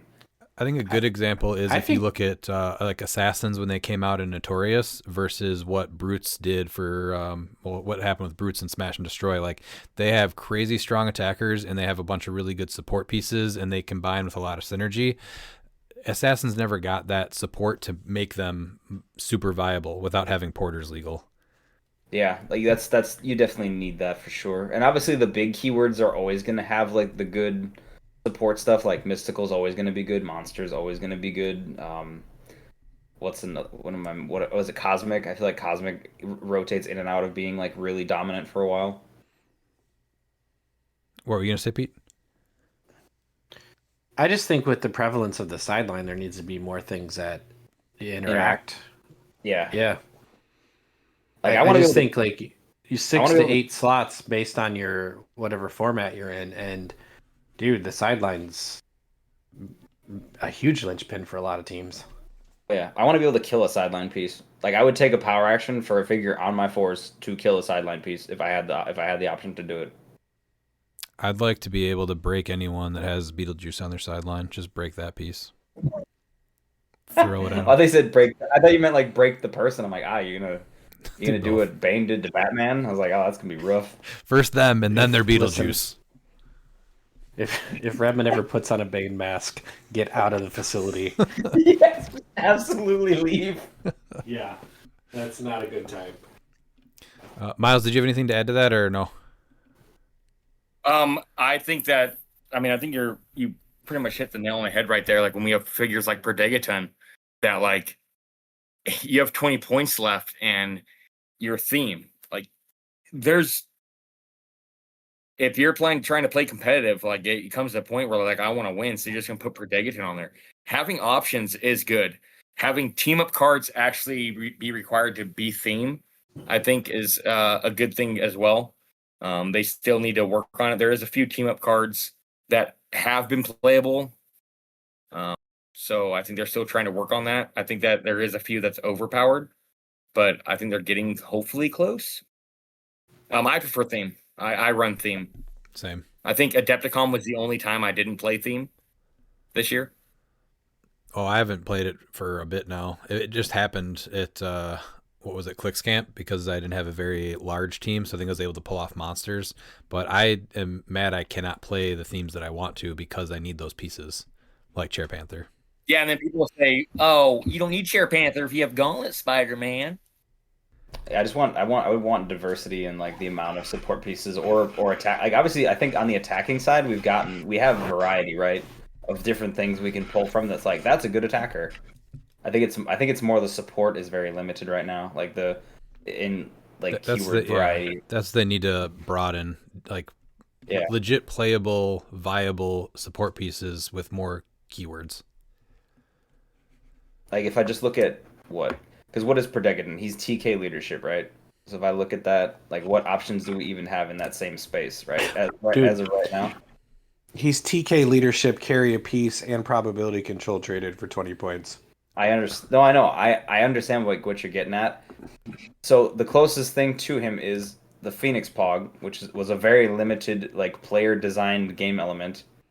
What's the next thing? Achille is the next like closest thing. He is TK leadership, but he's 30 points. Super close. He does. I'm just. I mean, the point's made right there, right? Yes. Okay. And then Space Ghost is like your best. Those are like I could pull those out of my, wherever, and that's. Oh, and Norman Osborn. Where'd you get them from? Where'd you get them from? Why are they there? Dan, where are you keeping your Achille? In my prison wallet, like where I usually keep things. Nice. Next to your sandworm. I don't own a sandworm, but sure, if that's where I would keep it, I guess probably. Check next to Space Ghost and Achille. Summon. Maybe there's one there. Yeah, if you maybe eat, it turns into a prison purse. if you eat a lot of sushi, you could have a sandworm and you didn't know about it. Wait, that's a tapeworm. Sorry, I got confused. That's when you buy the You eat bag sandwiches? sushi like you would from like. You eat sandwiches, you have a something. sandworm. Sandworm from sandwiches. All right, going to Austin Murray. It was a lot of fun seeing everyone and losing really bad. Anthro was not the choice, but it was fun. Still scored 705 points for going 1-4. Kind of wild. Yeah, good seeing you too, Austin. I don't think Anthro is the play. He might as well be a Kryptonian caveman. Yeah. Anthro seems like a good idea, and then you play Anthro and you're like, that thing just dies so fast constantly. I talked with Austin about it, like, because he was like leading up to that. I'm like, no, Well, and he didn't it's even not play going to the. work. Well, he It's didn't not even play gonna the work. team up. He's like, "Oh, I wanted to play Hawkeye," and I'm like, "But at least the team up is obviously like the better choice with how many giants and colossals there are right now." But I was like, "Okay, What is Anthro's top down defense is like 17, right? it's a 17 17 toughness. Yeah, Yeah, it might as well be -2. Like you just declare you at action, you hit the piece. Like that's not how somebody help Anthro out and get him a destroyer armor or something. Destroyer Anthro. Mm-hmm. The only build that I saw that I liked with Anthro on it was that one where they also had the Titania from Smash and Destroy so that he was not taking a ton of damage. Well, the team up is huge. It was a brute, and it was a brute team, so you ran the team up, and he was better. Right. Right. Yeah, he's playable on brutes. That's about it. All right, Or if you lost a bet. Going to Wes Robertson. Has everyone got a shower and some rest since the sweatshop marathon that was last week's episode? Well, you're enjoying this one from this week too, so hope everyone showers after this one. So we are sort of like how it was like in the Wild Wild West, where you're only able to shower really once a year, and it's a community shower. And so the men do first, and then the women and the children do after. Yeah. So we did shower in June. That sounds awful. It's worse for the women and children because they have to shower. They have to do it after. Pete's taking a bath right now. I was going to ask. Yeah, I did. I was going to ask, you guys actually take showers? I just take baths during the podcast. I need to get a clip of, what was his name, Miles? Something Escargot? Oh, Pierre Escargot. Yes. Yeah, it will be on the pod before the end of this episode. All right, I wanted to clarify a couple of things from last week. I'm not saying the sky is falling with Keaton and Sinestro. I just think it's a bad trend. I was only okay with Keaton because he was the only figure that did that. If they are going to make more characters with similar global effects, I'm not okay with that. So I think we can agree there should be no ranges set on these things, right? That's the big thing. No, because then it becomes. He wasn't the only piece that was full map. Like we've had this before. It just happened a few of them rotated. Because we had Sinister, we had Saturnine. Like it's not something new. Yeah. These global effects. He's the only main force one though right now, right? Or was ish. Yeah, but you can't. It's still you can't defend him. And then once Sinestro, that's night and day with Sinestro. Well, stuff like there's another figure in the set that I think works, Prime Colossus with Destroyer armor, things like that are just getting out of hand. So like Sinestro shutting that down is just nowhere near the terrible trash of a piece Beetlejuice is. Plus, I'm going to need a replacement for Kale when she rotates in a month. So, man, I don't know. Board-wide effects have to be really limited as to what they're doing. Like Saturnine in a bunch is a pain in the butt and shouldn't be played like that. But Saturnine is fine in my opinion. I love her, so I'm biased that way. I like board-wide dice manipulation, but you shouldn't be able to stack it. But having a piece that fundamentally alters HeroClix, like there's nothing like Beetlejuice that's ever been there. Yeah. You've had plenty of pieces that take away modifiers or make modifiers or flip modifiers. Having figures that literally like make your opponent not be able to play the game is something that has happened in several trading card games, including Magic. And I don't think there's a place for it in HeroClix. I hopefully that they start moving away from that and it doesn't look like it. It's just limiting your opponent is not good for this game. You shouldn't have figures that can say, sorry, your opponent can't play a figure. I would agree. I would agree with that. It's very much because we have another figure in this set that literally stops you from playing a functional part of HeroClix. Even if it's a little bit more limited, but still, it should not make your opponent go, well, I can't play my team. Like that's never good. There's obviously pieces that are like shutdown pieces that do specific things, but most of the time it's very like targeted, and it's either like a prime, a unique, or it's a special power or something that's more like you don't have access to it all the time. So like I'm okay with that, where you make it like Sinestro, he's a prime. He's, I mean, I don't know if I'd run him at 50. I'd probably run him at 100 just because I think the 100-point line is better. But stuff like that where it takes up more of your build space in order to play it, right? Versus something like, here's 30 points of my build just because. So Like, what do that's you where I think what do you guys think about Legacy Ace then, who just says nobody can use Outwit or Protected or Safeguard? What is it? Outwit? I don't have a problem with that. No, Like, what does she she's say? fine. So, but Yeah, that's she still gets- like a board-wide effect, though. So, you think that one's fine for Yeah. 50 points? Because it's Yeah, just I one don't power see- and it's a very limited Well, effect. she basically used to do the same thing, but with Prob before. So it was the same thing. Was nobody else could use Prob but her. So, then They what just changed it to about Outwit for her. Like, John Constantine, who says he can only use Prob? well, yeah, because I just smush Constantine, so it won't matter after turn 2. But yeah, he's the same. Like I've played plenty of Constantines. He's fine. Like it's really not that big a deal because that just makes Perplex or modifiers more value. It depends like what the figure does. Obviously, if you're seeing a lot of play of a John Constantine, it's gonna make Perplex and other things more valuable because then you're able to hit John in order to deal with him. Versus or like same with Sinestro. Sinestro makes Prob or other reroll or replacement effects more powerful because then you're wanting to guarantee the hit because. How many figures on your team have a 12 attack most of the time? At least what, one? Usually. Maybe two if you can get it, but for sure one, right? Usually. So what? So that's the 19 top dial. And you can't pump his stats either. So that's a 12 on a 19. That's a 7. That's average. That means the probs are way more valuable in that matchup than like you play 3 probs. Right. It's a That's very always how much it- more limiting factor. It's not shutting down, like I think Miles just mentioned that too. Like it's not like it's shutting down an entire like way that the game works. It's one power and other things are still usable. It's just that one thing you can't do.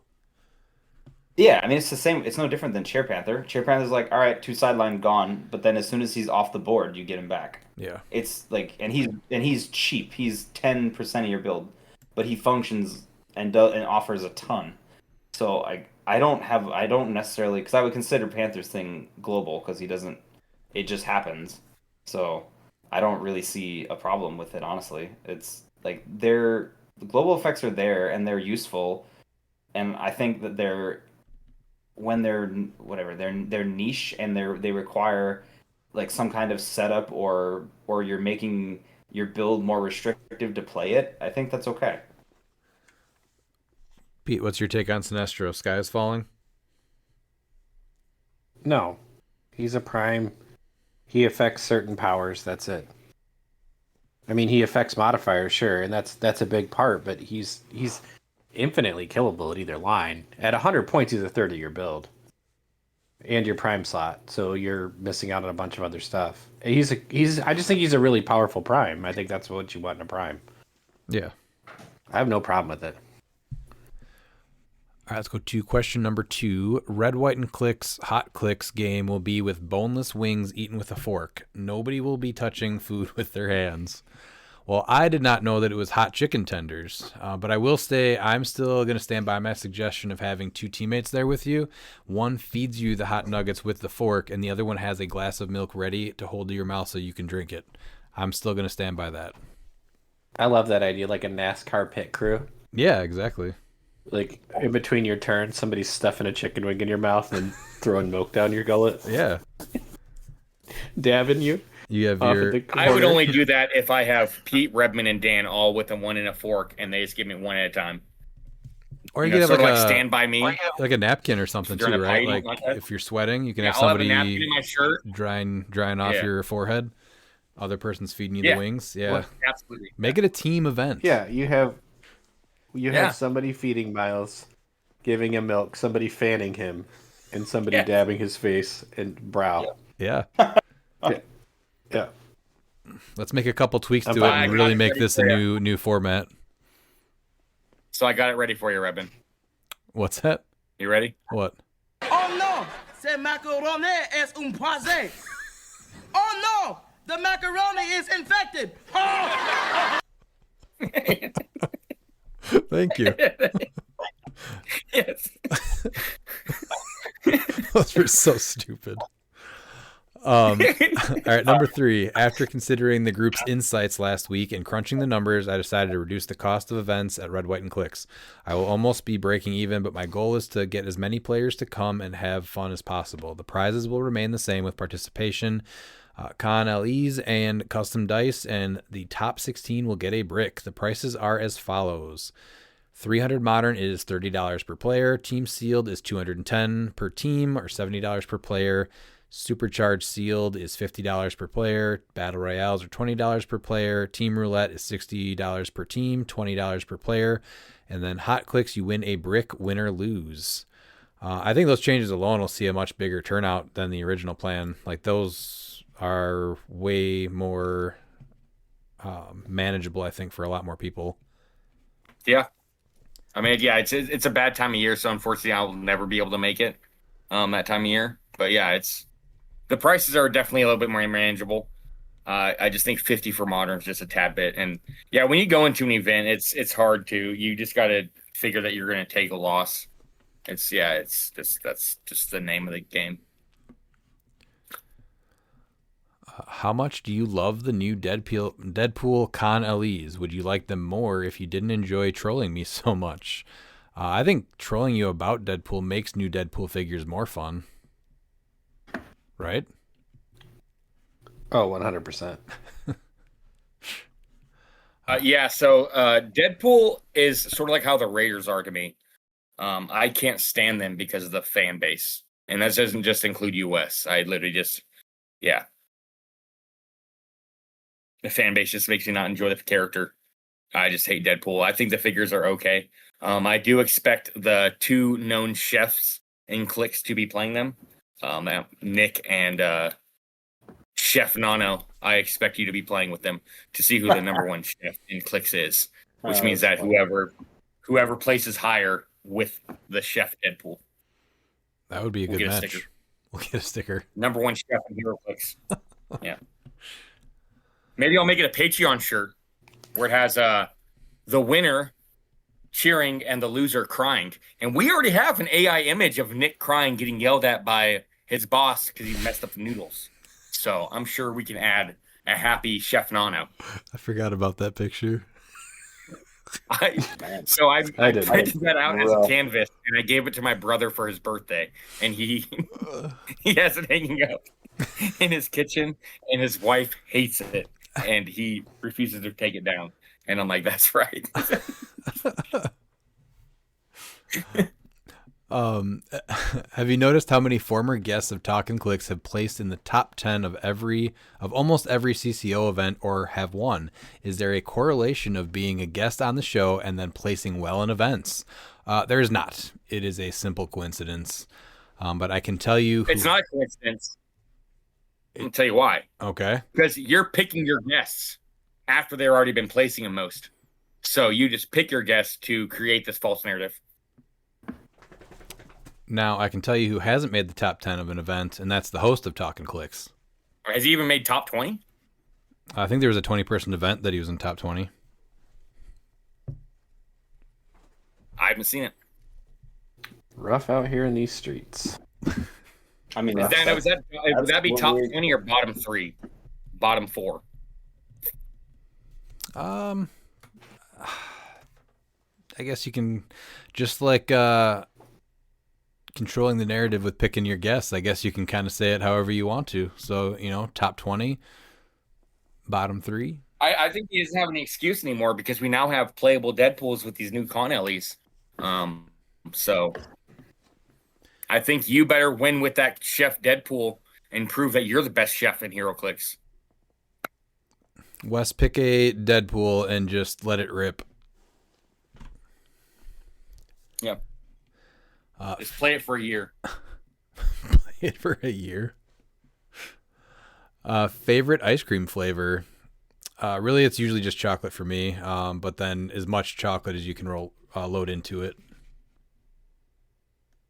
Yeah, that is a loaded question because I love me some Ben and Jerry. I don't. I think that it'd have to be cookie dough because, like, one of my fondest memories is when me and my wife got together. She was trying to be sweet, and she got this 5-gallon bucket of cookie dough ice cream from Costco, and I ate it in one day. So that's probably It's got me chocolate chip cookie dough. It's like literally a 5-gallon bucket, and I'm just sitting in our living room eating it. Gone. So good. Dan, can you eat ice cream? I can eat ice cream. Do you have a favorite flavor? Is it sandworm? No, my favorite flavor is peach ice cream. Peach ice cream. You have to have a favorite brand then, right? Because that's very specific. I think the one that I've gotten most recently is the Bluebell ice cream. Yes. Okay. Pete, do you have one? Favorite ice cream? Yeah, is it probably some like bourbon flavor or something? No. It's just a chocolate chip cookie dough. So we have two people and their I'm buying favorite this is chocolate chip cookie dough. And would you not expect it to be Pete and Miles on the same page yet again? On ice cream, Yeah, I guess. I'm buying this for my you. It's going to be delivered at Worlds. Chocolate chip cookie dough is amazing. I agree. Oh, it is. Yeah. Peach ice cream. Where does somebody find peach ice cream? That's what I said. It has to be really specific. You have to have a favorite brand. Oh, it has to be the sandworms because that's like vanilla ice cream with Oreo cookies crushed up and gummy worms. That's dirt. I know, but it's sand. So you're going to use the vanilla, the vanilla Oreos. I agree. The vanilla Oreos? Oreos? Yeah, that's going to be sand. Yeah. I think this has got some legs here because you get the vanilla Oreos, you crush it up in some chocolate chip cookie dough, and that's clearly the desert for the sandworm. Yeah. I think you can make it a special treat. And throw some peaches in it for Dan. I will even play Presidents of the United States Peaches for Dan while he eats it. I like that one. Please tell me you know that song, Dan. Yes, I know that song. Why do you think I laughed? Like, come on. Okay, I was hoping. As I have asked most of our guests on Talkin' Clicks what their favorite HeroClix content creator is, the overwhelming majority have either said DGen or former shows that aren't on anymore. Congratulations on such a great and successful show. The four of you have accomplished more in a year than other shows have done in a decade. What sets you apart from the pack? What is the secret sauce of your success? And will you continue even if your enjoyment of the modern competitive format has dwindled recently? Well, thanks, Wes. This is actually really cool to hear that that's what people are saying. I think this is what we said before, right? It's four friends who enjoy the game, and we just get to talk about it once a week, sometimes 2 or 3 times a week. It's never once a week. All these episodes are edited, and it's usually 4 days. It's roughly about 22 hours. Redman is also part of the sweatshop because when he's not recording, he's editing. So. There is some truth to that. He's the foreman of the sweatshop. What are you talking about? He's the one that cracked.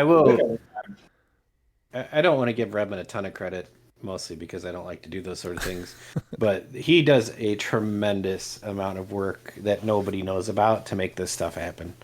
So ultimately it's for of us hanging out. Even when we're not recording, there's often a night where 1 or 2 or 3 of us are talking just because we're, just you're bored. So talk to your buddies. Hey, I'm in the lounge. Hey, I'm doing this. Like, what are you doing?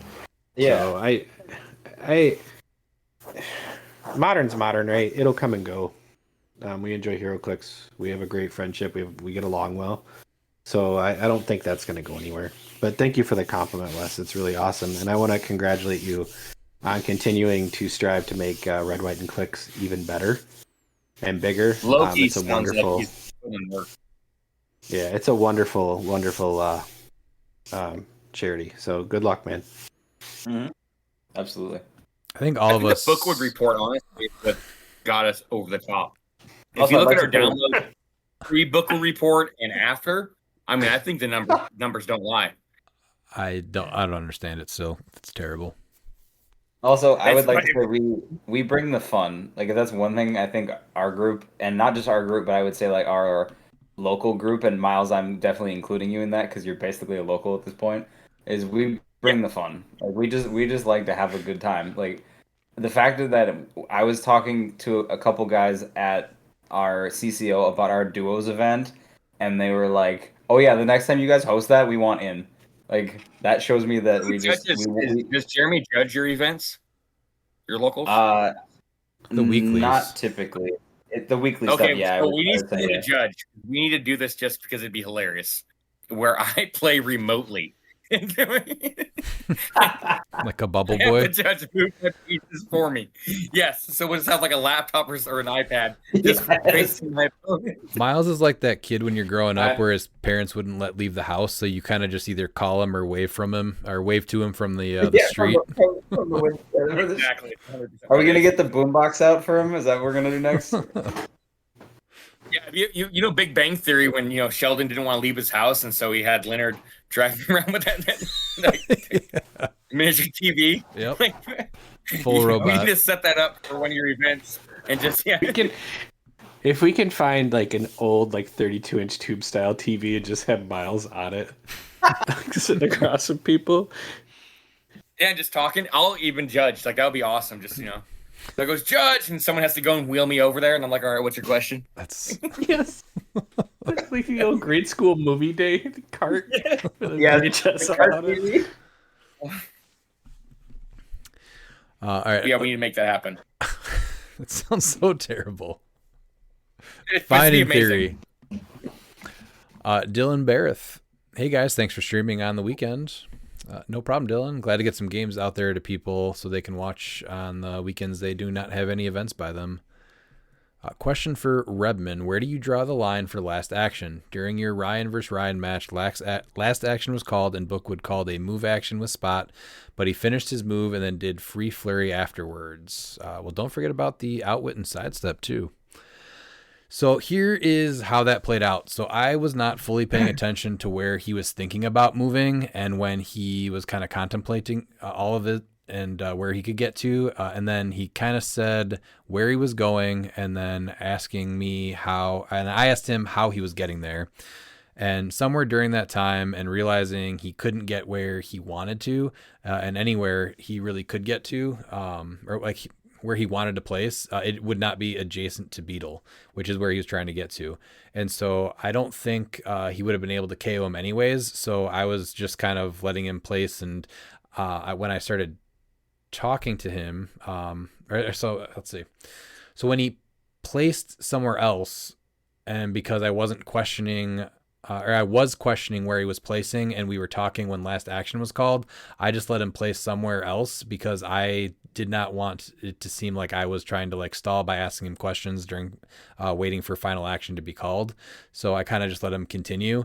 But then he outwitted and then sidestepped away and then went back to the starting line and then also flurried. And so in the moment, I kind of felt bad that I slowed him down from being able to finish up his turn because I did ask where he did go, even though he moved because he couldn't get there. And I just didn't think it was fair to stop because I was asking a question. But then it turned into 3 actions and I just didn't know where to draw the line as that kind of happened really quick. So if he didn't outwit, then I would have had a 4 through 6 senses and I would have had probs on it if he didn't sidestep away. The whole thing kind of just evolved really quickly. But then he took two more Daredevil tokens out and then we tied. And then at that point, it really just didn't feel right to say, well, you shouldn't have been able to do all that anyway. And then we just rolled off when it was a tie. So I don't know. Realistically, I need to not feel bad because it just seems like I get screwed on either side of that situation, right? It's either, someone's asking me a question and they don't give me that same courtesy, or I give someone the courtesy and then end up getting screwed for it too. So I don't know. I've had some tough situations at events this year. That was the perfect time to go full Savage Ravage. You let him do all that, and then he goes, oh, we're tied as a roll-off. And you say you'd realize that you went way past last action. It's not a roll-off. See, that just doesn't feel right, even though obviously it should have been called during his phasing, right? It does suck. I've been in situations like that, but yeah, it's especially the worst part is because this year you've been on both sides of that fence, which is just it sucks to be put in that situation. Right. So like, he calls phasing and then he's counting out his things and I'm asking him how he's getting there. And because he's counting it all out, that's when last action was called. So like, if I didn't do that, he ended up realizing he couldn't get there. So then he went somewhere else. But like, that was me asking about that. And that's what ate up, even if it was like 10 seconds, but then it still should have ended at the phasing. But then I feel bad that that's happening. So then I, let something else happen. But then all of a sudden it was outwit, sidestep, flurry. And then it turned into this big thing. And I didn't know when to it just didn't feel right to go back after it evolved really quick. So, and I don't even know if Bookwood heard it because when we are playing at Colosseum, we were at the top table. So we're actually in another room and everyone else is playing across the store. And that's why it's a little bit more quiet in that one streaming room is because it's just us playing at a table. So it was pretty quiet, but I did hear it. I don't know if anyone else heard it on stream. Could you hear it get last action called? Yes, I heard it. You did? Okay. And that's why a bunch of other people were messaging, during the stream. Yeah. Yeah, because I went and watched it, Well, because I walk in and I call last action for you. Like I like either I'm do you first or I go and I announce to like the other like larger room. It's one or the other. But I try to like as soon as I hit last action in either space, like I'm running to the other room to make sure last action gets called relatively at the same time. And like I heard it, right? And so it should have ended at that phasing, but because I was asking about it, then I felt bad. If I did not ask and I was even just like paying attention to the whole thing he was doing and not like zoning out, then it wouldn't have even been an issue. It would have been called. I would have said, hey, it's last action, and that's it. But because I specifically asked questions and that is what took it to time being called, that's when I, didn't say, you're done.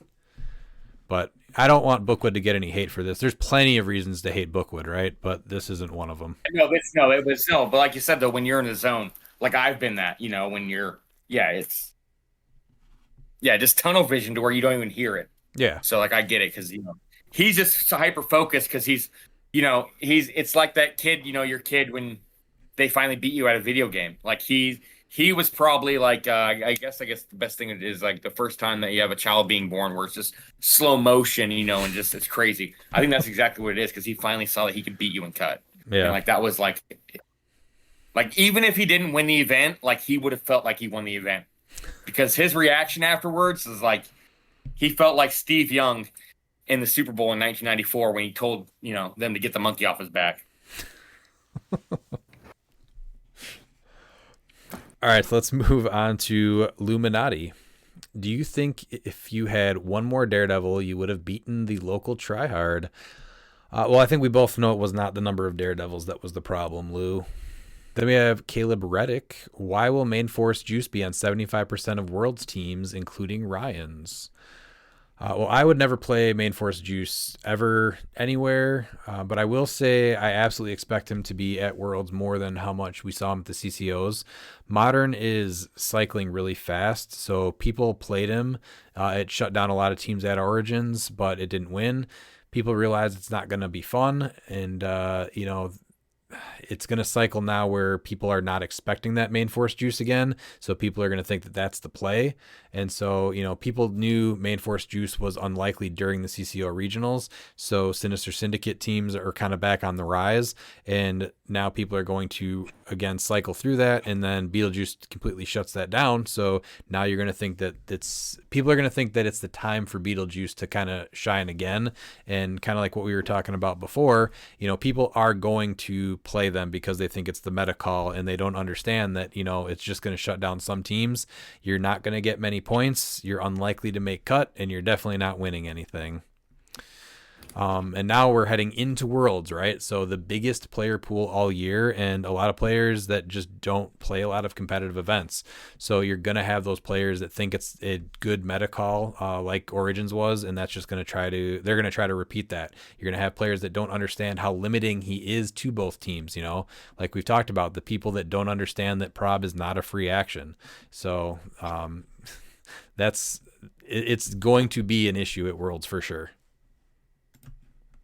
Do you guys want to add? I know we kind of talked about it a little bit. When you look at the teams that made cut or even win, like for instance, Bookwood's, and the Sinister Syndicate team. Like those teams just don't function. And so when you're looking, you're going to have a lot of these players, and they're usually going to be like some top players will still do it, but a lot of them is going to be the mid to low tier players. If you're basing it off the ELO, I'm not saying they're bad players. I'm just basing it off their ELO ranking. Yes, I'm saying you're a bad player if you go with Juice, but they're going to see that and be like, no one's expecting this, and they're not playing for fun. They're playing to win or what they think will win. And I think that they're just going to experience a really bad, not fun experience at Worlds because, one, they're not going to really be able to even play their own team because, it's just Juice regardless. And two, it's just going to be boring games. Like the very few, there's like one build with main force Juice that's smash and bash, and the rest are hide and cower. The hide and cower, like you might get lucky with 3 wins. If you get 3 wins, you're not making cut. Like you're required to get 4. And I just don't think outside of a few people that can play that team effectively, if that's the right word, I still think it's semi-stalling with how it, from what I've seen from those builds. I think that it's just be a poor experience for a lot of people. I don't think it's going to be that high.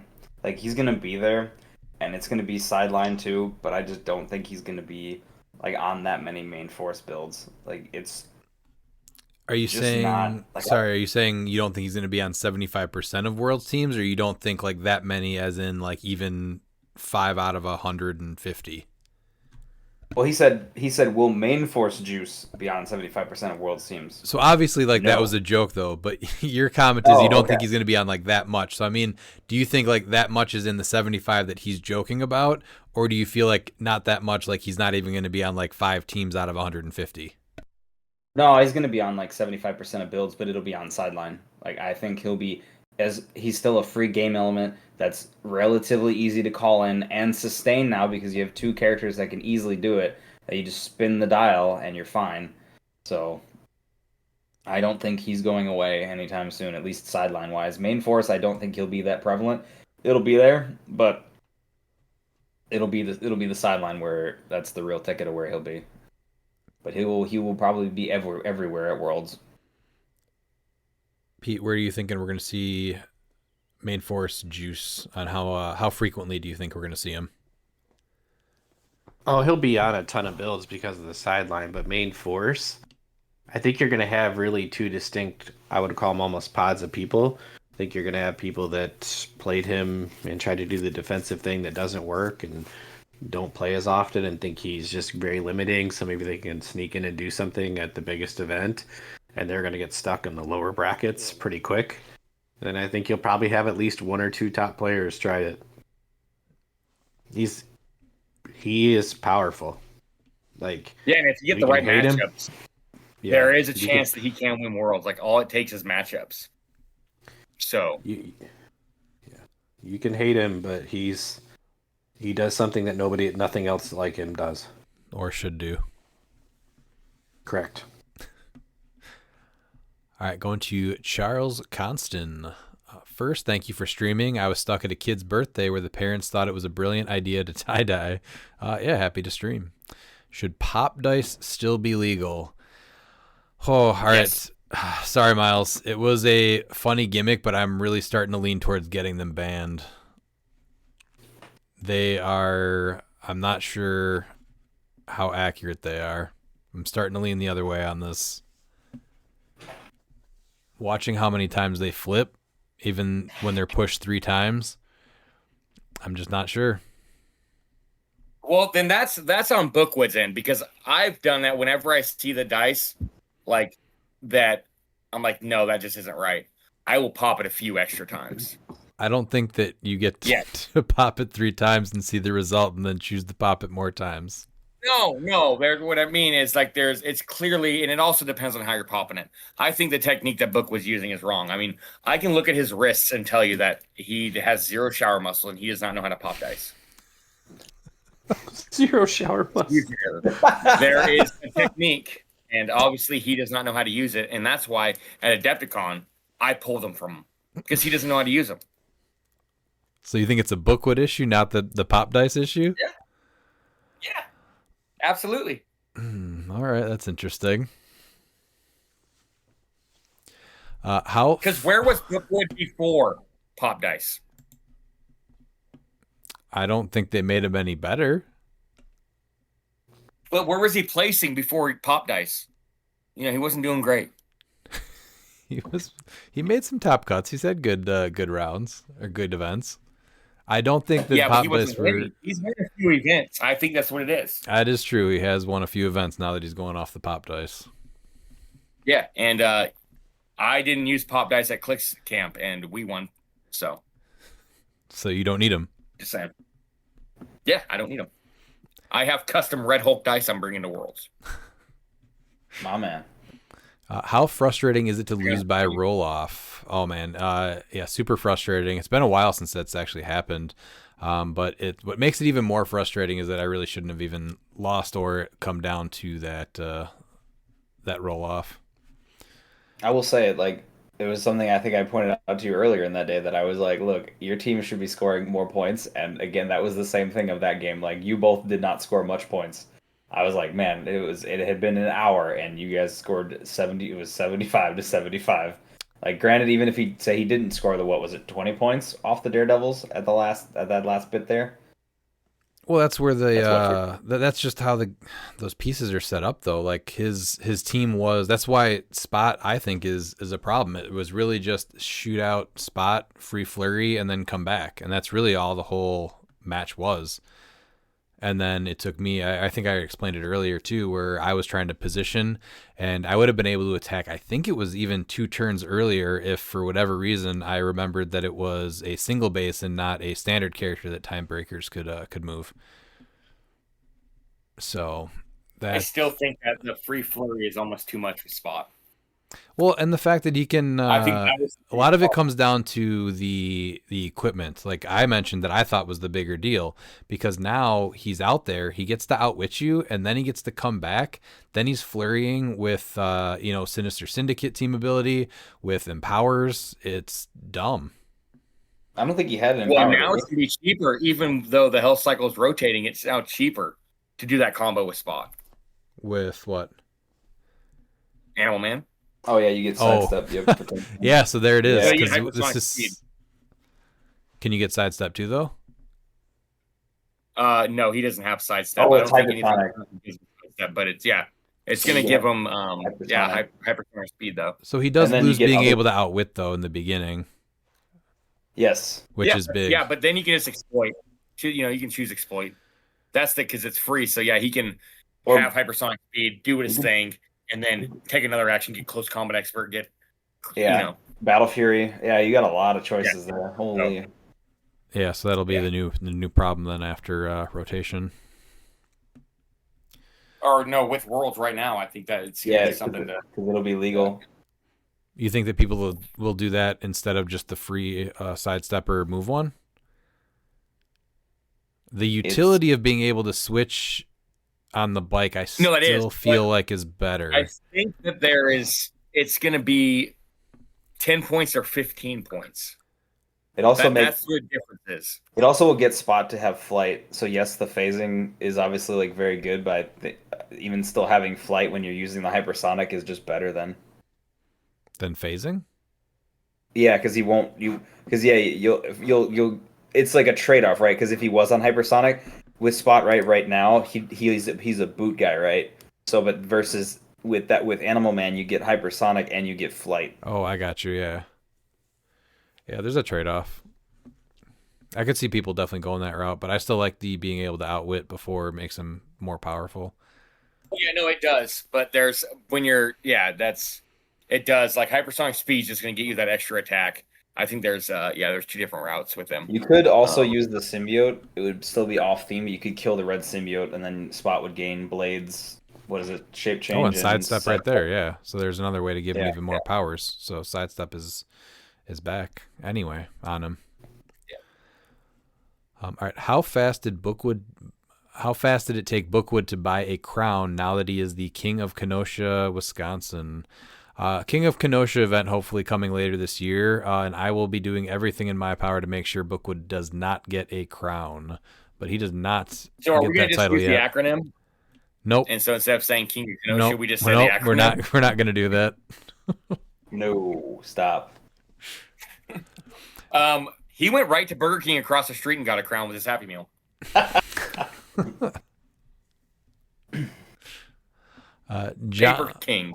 John Eric Hafford asked Miles about the official soda of Worlds this year. Miles, I'm legitimately afraid to ask what the official soda at Worlds is this year. I sent it last night, so if you go up here in our chat, it's a Fanta drink. You can get 12 packs. Oh, of Beetlejuice. Yes. I do not want to look at juice. I do not want to look at that face while I'm at Worlds all weekend. So, I mean, he's gonna be on your team, so I'll turn him around. okay, just Turn around. yeah, look at that Brown- sweet butt. Brown Yep, bagging no. him. Jonathan. I'm gonna just like What? it's gonna make me drink and just get trashed. The Fanta? Yeah, no, it's gonna make me want to just I'm gonna go get and just drink. it's not real Fanta, so it's not the same. Like I just. Jonathan Virgilio, which pieces from Lantern Legacy do you think will make top cut, top 8, top 4 of Worlds if they are legal? So let me know what you guys think about this. I think the batteries will make top cut, but I will say that you're not going to see any of them in the top 8. What do you guys think will make cut Nothing but from not Lantern top Legacy? 8? No, only from Lantern Legacy. Oh, I think the Sinestro core battery you might see in top 8. Honestly, Well, Animal Man. yeah, you're definitely gonna see Animal Man for sure. Let's break this down. So it's top 8, so it's top cut, top 8, and top 4 of Worlds. So what do you think will make top 8? What do you think will make top cut but won't go to top 8?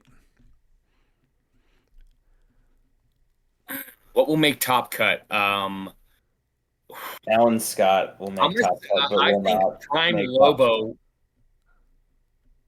will not make top cut. Or he'll make cut, but not top 8. I think Prime Lobo. Okay. And then Dan, you said Alan Scott, the super rare Alan Scott Yeah. will make cut but not top 8. Yeah. All right. So Pete, there's a set coming out called Lantern Legacy. Do you want to look at some of those pieces real quick before you answer this? I think things that could potentially make cut are Prime Sinestro, Alan Scott, Prime Lobo, the batteries, and the planets. And you don't think that any of those things will go beyond top cut into top 8? I think the things that have the best chance of going into top 8. I think Alan Scott's legit. So let's break down the question one more time. What do you think will make top Will cut, make cut, but not top 8. but will not make it to top 8? And then we'll go into what will make top 8, but won't go to top 4. So That's hard. That's hard to predict. my counterpoint to Alan Scott is that I think people are ready for what this is. He falls in line with a lot of what's already happening. Is you get a piece that's a stat stick, and I think people are going to be ready for that now. And we're already in a very like close combat heavy meta anyway, so you're going to run up and punch him anyway. So like he's counter range, which isn't really prevalent right now. So I think that yes, like he'll be a thing, but I think people are much more prepared for that now. So Then- here's let me break it down this way, because I already have ideas on all these, and I think it comes down to the types of players that are already looking at these pieces and the potential that they have. So I think we're going to see a lot of batteries, but I don't think that people are going to be able to really fine tune a good battery team to make it past top 8. Now, I think that there is at least one player that is good enough that they are going to have an awesome Alan Scott build, and it will make top 8. But I don't think it makes it to top 4. However, I think Prime Lobo is absolutely insane, and we see a Prime Lobo build in top 4. Seriously? Yes. He is stupid. Yeah, that's where it's tough. He is. I think in silver he's even worse. But Yeah. I don't know if I don't see him being that good. Like if I look at his top dial, like he's not crazy. It's So- point denial. It's not even point denial. He is allowing every single one of your team players to have every single team ability on the board. Okay, and how many actual how many actual TAs did you have on your last team that had a bunch of Daredevils that were all team player? He wasn't building towards that though. So imagine, so imagine Daredevils, right? You get a Spider-Man TA, which I did for 15 points, which is there's plenty of options there. So now they're 4 through 6 senses. Then you have a free phone booth and the Chitauri Pog that you throw on there. Now all of a sudden there are 4 through 6 shape change as well. And that's just the tip of the iceberg there. Now how about we give them all mystics? How about we give them cosmic energy so you also can't outwit them? It's insane. It's a 5-point mystic. Yeah, it's insane what you can give these. And like I said, I think that there are good enough players where one person will be able to just break some of this stuff and get them into top cuts or beyond top cuts. I guess I don't know. Like I see the potential there. And I like Lobo. Yeah, no, Lobo is insane. I'm saying he makes cut because I have a few figures I think will have a better chance than him. But so I do agree that. Miles, do a breakdown like I did right there then. What do you think is good enough to make cut but not top 8? What do you think makes top 8 but not top 4? And then what do you think can make top 4? So what I think can make top 8 is I think if Harris plays it, it's gonna be Weapon of Horde. No, that's accurate. He will. I think Prime. So that this is because I don't want to put both Primes in there. I think Prime Guy Gardner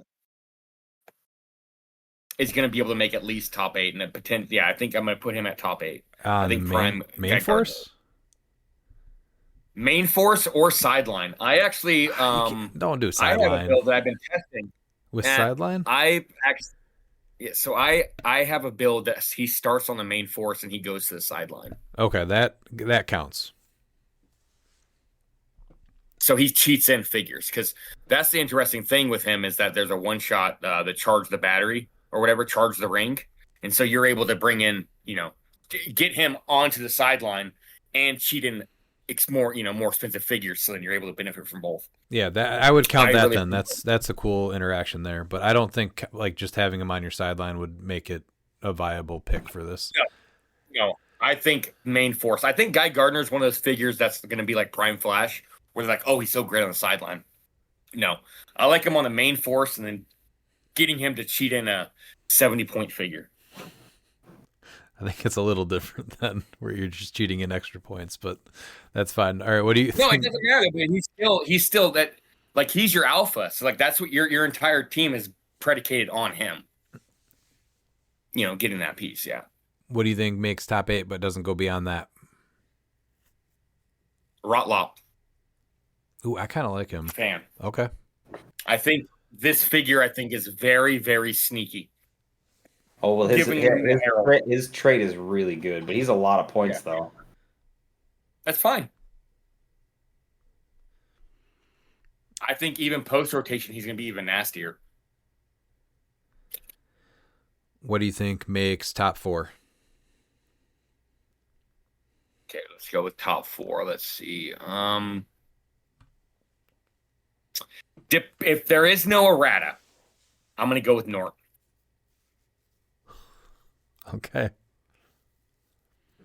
And that's not just a joke. Like I'm legitimate because there's some cheekiness to this figure. And if they leave him unerrated, he's going to run team sealed. And I think he has potential to make top 4. It's not cheekiness. It's just, it gives me flashbacks. So I go, I remember it. Yeah, if they decide to just go, we're not going to errata anything until afterwards, Nort's going to run team sealed and potentially get top 4. And that's not a joke. I'm being legit with that. So let's say he gets an errata, or let's not even say he exists. Pick somebody that doesn't need an errata to make top, or doesn't need to make top 4 if they don't get an errata. That's not even fun. Let's see. So I'm going to go. I really like this question, so I want to hear what you guys have to say about this. No, I like this question a lot. Tough. I'm actually going to go with Black Hand. I think this is the time, and since this is going to be legal, where a Black Lantern theme team will make top 4, have a really significant chance of making top 4. I'd love to see that before most of them rotate. All right, I'm gonna go with Black Hand Black Hand at top 4. Okay. Yeah. All right, Dan. What do you think makes top cut but does not go to top 8? Superman, the chase. I think he might potentially make top cut, but not move on from there. Or not team up? Oh, was that Team up or no team up? team up? Because I think this is something Harris is looking at. Because on the Justice League, he's a lot better on Justice League. So. And then what do you think makes it to top 8? You're gonna make cut, but not top 8. What was that? Here first. No, you said I Harris just is gonna make cut, but not top 8. So no, I just think this is something Harris is looking at. It doesn't mean he's you're writing gonna... checks. You're writing checks. I don't write checks against Skynet because I know what happens when I do that. Yeah, so. you said that he's gonna make cut, but not top 8. That's what I heard. Let's see. So I think Jon Stewart, the Prime, makes top 8, but doesn't go further. It's a good choice. Because it's off the butterfly swap. It's not main force. It's just on the swap. I think that's where he's gonna end up seeing the most play. That still counts. He'll be on the board. I think it's a good play. What about top 4? Let's see, top 4. I think the planets might make top 4. Honestly, Really, that's interesting, but yeah. like this to me is more like I could make this more consistent with a little bit of practice versus the batteries, because the batteries just have a lot of moving parts. Yeah. Versus the planets. I do love him. I like Mogo on Herald. I think Herald with the Black Lanterns. Oh, Harold's. I think real Harold's good. the key with him too. Yeah. All right, Pete, you've had a good 15 minutes to read the set real quick. Are you ready for this question? Mm-hmm. All right.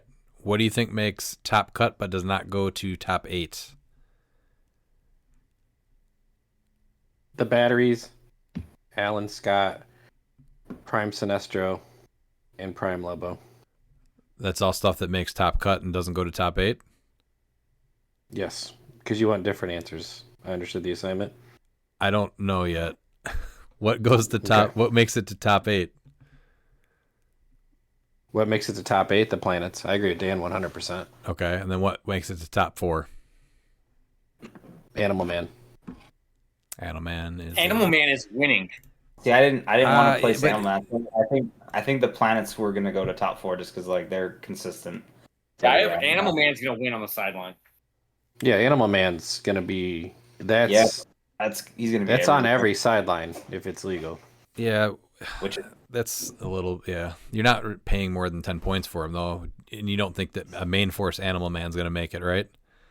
no, You know, he actually, there could be. I mean, a main force Animal Man. I mean, I think Pat Frazier's going to try and, say, you know what, this is my figure. And he's not meant for sideline, except he's going to put him on the sideline for free to play him on Masters of Time Animal Man, because that's how much of a goat Pat Frazier is. So he's going to show how good he is by getting Masters of Time Animal Man played into top 4.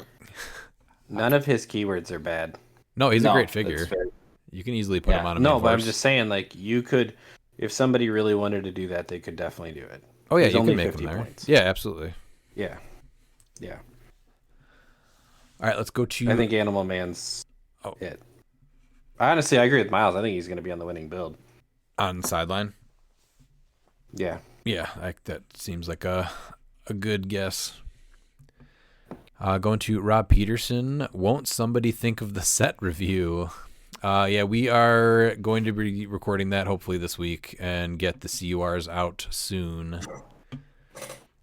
We wanted to make sure all the pieces were out. shown. We're still missing a legacy. I think 2. Kat Matua, which And- I don't know. I know I saw the fog. Carousel we're missing for sure. All right, Dan. Anthony Barnstable has a few questions here and a lot of stats. Do you want to read those for us? Yes. So, Barnstable's first question is: does the prizing for each event go deep enough? Things like top 16 and top 32. So I certainly think it does as far as like what they're offering this year. Like they're between the marquee events and the other like side events, I think that it is quite a lot this year as to like what they're offering. So and even compared to Origins, I think they're really on top of it. Yeah, no, I think it's fun. I think the Because participation is great because like it's not, well, there's 2 participations for Yeah. Modern, right? Stiltman Stiltman. and the deity Thor. Yeah. Yeah, And then so top 32 get a Joker fish, and a 4-bush man. So like if you just make top 32, you get 4 figures. That's well worth the $20 entry fee. Like well worth it. That you're getting double your price for that because you're getting 2 brand new figures. Huh? Just the participation, because those figures are 10. You assume, okay, let's just say they're $15 each, so you're actually making out on. So I think the biggest thing is that year after year, it's gotten a little bit better, but it's been a top complaint that we're getting old LEs that are basically already rotated out of silver, or there's even been like golden age LEs I think that were given away 2 years ago, right? As like top prizing for some of these events. So with where we're at now, I think somebody counted there's 15 new LEs that are debuting this year at Worlds, right? That's a lot. And then the rest of them, I think, have come out for the most part in the last year. Are we even getting stuff that came out later than that? The only thing we might be getting that's later, I think, is they are prizing out the batteries, which I thought was really cool. That's a really. I missed that. I didn't realize they were pricing out the batteries. I saw they have the black and white sets for something, and then they're also prizing out, I think, like random colors throughout the events. We'll take a deeper dive into all this stuff when we start focusing more on Worlds. But I think it's there's a lot of positives with the prizing and what they're offering this year. Easily the best, right, in the last 5 years. Oh yeah. What, 2 years ago they were handing out Krampus? Yeah, I think so. I think yeah, and then that's obviously what, even Golden Age, right? It's got the oldest style card. And it's got the white card. That's not why people are traveling to Worlds, is for that golden stuff that you'll never be able to really play. Yeah, it's the 2014 Krampus. I've been wanting this for 11 years. Now, I will say, if they just made a legacy card for that stuff and handed that out, that would be amazing. Perfect. That's all they had to do, and that still would have been cool. But this is obviously better. It's just totally brand new pieces.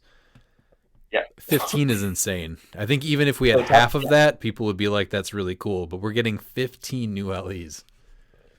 Yeah, and honestly, top 16 getting a black and a white lantern. I know that the packs, but like still, you're getting a full like set of lantern, like the lanterns and everything else, and that's at least $100 value right there, right? They got to at least be going for $50 each.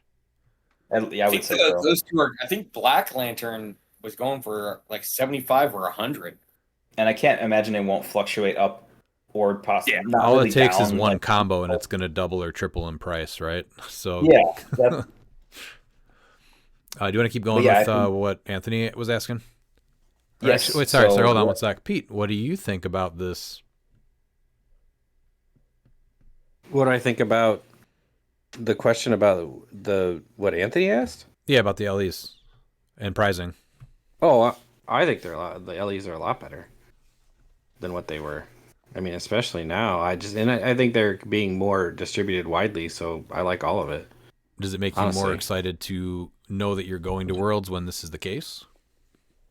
Oh, 100%, yeah. So, next question is: Are they awarding an amount of prizing you are happy with at the top, first place, bottom, top 16, and everywhere in between? So basically, do you think that like the spread of prizing is worthwhile? So I would say yeah. I would say, because that's how it's always done, yes. I would really like to see a scale, like a prizing scale, where the more people you get, the deeper down the prizing goes. Yeah. Oh yeah. I think that's a good way. I do appreciate that of like if the scale broadens that heavily, then the pricing then gets deeper. Yeah, that's very true. Right. There used to be a lot more local events It's before 200 they started prizing local events out, or we had like the CCOs or the WKOs that were happening. There were a lot of stores in the middle of that were doing, if we get, it's a win a case, and if we get X amount of people, or sorry, it's a win a brick. If we get this amount of people, it's a win a case. If we get this amount of people, we'll throw in extra boosters for 5th through 8th place. I think that is an ideal way to do that, because it shows that you're going to get rewarded for having a more successful event, and you have a better chance of getting stuff, even if you don't make the top. Yeah, no, I definitely like that. And then it also makes you feel better for just entering, like even if you don't necessarily do that well. Because obviously the bigger the field, it's going to be even more competitive, right? Because we had was it almost 200 people last year? That was a lot. That's where my problem lies right there, is that they're only pricing out to top 32, and we had 196 players. So only 16% is getting pricing. Whereas if you look at the CCOs and all those other events, you have 28 players and you get top 8 pricing. You're pricing out, 28% players. Yeah, that's point. where that's. And I hope so. I do hope that this can scale then, if that is the case, if they get enough people. Yeah. So I don't know if that's something they not good enough. I'm curious if that means that they projected like their numbers. Are they really expecting to have less people than last year? Because no, I mean, there's no way. They've grown every year. They didn't want to make. Yeah, I know. They wanted top 16 or top 32, and that's where there was going to be people with only one loss that was missing cut, and that's insane. 5-1s, yeah, that was going to be wild. It was like, nah. Yeah. All right, do you want to keep going? Yes. So his next question is 15 new LEs debuting at Worlds plus bystander packs debuting too much or too few or just right. I'm never going to be mad that there's more pricing. Like, I don't feel like this is too much. I don't feel like it's definitely not too few.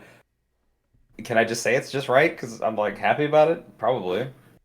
So I look at it as it's obviously not too few, but saying it's just right means that if there was more than that, I would be upset or the like of that. So it's not too much. So I think it's in a good place, but I would never be mad about more.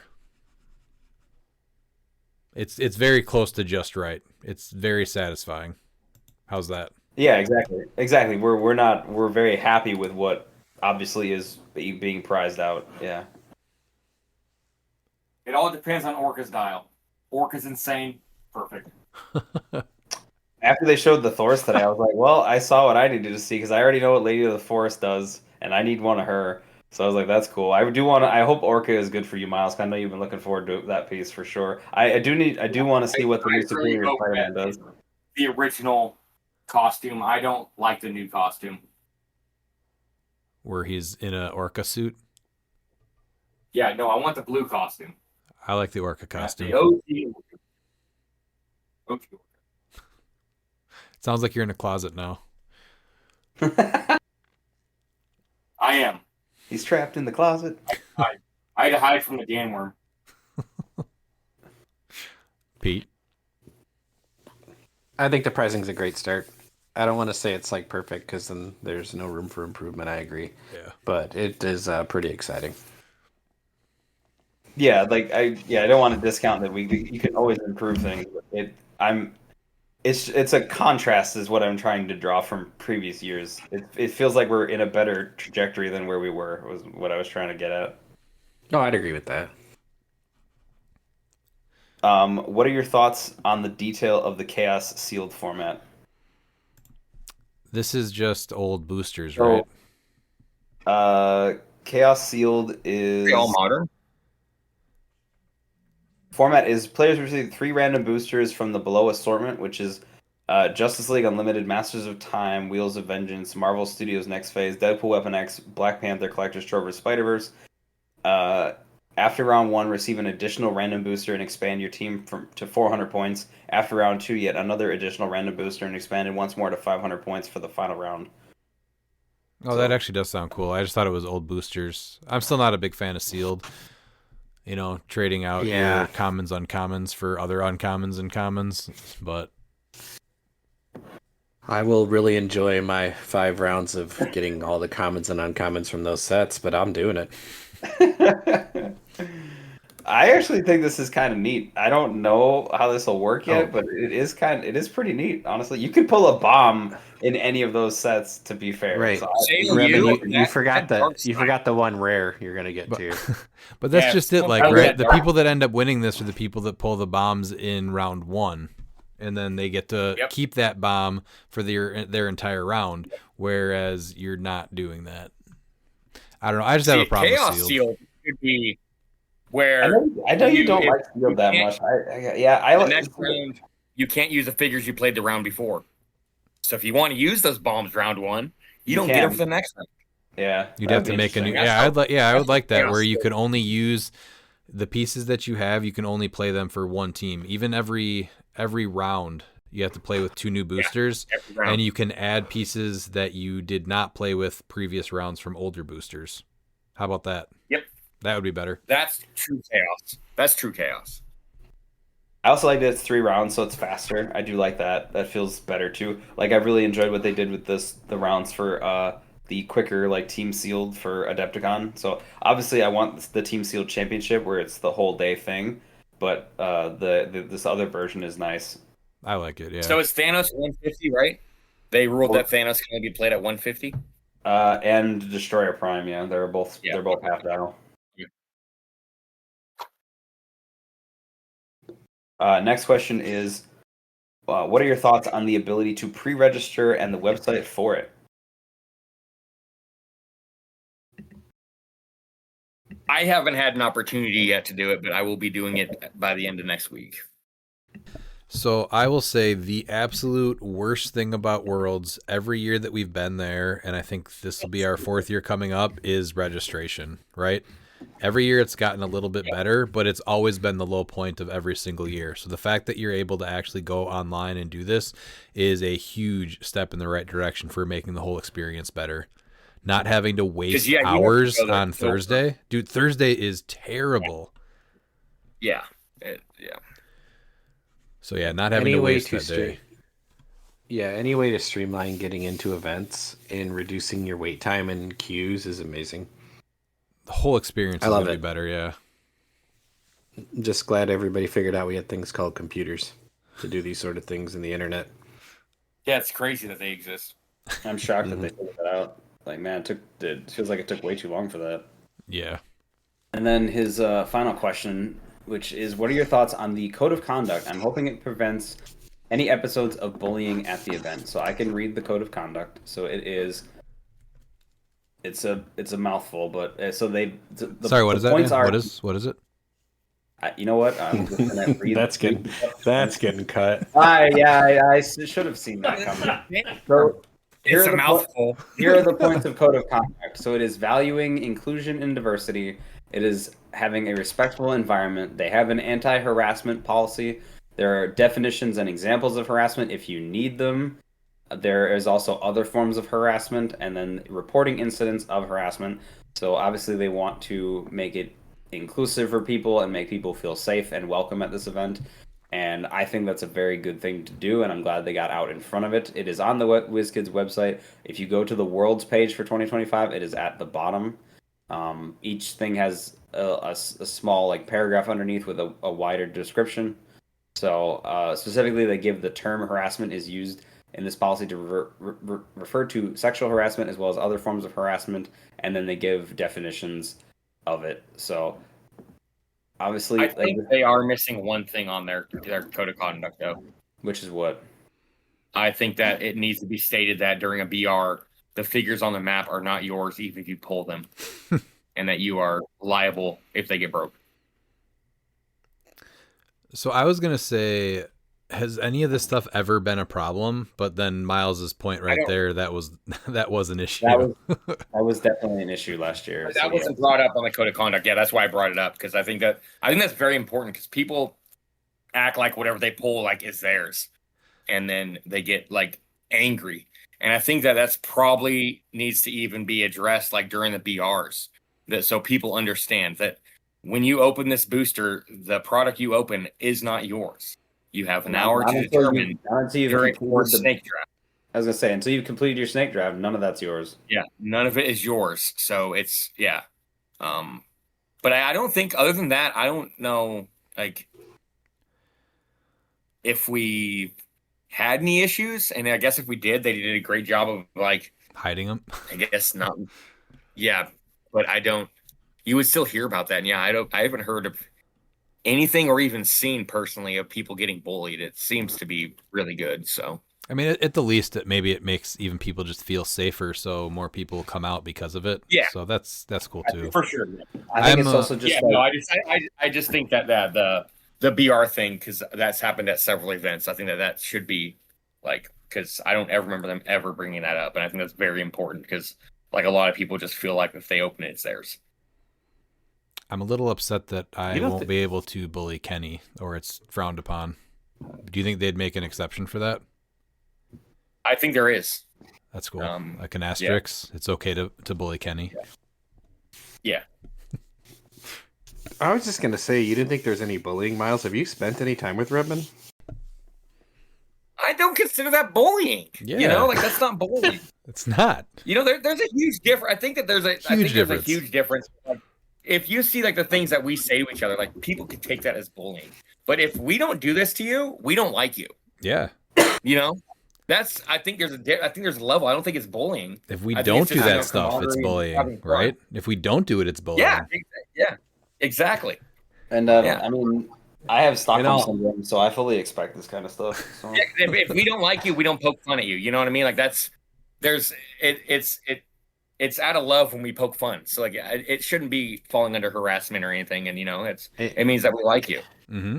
In all seriousness. Yeah, in all seriousness, all jokes aside, like I think it's a good thing that they've stated this, and the enforcement needs to be there too. Like, there's no room for it.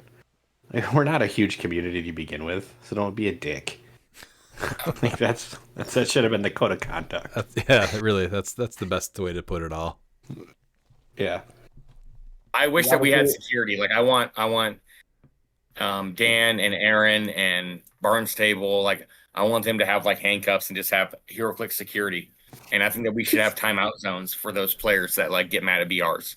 I think it'd be awesome if it was like a blow up like you know, like a blow up cage. No. We're gonna do it. No, we're gonna do what everybody does when you go to timeout. You have to go sit at the kids' table, and then it's gonna be inside of like a little jump house. Yep. You know. Yeah. And can you picture Dan with a stun gun like the Bounty? Oh yeah, because he would go up to a turnbuckle and yell, "I'm the Mountie." That's what he'd do.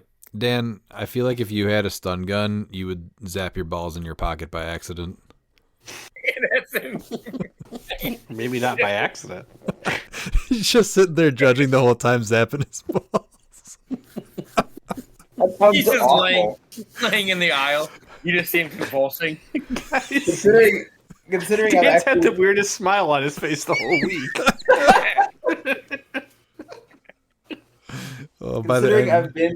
Considering I've been tased before once in my life, like that is not a fun experience. I would not recommend it to anyone. What's the next one that he's got? He's got more questions, right? Or like part 2. All right, so now we're gonna get into the breakdown of like the meta tab and what he brought up as far as like statistics. So there was 507 total teams in this data set for CCO across 27 events. So Destroyer was played on 58% of teams, the armor. Keaton was played on 55% of teams. This was between main force, and then the main force was 18 teams, 3.5%, and 18 main force. Keaton's earned 35 combined total wins. So that's really not a lot. But overall, like his inclusion on teams, whether sideline or main force, was 55%. Ares was on 52, Mimic was on 50, Fortify was on 47, and then both Heart-Shaped Urds together combined for 65%. Phone Booth was 44, Perdegaton was 41, Chthon was 39, Longsword was 34, Bunker was 32, Colossus which is Prime Colossus, was 26, Reverse Flash was 23. Time Breakers were 22. Both Vibraniums together were 8%. Trick Arrows were a little over 29%, so just about 30. And then the other stuff like kind of falls off. But Brock's Bunker by like the margin was the like very highly used maps. It was on 163 teams. The next best map, which was Rivals Respawn, was only on 104. So you're talking 60 extra teams had this map of Brock's Bunker. And it drops down like heavily because the next one is Monster Island at under 100 at 96. So there's a lot to unpack here, but I'm curious what like people's thoughts.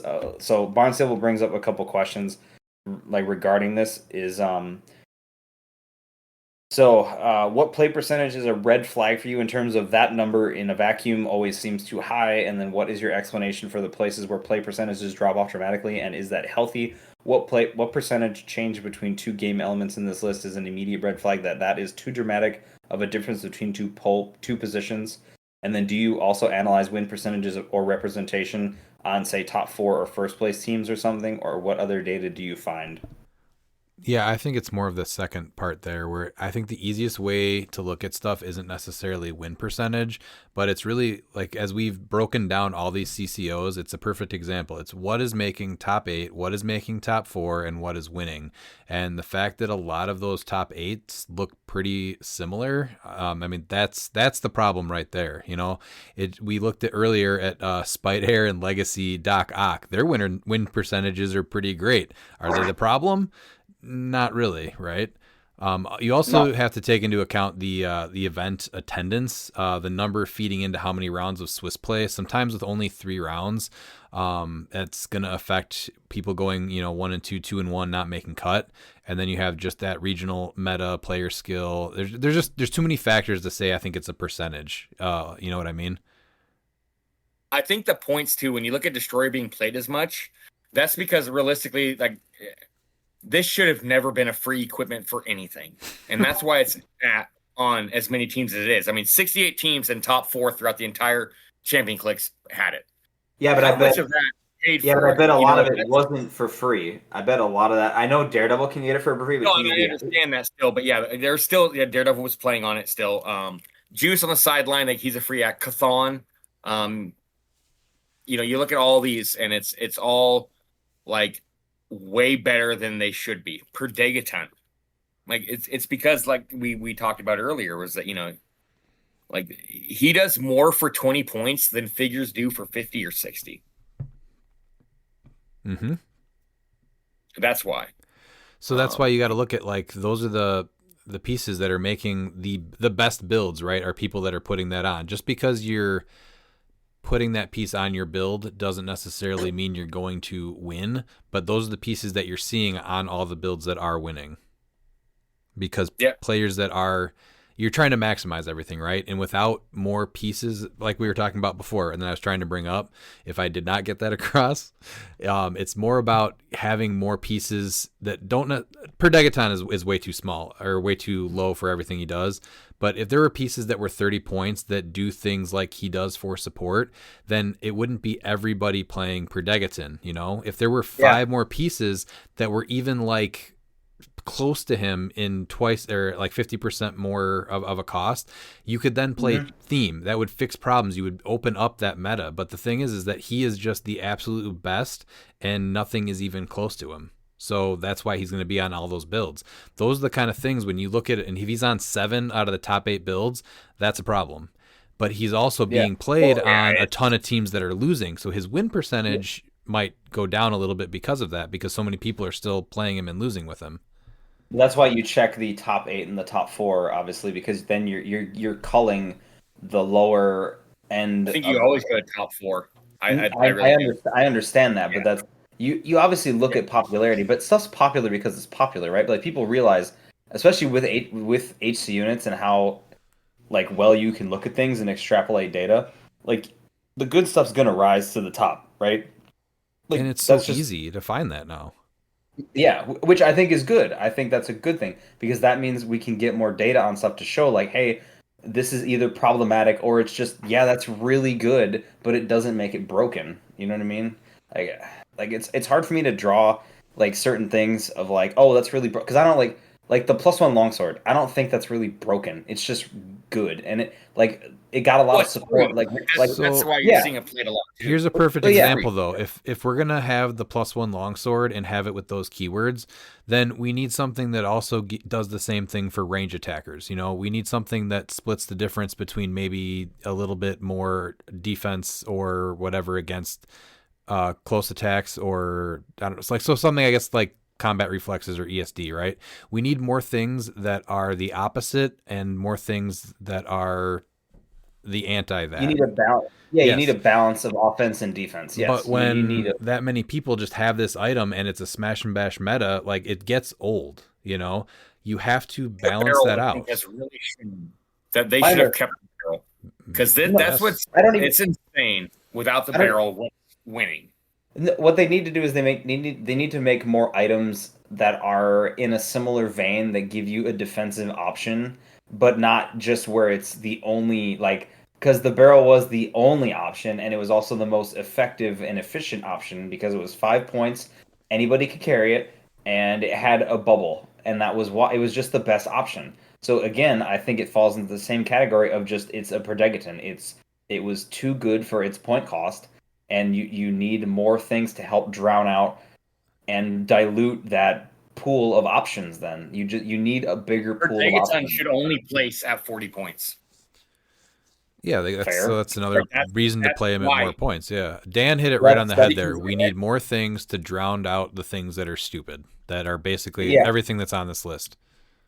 You need more. It's so inconsistent with it too. Yeah, I mean, you're you need more things that are playable. Like, more of the sets need to be, like, if you want Modern to be more diverse, where you have more things being played, and it's not when you go to top 8 and you're like, well, look at that, it's the same 30 items again. You need more of the set needs to be playable. So that means the rares are there now. The rares are good. Like the rares, the super rares, the chases, they're always good.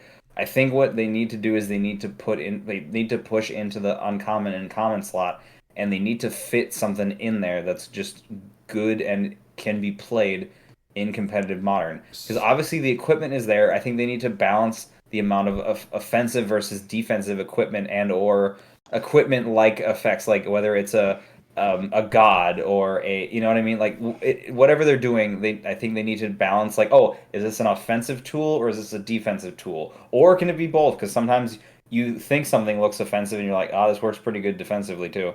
So stuff like that. I think if they do that, that'll be better. But I think you need to broaden the pool of things that are playable in order for, then you don't have this as much. You have then you have lots of choices, and people are like, oh, well, maybe I don't play Predegaton because I have this other thing over here that gives me, it gives me TK, outwit, leadership, or whatever. You know what I mean?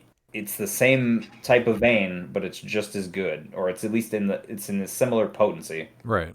And I brought this up an episode or two ago too. Like, if you want these commons and uncommons playable, don't change anything about them except for their point value. The stuff that we're seeing for 50 or 60 points, it's never going to get fielded. Even casual fun events, that one good piece is just going to one-shot them, and it's not good. So if they were half that price, or 30% of whatever they are, they're not doing anything special. They're just, there for fun to play, and maybe it makes sense to play a lower pointed support piece or something like that.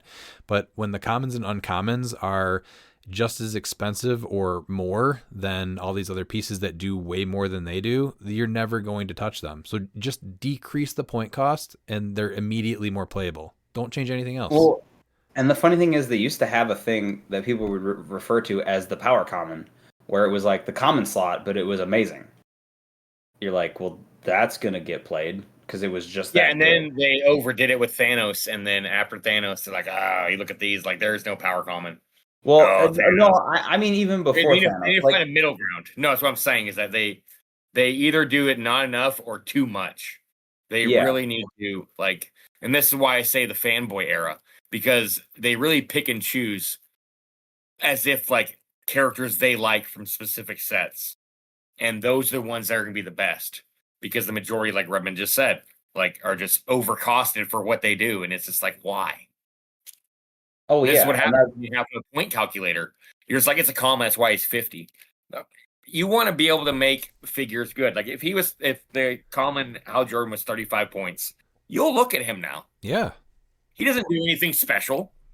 But no, No. you 35-point least- attacker, and maybe you like him. It gives you a chance to play a piece that you like, you know, and he's not eating up a ton of points, but you have a chance to maybe make a good attack with him. I mean, you look at Ganthet. You look at Ganthet, right? So he's in a similar vein to what I would say like Predegaton is, right? And he's a common. He's the 004B, right? He's sidestep, flight, 5 range, 2 targets, but 70 points gets you sidestep, precision, invulnerability, leadership, or 45 gets you sidestep, precision, invuln, and prob. Right. And yeah, yes, and the he has exact the- same stats. Yes. Now, granted, he also does have power cosmic and can make anybody a Green Lantern and gives them the team ability, which is great. Yeah, but you're But- not going to play him at 70. You're just No, you're gonna barely play him at 45, but you're still playing over double the points for Predegaton. Granted, Predegaton is a rare, so obviously that I don't know how that works the point formula as you go up the They don't rarities. have a Like, formula. There is no formula. I'm trying to give them a little bit of a break here, so I'm not just beating the. Yeah, like Ganthet, like you said, like they could literally just make click 3 his click 1 and just have 4 clicks and be 45 points. Yeah, or you make his 45-point line 30 instead. Like I think that's still good. That's still 30 points worthy. That's fine. Dude, did the Blue Lantern Elephant guy not make the He did not. He did not. Oh man, Nope. that pisses me off. He was cool. I was back. He's cool, yeah. Dan, would you did we ever get, Dan, would you ever consider cosplaying as Ganthet? No. Okay. Why would I cosplay as Ganthet? Why wouldn't you? Yeah. Because we can call you Danthit. Oh yeah. Come on, this is Rebgorn, Aquamiles, Danthit, Pete Holder. Pete Holder? Come on, Danthit. That's perfect. I guess that's like not the worst thing in the world. I guess yes. If I guess I could paint my face blue and I could probably make that work. We need you as I just Danthit. don't. I guess that's like I know that the Guardians of the Universe are kind of shit as far as like characters, and I'm just like would I want to cosplay as that? Good one. Okay. Yeah, Ganthit's All right, at least Ganthet's the good one of the bunch. Pete, before we move on, did you want to add anything to your take on win percentages and what's an issue? No, I think you guys did a really good job of covering everything. I think it's just more of, I don't think necessarily win percentage is the issue. I think what people are having a hard time with, and where it kind of branched out into another conversation, is the fact that everybody wants to see more diversity being played, and when you get things that are 50 points in the common slots and they're overcosted, that's just not helping.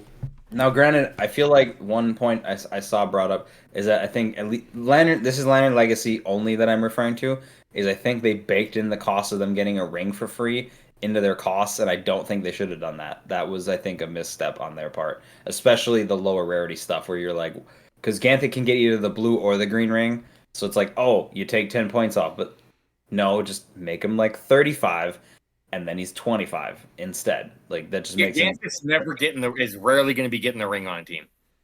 Not even the blue. I feel like the green, but the blue I thought for what he does would be useful.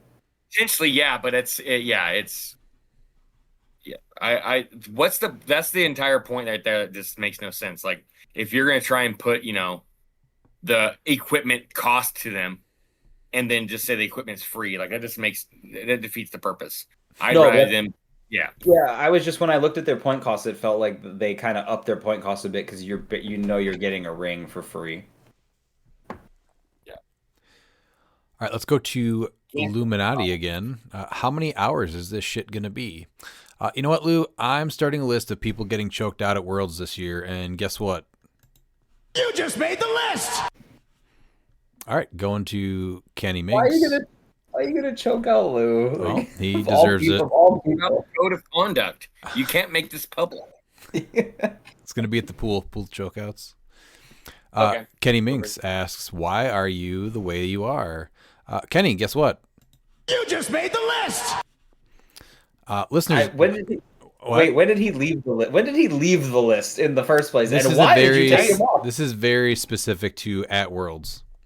Okay. I was pretty sure Kenny was the first 10 names on the list. Well, I think what Kenny's trying to say is that what can he do to be more like you? That's just that I read that as being jealous. That does make sense. Yeah, he's looking for information and he wants to learn. Yeah, he wants to be better. Yes. But listeners, don't forget Kenny is taking a rock bottom at the pool this year at Worlds. So be either checking that out live when we do that or join us at the pool. And Kenny, once we start our Road to Worlds series, we have a nice surprise for you as well. So stay tuned for that. All right, going to Azrith Strife. Is She-Hulk a bad bitch? Yes or yes? She-Hulk is not a piece that is my playstyle, but I think she's great. I'm surprised she didn't make more teams. I think that a piece like her is... When you have a piece like that did not get their time to shine at Worlds, being able to have them be strong for kind of like a send-off at Worlds, I think is a very cool scenario. So I think there's a handful of pieces like that, and she's definitely on that list. Yeah, I think that it was a disappointment that he gave up on her after the finals at Red, White, and CLIX. I agree. That he should have won. If the game was played out, I don't see She-Hulk not winning that event. And then once he played She-Hulk again, he proved it, with his CCO win. Yeah, I think that she's not going to be a piece that's going to be on a team for pilots. I think that's going to take a special player that, with a play style of the player, because she's definitely a finesse tank piece, if you want to call her that, main attacker. Sure. She's not easy to play. You don't just throw her out there. It's all about the team around her. I think she's fantastic, and Looper has bullied me with her a couple times now, and I don't want any part of that. Pete, what's your take on She-Hulk? We reviewed the tape, we reviewed the meta, we reviewed the results, and it is confirmed Azra Strife. She is a bad bitch. All right, going to McConnell Lamar. Hey, gents. I hope you guys have rested up from the last podcast. I got to say that I really appreciate the time and effort you guys put into the podcast. It's awesome. Why, thanks, McConnell. First question, thoughts on the prizing for Worlds? I think this whole year has just been on an upswing for prizing. For Worlds, we're seeing just a ton of new stuff, and the usual LEs that are years old aren't flooding all the prizing pools. So I think it's easy to say this Worlds is the best prizing list we've ever seen. Yeah, I don't think it's even close. I still want to see teams get design a figure. I think that, even if it's just a Kerr, because we have the world's champions designing super rares. Why don't you design I would love to. They should throw it up as design a legacy figure. I think even that's awesome. I'm honestly that's such a cool thing to be able to do. Yeah, that'd be So, fun. Yeah, I realize. I know that it's kind of iffy, when you're a team, but I will give Calder and was it Calder, Spencer, and I don't remember. I apologize. I don't remember the third Reed. guy. It was Matt Reed. What was it?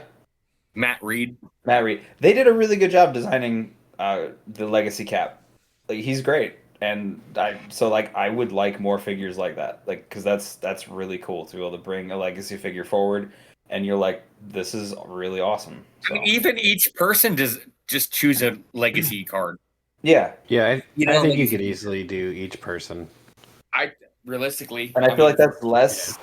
That's less labor intensive than designing a figure because you don't have to worry about the mold. It's just the card portion. So yeah, just each person gets to pick a legacy card.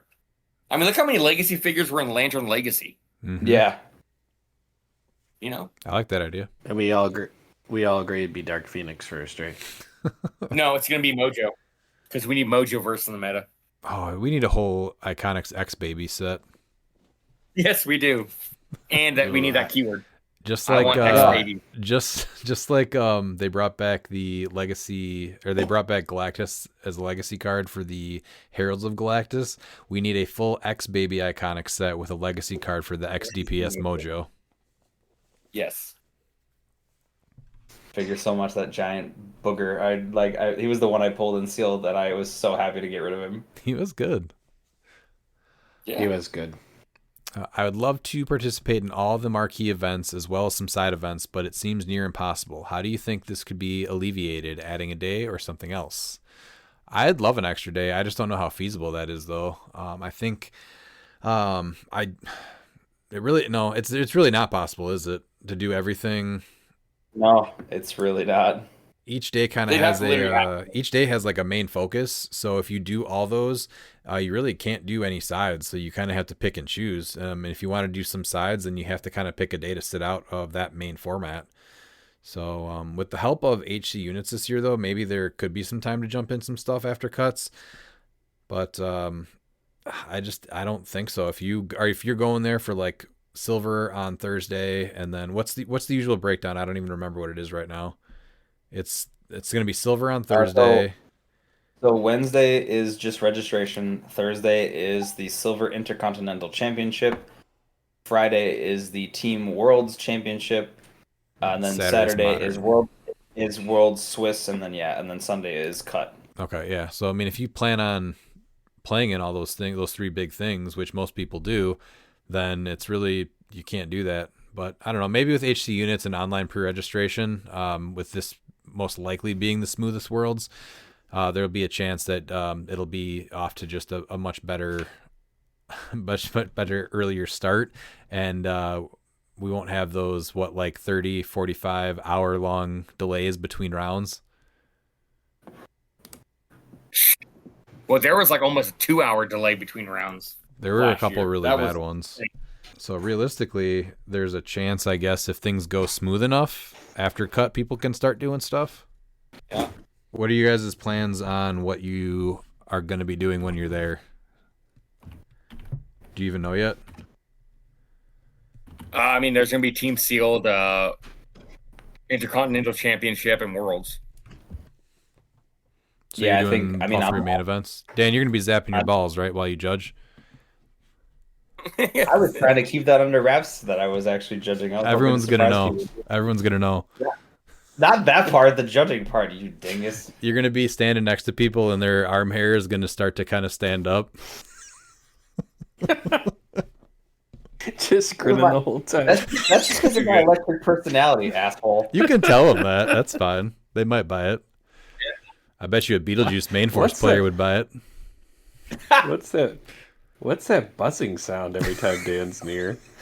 It's like that episode of Friends where Joey's humming when they turn the light on. Like,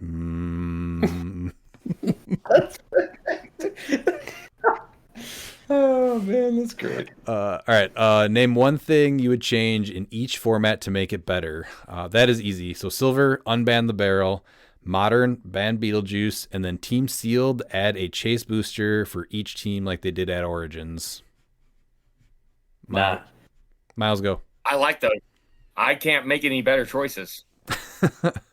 So you agree with that? Yeah. All right, that's the best change. All right, Dan, what do you got? Silver, fix the FTI ruling so you can actually bring the MOEs back into line without being like, hey, guess what? They're super broken again. Modern, make it Highlander. That's bold. That's for me. I don't mind it though. That for me is big. Like, I think that would stifle a lot of the BS that usually happens where you go, hey, let me play 3 of this really stupid figure because I can. Cough, cough, Ivy, cough, cough, CSS. I think those are like the biggest 2 that probably stick out to me. As much as I like the barrel, I still think I stand with the thing of we need more things in the same vein. That thing's just, it's too good for what it does, unfortunately. What about Team Sealed? Team Sealed, just let the winning team design something. Like I said, legacy card. That's your easy. No, winners each get a legacy card. Either they can do one as a team, or they can each do one or whatever, something like that. But I think that to me is because I think designing a legacy card is just as cool as being able to design a figure. Because man, being able to pull a figure that I play that's like a Golden Age figure or whatever, or like a Silver Age figure, and being able to pull it forward and update it is awesome. And the older the sculpt, the better. That's debatable. That's a hard disagree. No, That and lined paper maps. Get That's outta what here. I'm going for. All right, Pete. Silver. I just want to say you guys have really had some good answers tonight. I would love to have MOE swap back in silver. Yes. Yeah, they just need to fix the FTI ruling first because you can't have that with Yes. MOE because they're just dumb then. Yeah, but other Yeah. figures can still do it, so I don't see it as a problem. I know, but I don't want any figure to be able to do it. I want all figures to do it. That way you can just make it a small map, essentially. Pete, what about modern? Oh, dude, Keaton, goodbye. Yep. Thanks for coming. And team sealed? I like the chase booster idea a lot. A lot. Yeah. Somebody said no, though, which surprised me. That was Like, I Dan. don't Oh know why you no, would that was, want- that was purely for the barrel. That had nothing to do with the last part. It was only for the first thing he mentioned. Oh, I would also like to make it an option in Team Seal that when we play Redmond, because that will happen like round 2 or 3, that I can print out my 8x11 maps and tape them together right before. I will crumple it up and toss it right in the garbage. Well, I'm going to do that, and I'm going to make sure they look like the Roll20 maps. That's the only maps Oh, I'll play God. on at work. All I gotta say is if you do match him again, Pete, you better beat him like we did last year. That's all I got to say. With your dark side full points, get out of here. Hey, we manifested that brick, okay? Like, hey, it can't help it that Miles and I got magic. Yeah, don't get mad. We pulled better. Not our fault. All right, we're gonna Although go. you gave Ollie like the best piece you could have given him for that, which was awesome, by the way. the colossal beast boy. Yes, that was fantastic. He had a blast. He loved playing that thing. All right, let's go to Jocelyn Bowmeister. Clearly, Mern Destroyer armor is the best play, but if you're playing a lesser team with Hidari and Colossus Prime instead, who gets the armor? Watch, Mern and Hidari. Destroyer is going to win the Worlds now. Yes, sir. God, It's I going hope to be so. ending. Those are two of the top contenders, right? But yeah, I think Hidari gets the armor, and then you put a motorcycle on Colossus. Glider. Glider. Yep. Glider. I want that precision. And the I agree. It's Hidari gets the armor, and then Colossus gets either the motorcycle or the glider. But the glider's really grown on me for him. It's not bad. I just think that the versatility that you can go to either, combat reflexes or super senses, depending on the matchup, is big. 100%. You just have more options, and I like that. Yeah, I mean motorcycle. I'm just purposely trying to not say motorcycle because I don't want Mork to get drunk during this episode. Well, we're about 5 hours in, so I'm pretty sure if Mork is playing the drinking game, Motorcycle's the real answer. I'm sorry. If Mork is playing that game at this point, he's gotten drunk, took a good 3-hour nap, woke up, got Playing back the to it. glider. You need the terrain of motorbike. And I think motorbike needs to be on every team. Since the barrel's banned, motorbike's always on your team. All right, let's go to Caleb Cadu. Made this for silver after rotations, and I think it's pretty fire, to be honest. All right, let's see what Caleb made. Caleb, get the fuck out of here. Is it Mern and Destroyer armor? No, it's Wakanda Hulkbuster with the avatar of Animal Man, that Spider-Man time dilation Spidey that I absolutely hate, but then has the Wonder Woman bracelets on it. Then it's Ace with the Indigo Tribe ring, and then John Constantine, and then it is Mern with Destroyer armor also. Man, this is just a total troll team for me. So he's taking away free actions, and let's just make him better with Animal Man. Yeah, he wants to not have fun. And then Wonder Woman bracelets on Time Dilation Spidey, who I absolutely hate that figure. Then he takes away Outwit, gives support to his team. Then he takes away Prob, and then he's got Mern and Destroyer. Man, I would be so pissed off if I went up against this team within I did double setup. up. I don't see him winning a game. And you know what? This team still dies to Hidari Pulse Wave. That's the best part about the whole team right there. Not if she does a running shot.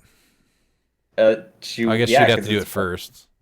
But Yeah, then, that's it. You TK, running shot, pulse wave, boom, done. And then you get all your freeze back. Yeah, exactly. And now you've like murked most of that team because 3 damage pulse wave is pretty gnarly. well, you better hit that pulse wave though, because you're not going to get any perplexes beforehand, and you got are prob. also you're not going to be able to prob, and you're not, or Yeah, you yeah, can. Murn too potentially. To why can you do those things? Because you have somebody that has above a 4 range prob, and then you're fine. So John Constantine says no, you can't prob. Not when he's getting pulse waved. Well, you're just assuming that things work out in your favor. But if somebody puts John Constantine right That's next to that's what Dan Wakanda does. Hulkbuster, It's then gonna happen. they It's deserve to gonna lose. happen. I'm just saying. I feel like a lot of people like to stay in formation, and that's usually what is people's downfall. Dan's like, I just Yeah. 3 damage pulse wave the entire team. First turn, game over. Knockback, I crit hit, done. I win, Yeah. game over. You know it. I mean, Pete has had that happen to him. He knows exactly what happens when I hit him for 8. It's true. It's true. Oh man, that team Yeah. made me a little mad actually. Still, That was fun. I got a really good chuckle out of that one. That was a great troll team. It's all of Redmond's greatest hits all wrapped up into one. it's pretty close. All right, William Desrochers, declarative statement section. Not that anyone asked, but my video game feats in Battletoads, I made it to the level with the giant snakes. In the first TMNT, I got to the Turtle Van level, but my greatest feat was beating Mega Man 2 without getting hit a single time. Man, we didn't talk about Mega Man 2, but that was easily one of my favorites. I loved that game. Yes. Yeah, that was a great Mega Man. That game was awesome. And then, so I don't remember how far that snakes level is. I used Game Genie because I would always get mad when I would get stuck on a level. So I would try to find the codes on the Game Genie to at least see what the other levels were like. So I do know what level he's talking about, but I don't think I ever got there without using Game Genie. And then the Turtle Van level was, I think, the one that I was talking about, where you have to take the Turtle Van to the different like levels or the different like doors, and then you would go in another part of the city or whatever it is. It was a really weird map. Yeah, because you could also use them to go through the sewers.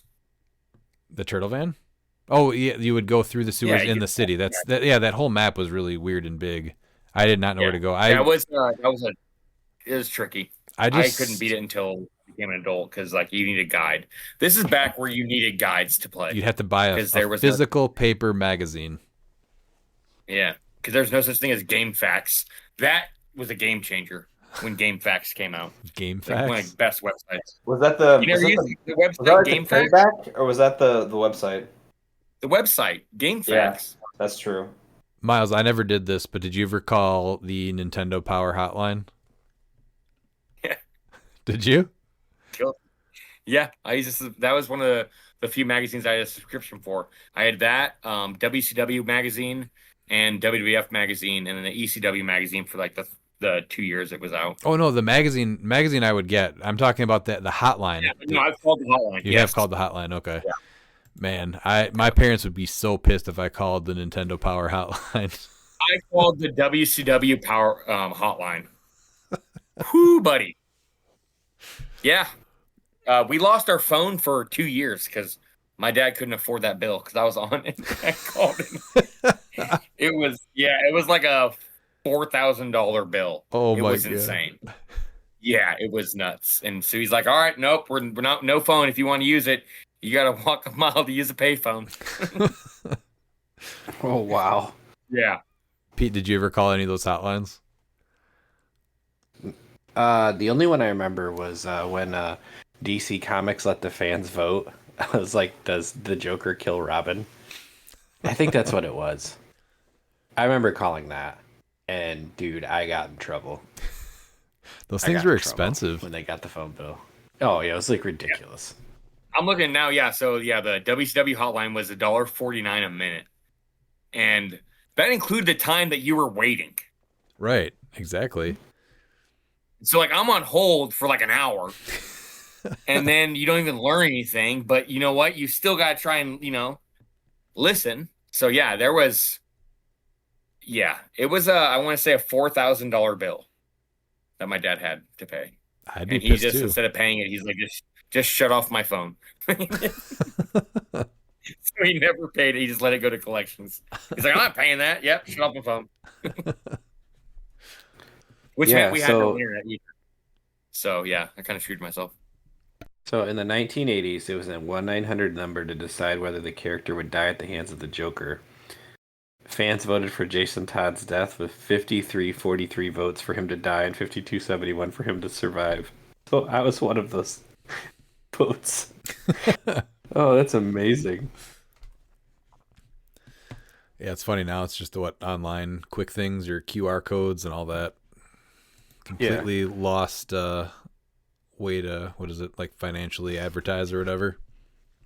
You just and as the person calling the 900 number, hoping your parents don't find out, you lost that thrill of trying not to get murdered later. That was fun. Yeah. All right, then the question section. How do you guys feel about this idea for changing timekeeping in HeroClix? When last action is called, if it is either the first player's turn or the second player hasn't taken an action yet, there's 5 minutes added to the game so that both players at least get the same number of turns.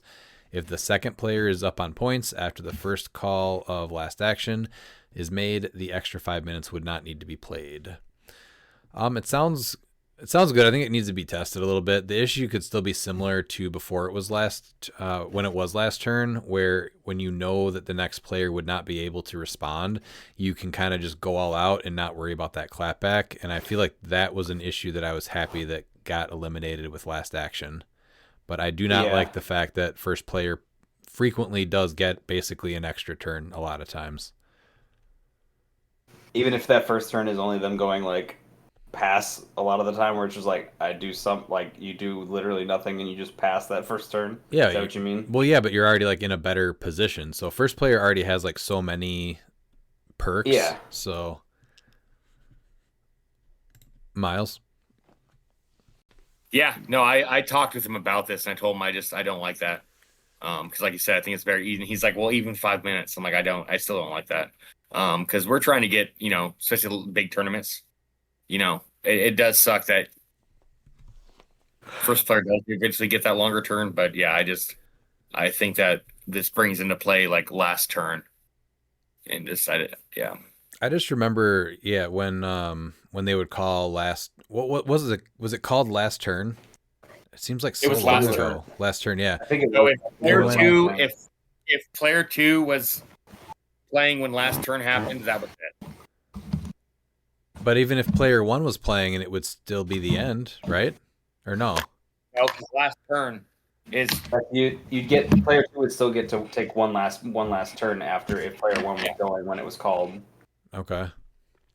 Yeah, but just being able to go all out and not worry about getting clapbacked, I think, is an issue. So I don't think in the end that would work.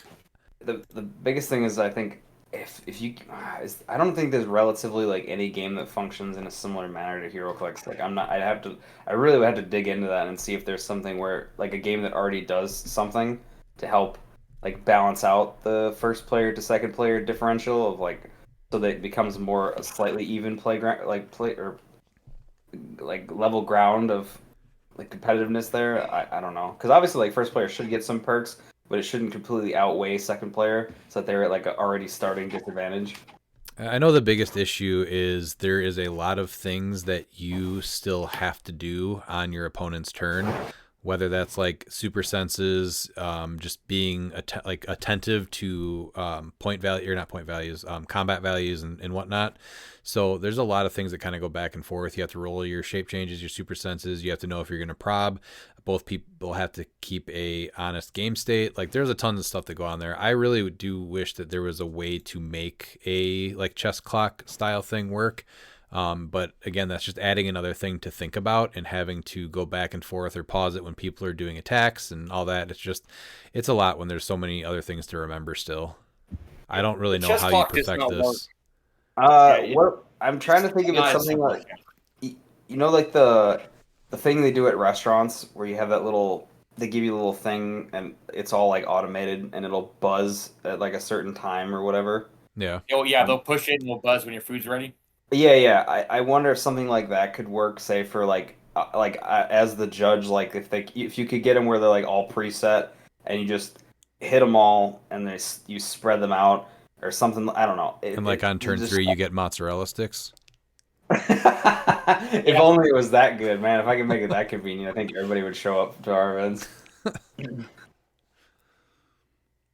That's what you need to play HeroClix on. Is like you need mozzarella sticks on the side just so you don't get hangry. Dude, if we got mozzarella sticks as we played, I would be set. Pete, where are you on this one? It's a difficult one. I mean, I like the idea, but I just don't think it'll execute well. Yeah, I think that's what a lot of it comes down to. I wish there was a better way to perfect it because it just never feels perfect. Well, that's where Dan's going to come in with the crotch, the crotch taser. And mozzarella Dan's going to sticks. single-handedly change this at Worlds. Dan comes up to you. He's got one hand in his pocket, and the other hand is up holding one of those little boats of mozzarella sticks. Mm-hmm. And you have option A or option B. Is that what we're going with here? Why not both? Tase me and feed me mozzarella sticks. I don't know. All right. Why doesn't Aaron Morgan use silver dollars as action tokens? It feels like a wasted opportunity. Well, Aaron will be on in about 2 or 3 weeks, so we can get to the bottom of that. 2 weeks, I believe, sir. I will just push it back, and now it'll be 3 weeks. Do you want to make it 4? 4 weeks is World. 4 weeks is basically Worlds, so I don't know if I want to push it back that far. Legally required wrestling question. You are playing in a duos tournament where the first place is 100K and your partner has to be a wrestler. Who do you pick as your teammates? So I'm assuming he's asking here, like that duos format that we play with HeroClix, right? He's not talking about an actual tag team. Yeah. Yeah. No, I'm pretty sure he's talking about a tag team event. Yeah. I think. No, he's talking about the duos event, right? Oh, really?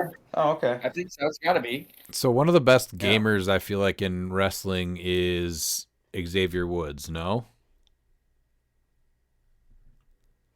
No, Maybe. Is that wrong? Xavier Woods. Well, Randy AJ Orton Styles. was. But Randy Orton used to stream games until he said some risky things, and so he canceled his Twitch. Oh, really?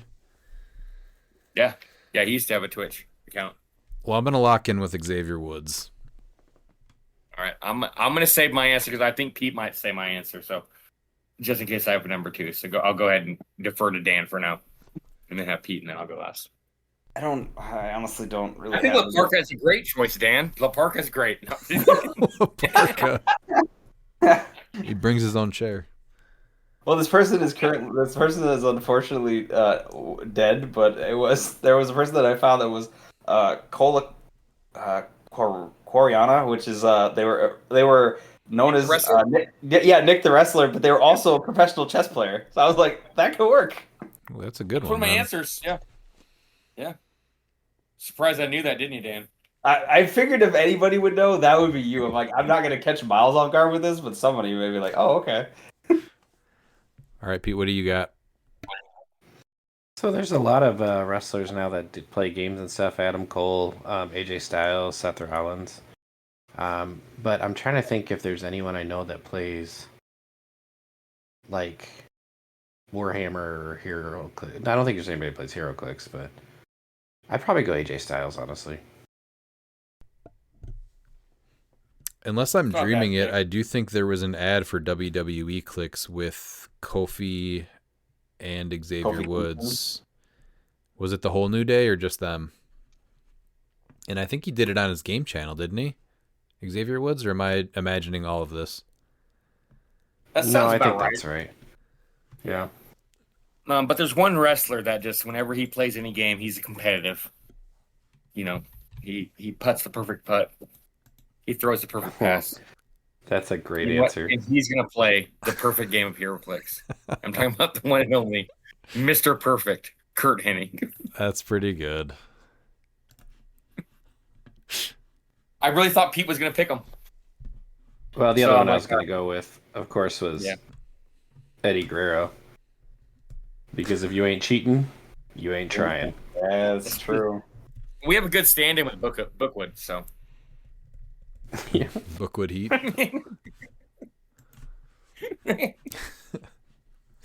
All right. Book Heat. Last question is from Peter Marshfield, who made this one right under the wire yesterday.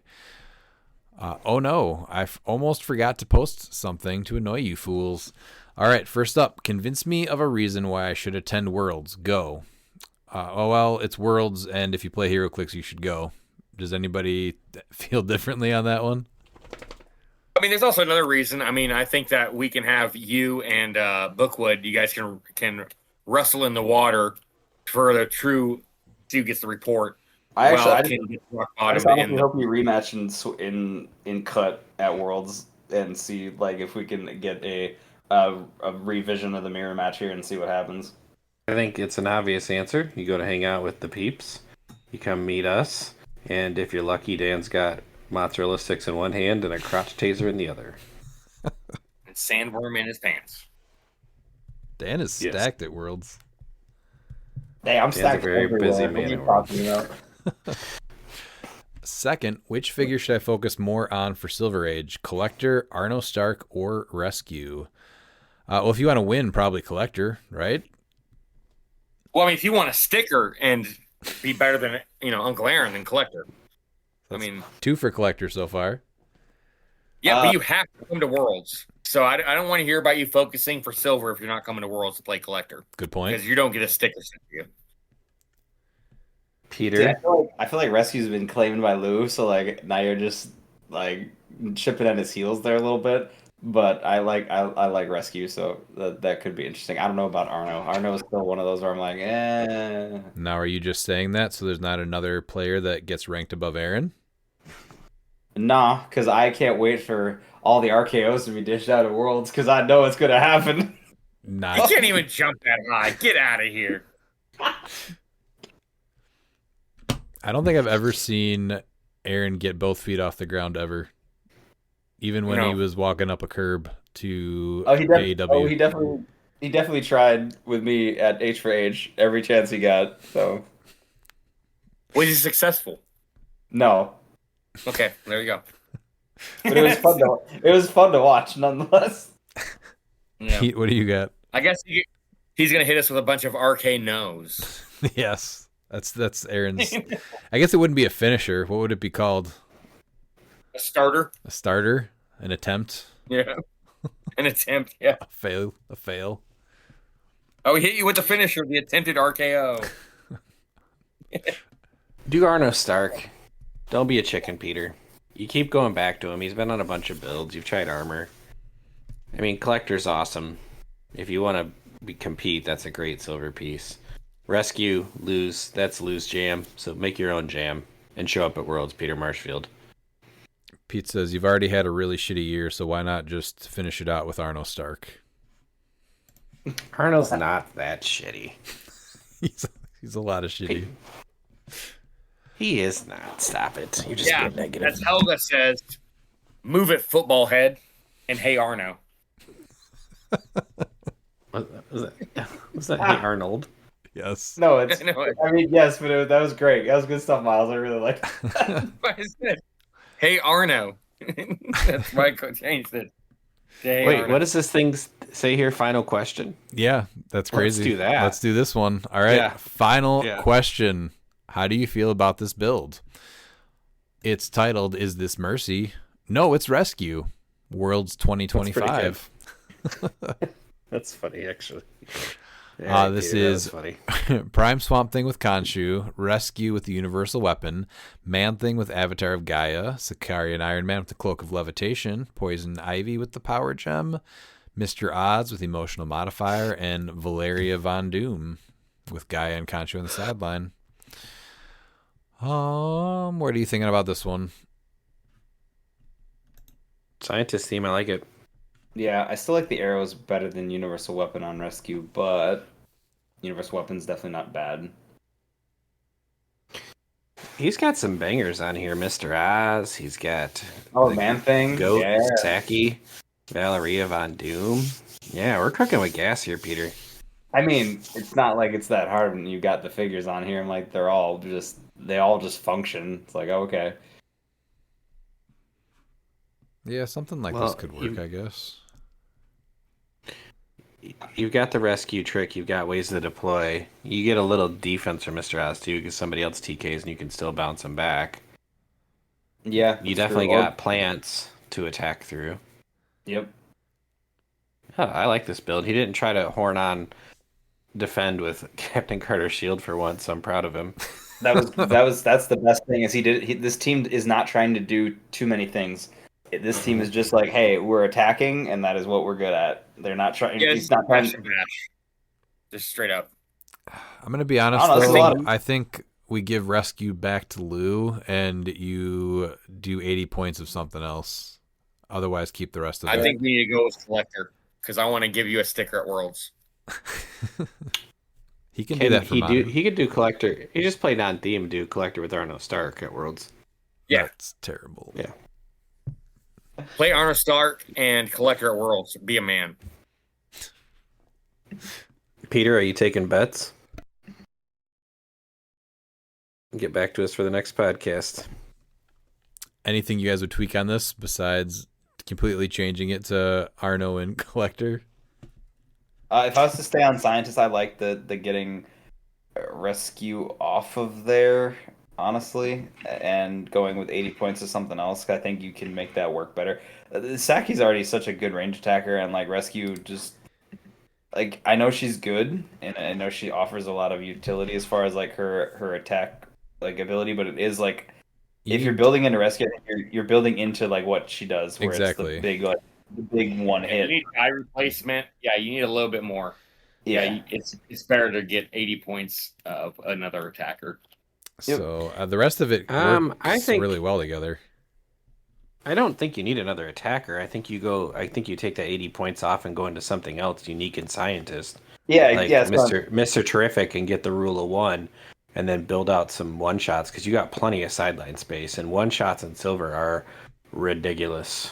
But he's at 400 to 400 points right now too. So I guess so you have to drop some points. Yeah. That's just okay. You're saying to trim off. He's saying drop rescue, for I agree. Terrific, you do only have two sideline slots for modern, so you have to pick your one shots carefully then though. Well, you definitely don't play Mr. Terrific though, because then you're just destroying your own Saki. Yeah, Saki's like, yeah, that's a good point. I'm just looking at scientist real quick. Because you have to. It almost have to be out of silver. Yeah. I'm just trying to quick go through stuff here. Yeah, don't do that, Peter. That was a bad suggestion. My bad. Peter, do it. It's not like sometimes you have bad suggestions, Pete. It happens sometimes, Well, after the 27th hour of recording this week, bad suggestions will happen. Mm-hmm. Luckily, others are here to save you and be a rescue net. Because he's at what? He's at his modern point threshold too, right? Yeah, he's at 185. So what's another good silver scientist that is real solid for this? Well, I think you got to get rid of that 80 points, put on 10 points or more of one shots. Yep, so you're down to what? Then we got to find something. Did Chief do anything for anybody? No. If he had a celebrity and a robot? Yeah. Which he doesn't have either. He has Saki, which is a celebrity, which is not actually that bad. Does it give Saki outsiders? Yes. That's actually pretty solid. But he just doesn't have a robot. That's his only other issue with that is the no robot. You don't need a robot. You don't need all three of them to pull it off. No. I figured if you could spread it, it's worth it. But yeah, he's 40. You have 40 points left over, and he's a robot scientist. Let's see. There's got to be a robot scientist somewhere. That's pretty cheap. That's. So how about this? We also get rid of Valeria Von Doom, and we throw on 100-point Arachnite.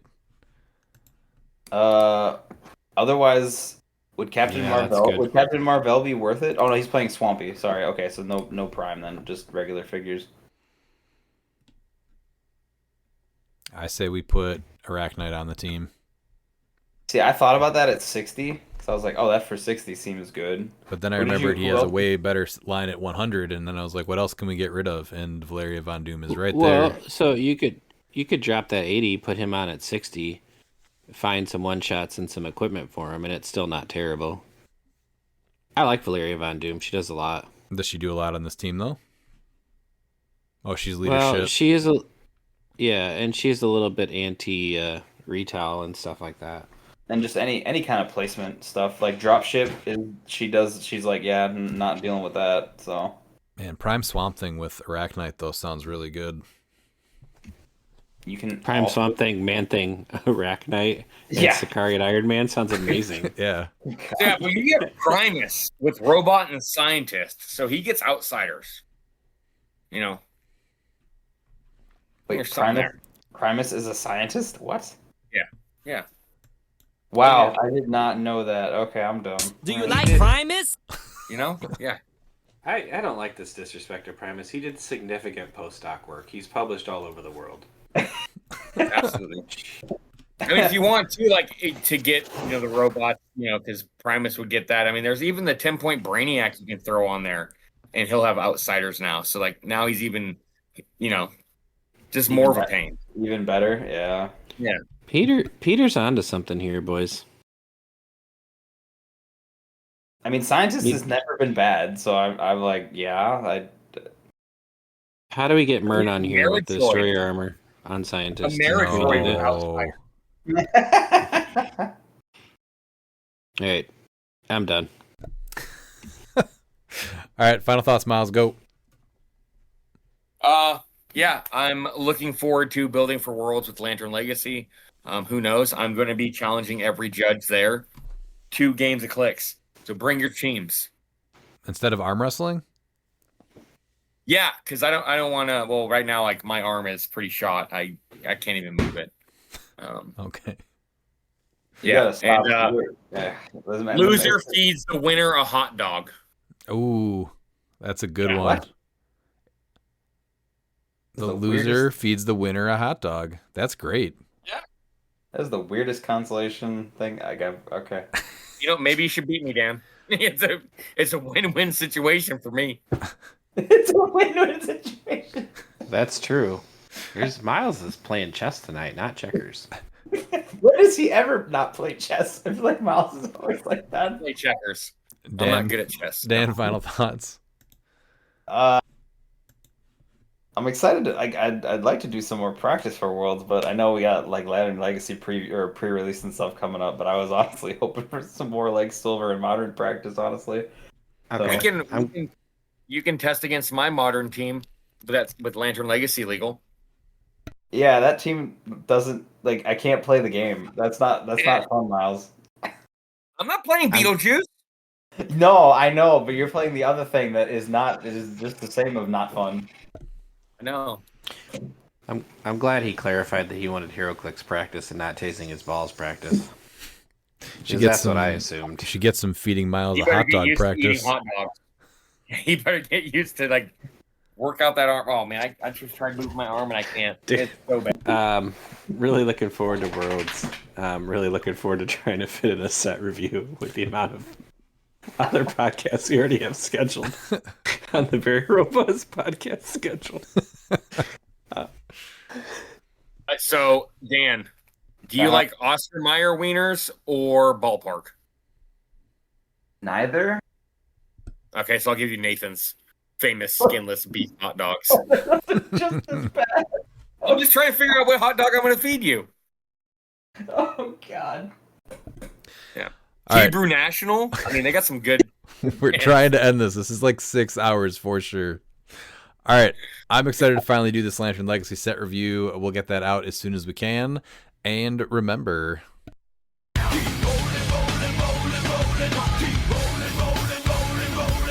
And if you're not down with that, we got 2 words for ya! Click it!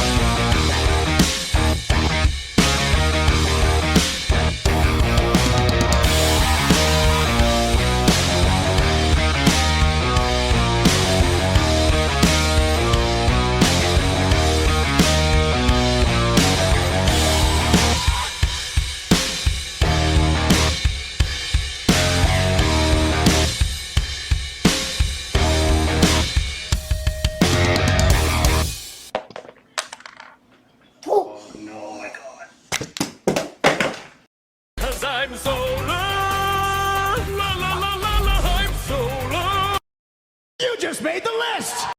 Puisse-tu verser burrito à spicy? May I slap you with my spicy burrito? Wow! Can un elephant drink a lot? Wow! One elephant sure can hold a lot of liquid. Pierre, you are the greatest. I love the bathtub, Pierre. How to play la boule de la Monte Cloud. Hey, you, get off of my cloud. Get off of my Pourquoi est-ce qu'on dit les peurs de pain? Why is your butt talking?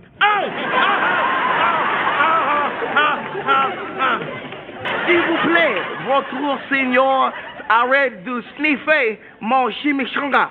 Please, your highness, stop sniffing my chimichanga. Ow! Ow! Ow! Ow! Ow! Ooh la la!